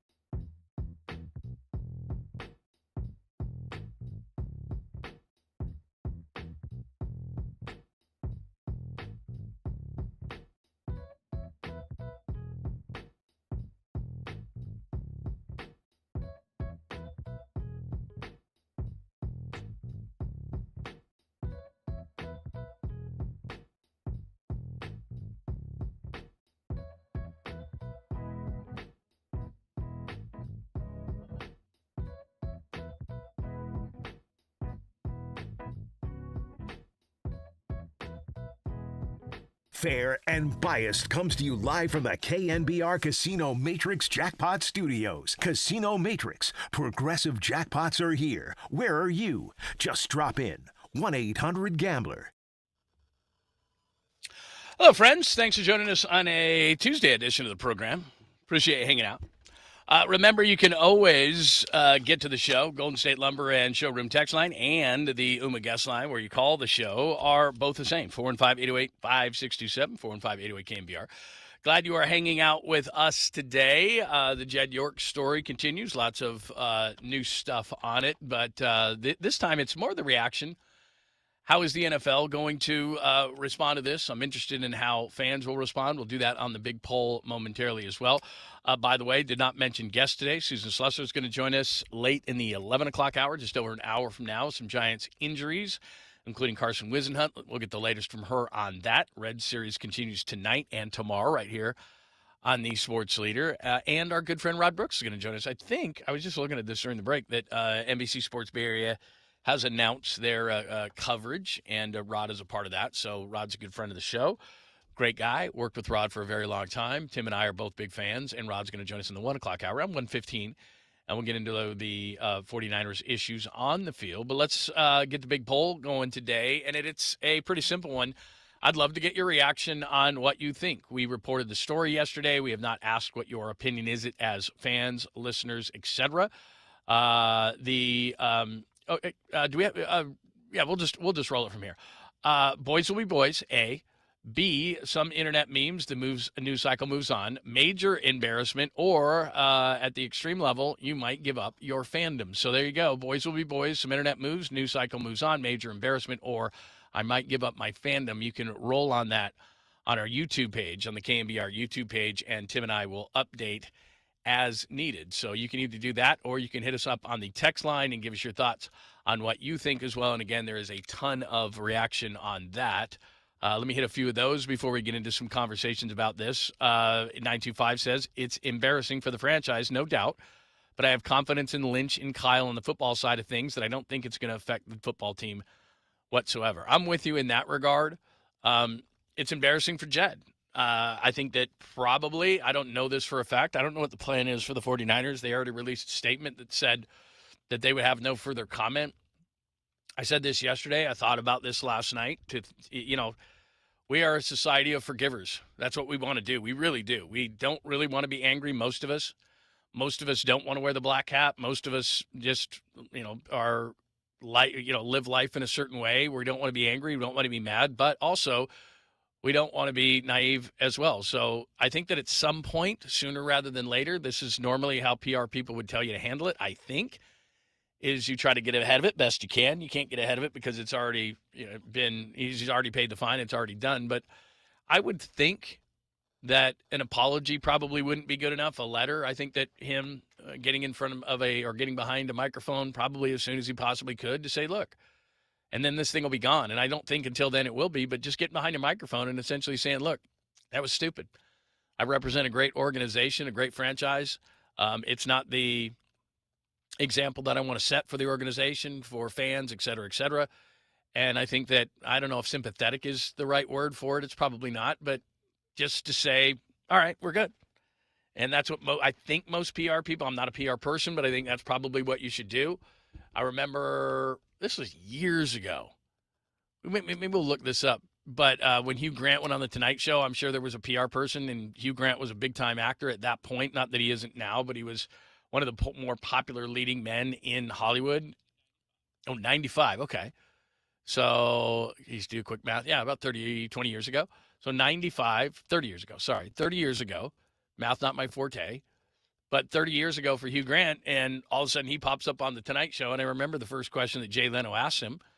People kind of cheered and all this kind of stuff, and he looked embarrassed, and he was a bit sheepish, and then he went down and he sat in the chair, and people were cheering and jeering and doing all that kind of stuff. And then Jay Leno kind of sat back and with kind of laughter in his voice said, "What the hell were you thinking?" And then everybody burst into laughs, and he took it. Exactly, there it is, right there. And then he just kind of took it on the chin, and you know, I'm sure his agent said, "This is something you got to do." And Hugh Grant's like, "Man, I don't want to do this. I really got to do this." And he's like, "Look, man." And at that point in 1995, not that they're not fairly big now, but I mean, everybody watched. The ratings were huge, and he took it on the chin, and you know, it's part of who he is. I mean, when you think Hugh Grant, if you're of a certain age, you probably remember that, but he survived it. Had he not done that, would it have gone away as fast? Probably not. But so that's kind of what you have to do. You kind of just have to say, look, it was stupid. I mean, it's not up for debate. I was saying this yesterday, and some people were saying I was being flippant about it, but it's like, it's not up for debate that's stupid, and that the story's crazy, and that you were in a trailer park with 140, 150, 160 bucks. The guy from the trailer park today released a statement and said, we're not a hub for prostitution. This is an upstanding trailer park. It was just, I mean, the whole thing is weird and wild and all that kind of stuff. And the only thing you can do is say, look, it was stupid, and everybody will forgive you. So we'll see how they handle it as an organization. We'll see how he handles it, and we'll see how the NFL handles it. But again, my question to you as a 49ers fan is it nothing? Because it's not going to, here's the thing, it's not going to affect the football players. You know, they've probably said their jokes within the limit, but publicly they're not going to say anything. This is the guy signing their checks. They know Jed York. They don't want to make this a big deal. It's not going to be a distraction. That's what I mean. When I went back to the whole discussion of, has it been a 49ers offseason from hell, as the New York Post has put it this morning, some of the things that were like, Brandon Ayuk is when, you know, again, a couple of years ago, not the recent stuff with Brandon Ayuk. I'm saying a couple of years ago, when Brandon Ayuk had the issues, that was far different to me, because that was an effect on the team. That was an effect on the field. That were players in the locker room going, is the Brandon Ayuk distraction still here? Yep, he's out on the field. Does he have a contract yet? Can we move on? Can we stop being asked about it? Those things that directly affect players holding out, players being injured, coaching situations, even Kyle's situation, you know, where it's like he's not participating. This was early in camp. He's not participating in camp to a certain level. Like, you know, is he going to be able to call plays? Is he going to be able to be there for the games? Like, that has a direct effect on the team. This does not. So there are some people that are like, do you think it has an effect on the team? I don't. So give me your thoughts on that. Let's see. 509 says it's one of the oldest professions in the world. They should have went somewhere it was legal. I guess, where's the only legal place? Like Nevada or something like that? Yeah. It's strange. Let's see. 973. Let's see where everything's going to be fine. Okay. Jed's going to say, what are you going to do? Fire me? You can't fire owners. I don't know if that's necessarily true. The league can't, but within the organization, there could be something.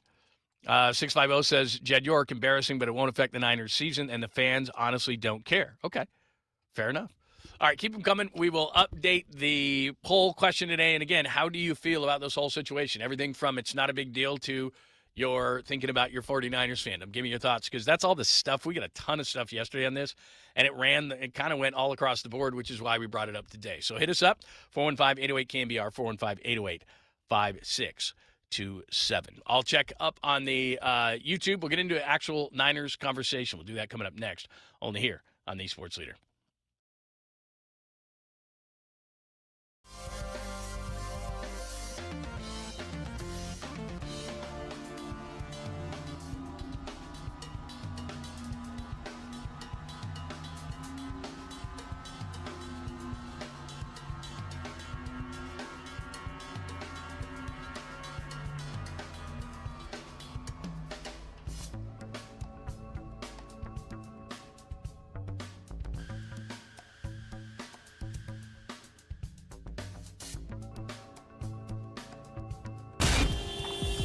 Time for your Bay Area Chevy dealers traffic update.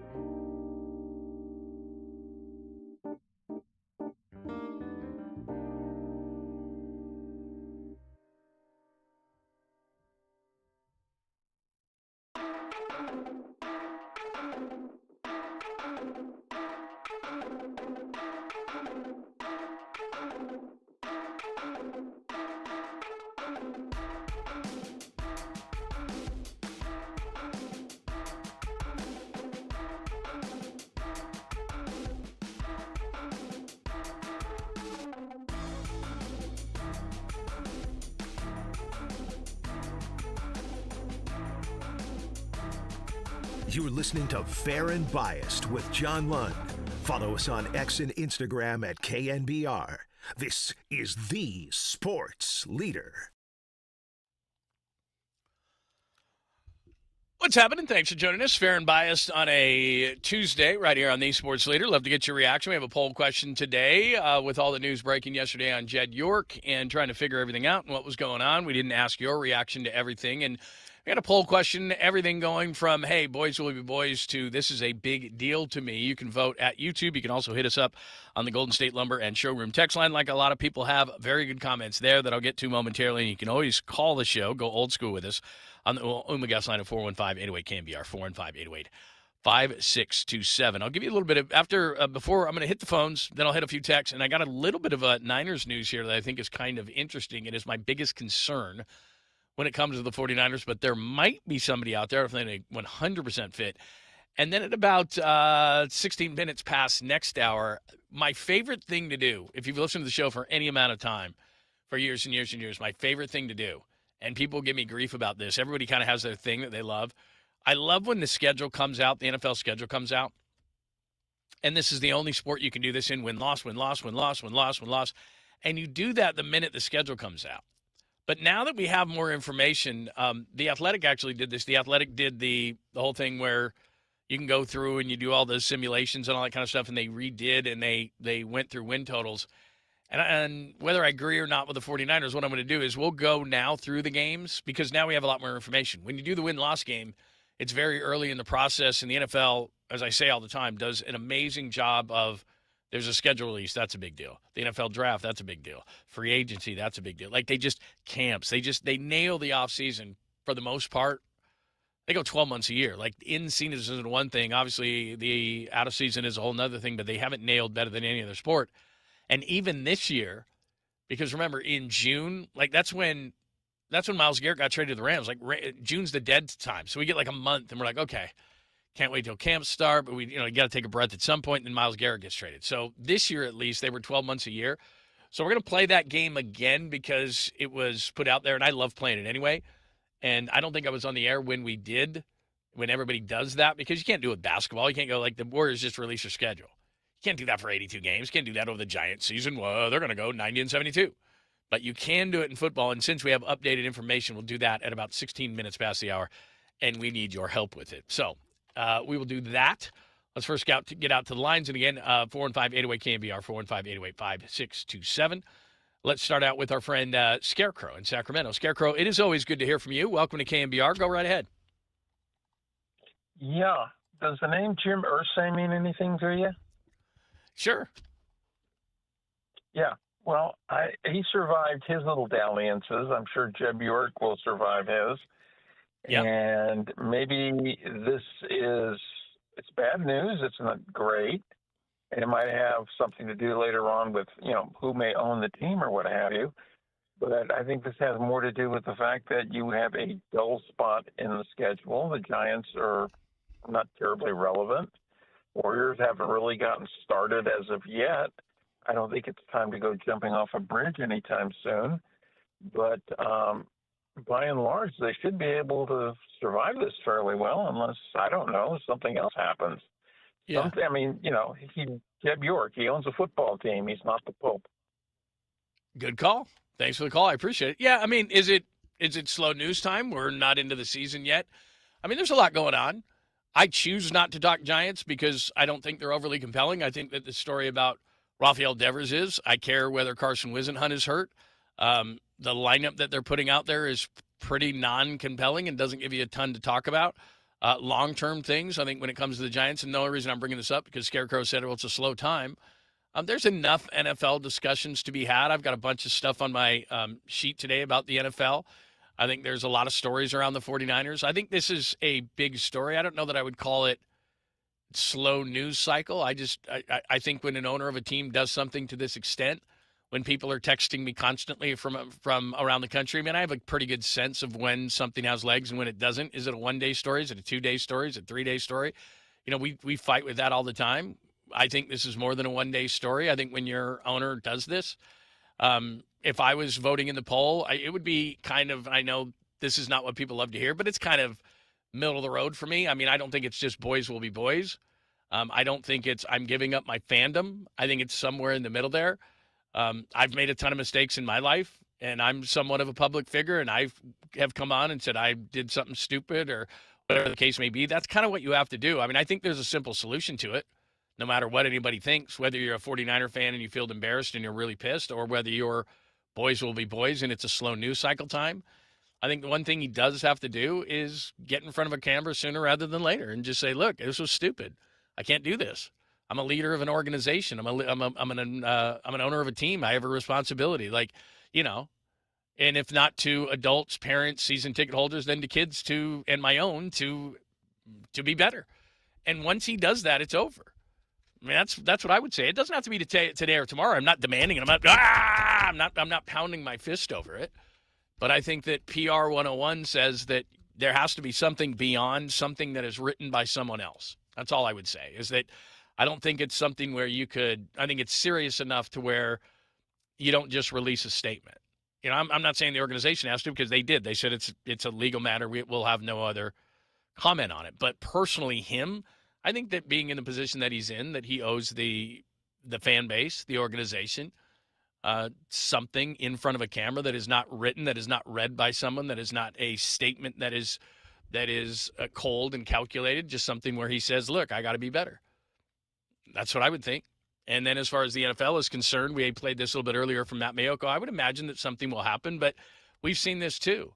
You know, it's a really delicate situation where players all the time will have these situations. You know, owners are owners. And so the commissioner at the end of the day works for the owners. All the other owners are like, well, this could happen to me too. Not that they would, but, you know, how do they want to be treated in those situations? So when people say, well, it's different with an owner and why aren't they doing this and why aren't they doing that? It is. It's a far different situation. All right, give me your thoughts. 415-808-5627. Let's see. 209 says, I'm way, way, way, way more concerned about Nick Bosa's knee than Jed's screw-up. Yeah, I think most people probably think that. Let's see. 408 says, look, the poor guy's lonely, and he was just trying to help provide. Yeah, I got you. Let's see what else. Let me get through. That's pretty okay. There's that one. It seems. See, I knew there would be one of these. 209 says it seems the power substation has broken his sense of responsibility. I don't think this is a substation issue, but thank you very much. This person probably knows me. Says, have I been to Adeltia's in Tijuana? I have not. You might think that I would be somewhere like that, but I have not. I've been to Tijuana in a long time. I don't know how safe Tijuana is anymore. So there's that. 925, this is an interesting thought. I respect Jed more now. We're all human. We all make mistakes. We all have needs. Let's see. Okay. Oldest profession on earth, et cetera, et cetera, et cetera. Okay. Your opinion. Like I said, I'm just reading them. All right. Give us more thoughts. 415-808-KMBR, 415-808-5627. As far as a little bit of news is concerned, my major concern about the 49ers, I can live with, you know, obviously it starts with injuries, but the wide receiver position, I've been pleasantly surprised about some of the guys stepping up. I've been concerned about the running back situation behind Christian McCaffrey, and up until a couple of days ago, we kind of had to be concerned about him. But you know, the preseason's the preseason. Kalen Black, that's good. He's hitting the hole fast. He's a violent runner. I like it. Sincere McCormick looked really good, but this is by far the most questionable, I guess I would say, backups to Christian McCaffrey that he's had since he's been here. So I've got a little bit of concern on that. I think talking offensive line makes ratings go down. So while if you cover the 49ers, and you've seen a lot of this from the guys who cover the 49ers, and I would do that if that was my sole responsibility, talking about left guard, I can see ratings go down as we speak. So I don't really talk a lot about that. But the one thing that I can't get past is the pass rushing situation, and Nick Bosa hasn't been on the field, so I get a little bit nervous about that. And last week, and I understand why Von Miller signed with the Cowboys, went to Texas A&M. He's a guy from Texas, always wanted to play for the Cowboys. Don't know if he'd fit the Niners scheme exact. But at this point, I think the 49ers are kind of in a desperate situation, and even if it's just a third down veteran kind of a guy, I would feel better about that. So I would have looked into Von Miller, who had 9 sacks last year for the Commanders. He's certainly not what he once was. But Jordan Schultz comes out with this. Outside linebacker Hassan Reddick's become the latest veteran pass rusher drawing interest from teams after recent signings. And again, Von Miller to the Cowboys. Zadarius Smith would have been a nice one to Atlanta. Derek Barnett signs late with Cleveland. So there's been a number of guys, and everybody in the league starts looking at their team at this point of the offseason, and as they get just a couple of weeks away, as the Niners are, from game number one, and they're thinking, okay, where are we weak? Like Seattle, they signed Terry and Arnold. He's not going to be back for a long time. The corner who's in trouble was with Detroit. And then they just signed another corner, too, that, by the way, the 49ers burned a lot in a playoff game not so long ago. And Trevon Diggs, they signed him. So teams are kind of looking at that going, is there a veteran out there?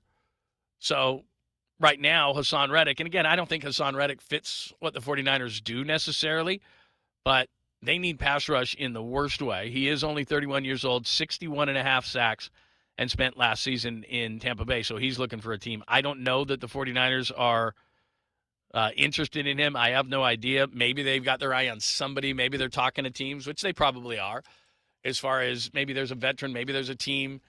But again, with pass rushers, it's not like there is a bunch of extra pass rushers just sitting around. Maybe a team has a few young pass rushers that they like. So at this point of the offseason, it's going to be very difficult. So I don't know. The 49ers, I'll give them this credit. They are always on the lookout, and they'll always be aggressive. But if you look at the roster as it is right now, you could probably look at every position. I'm going to say every position on the roster and say, okay, you can at least get by. You know, quarterback really good. Just mentioned running back. I like the depth at wide receiver. The offensive line, hopefully they figure something out at left guard. Moving on. I like the depth inside at defensive tackle. Bringing Dre Greenlaw back is great. I'm a little nervous the corner spot opposite Demo Lenore, but Jack Jones has had a really nice preseason. They don't have great depth there, so that would probably be the second place that I have the most concern. But when you have 20 sacks, if they didn't do something in the offseason where I'm scratching my head, I don't know how they didn't address this a little bit better. You had 20 sacks, those are the worst in the league. You're thinking to yourself as you're looking at that, okay, Nick Bosa's coming back. That's one side. Hopefully the knee is fine. I know Eric Branch a couple of weeks ago talked to a couple of different doctors like this is not going to be like the first time. But there's that. Okay, I can live with that. You got Nick coming back. But then the other side, Mikael Williams wasn't going to be ready. And even Mikael Williams in his first year with the 49ers, he wasn't great. You know, he wasn't putting a ton of pressure on quarterbacks. I think hopefully he'll be that down the line. But right now he's a much better run defender than he is an edge defender. So if I was looking at one position that was just glaring for the 49ers at this point, it's absolutely getting rush to the quarterback, getting juice to the quarterback, and they haven't shown that to that point. So there's an interesting name, Hassan Reddick. Not exactly. I mean, you'd like a bigger guy. You'd like a guy that could stop the run, who could do both things. I think Leonard Floyd is probably still out there. And remember, Raheem Morris was there in Atlanta, so would that be a guy? You had him a couple of years ago. Again, not a great guy against the run, but there is one thing that is glaring for the 49ers, and that is certainly that position. So at about 10 minutes, we'll get into a conversation. We will play the schedule game again. I'm very excited for that. So that's a couple of things. What else? Did you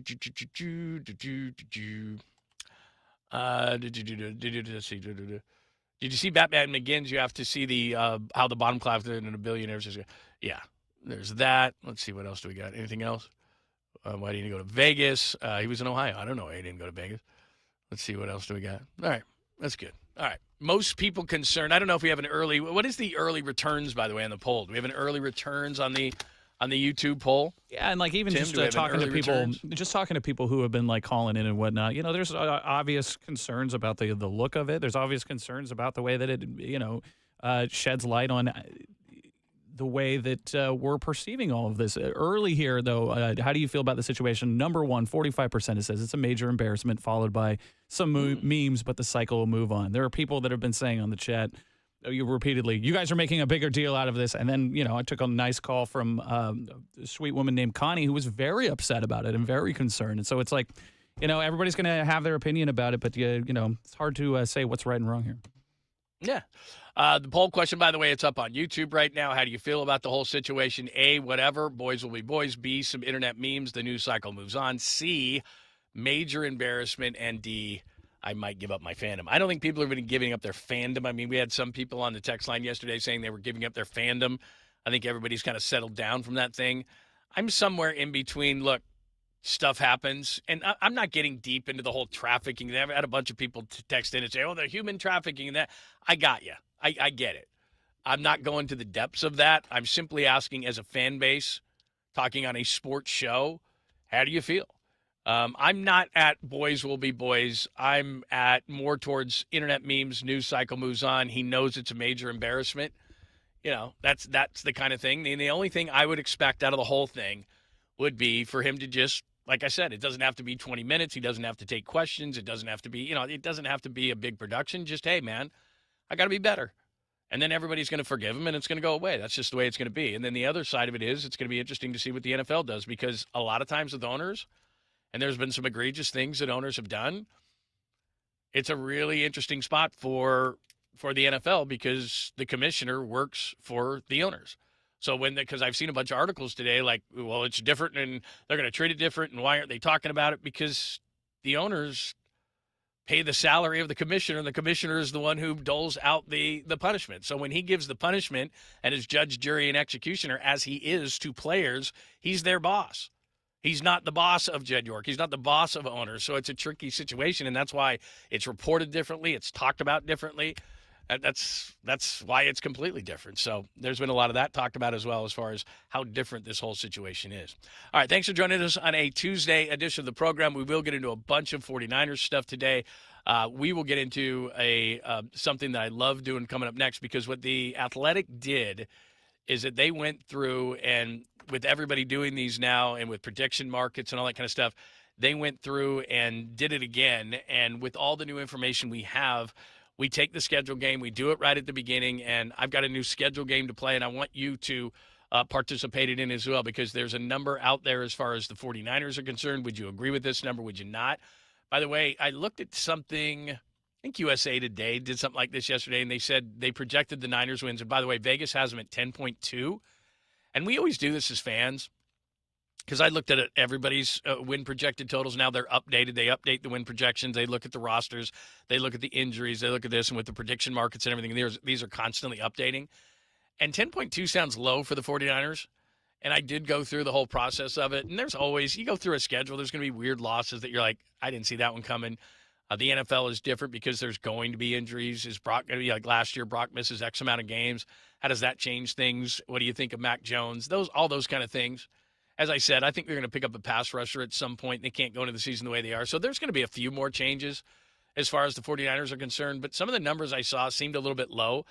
I'll tell you this. In the latest projections, there wasn't anybody who was above 12 wins. And I look at a team like Seattle or a team like the Rams or a couple of teams in the NFC. Remember, Denver had 13 wins last year.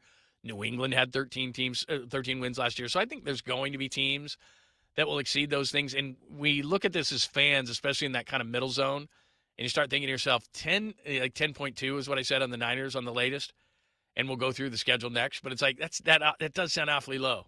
Like 10-7 sounds awfully low. But the big thing hanging over their head, obviously, is the injury. So we'll get into that conversation as well. So we got a ton to get to today. Got a lot of Giants news. We'll keep you up to date on injuries. Susan Slessor is going to join us at about 11:50. They just announced on NBC Sports Bay Area their 49ers coverage team, which, by the way, this is great news. It does include our good friend Greg Pupp. I just saw in there, I was just looking at it. So that includes Pop. So that is great news as well. So you get his great insight as well, although he's not ready to return to the booth yet, but that is cool. But we'll ask Rod all about that at about 1:15 and get his thoughts going into the season, as we're about 2 weeks away from the 49ers going to Australia. So that's all to come. But one of my most favorite games, and we want you to participate in it, it is coming up next. The schedule game, because there is a new projection out for the 49ers. You going over, you going under, and what do you think of my picks? We'll do it next, only here on the Sports Leader.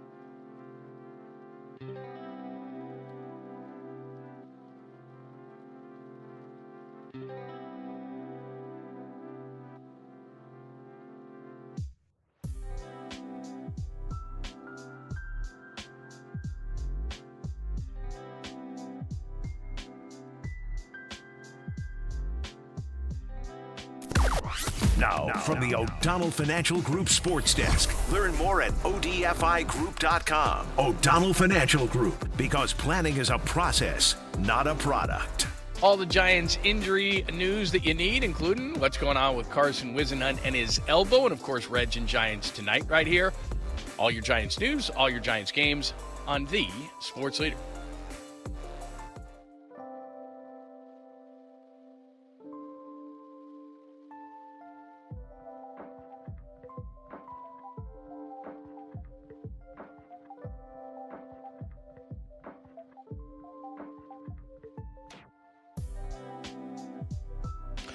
Oh, hey, what's happening?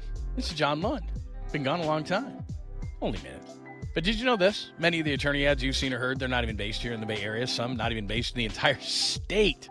Now, that is not Chris Dolan and the Dolan Law Firm. They are based right here in the Bay Area, and they've been that way for more than 25 years. Award-winning personal injury and employment attorneys, and they're fighting for you where you live. If you've been discriminated against at work, wrongfully terminated, or sexually harassed, your rights matter. Go to DolanLawFirm.com and learn more about your rights. And you know, unfortunately, over the past year, Chris and his team, they saw a sharp increase in no-fault injury accidents. So please be careful. Let's work together in making sure that the Bay Area is a safer place, and feel confident that you're in great hands with the award-winning California Lawyer of the Year, the Dolan Law Firm.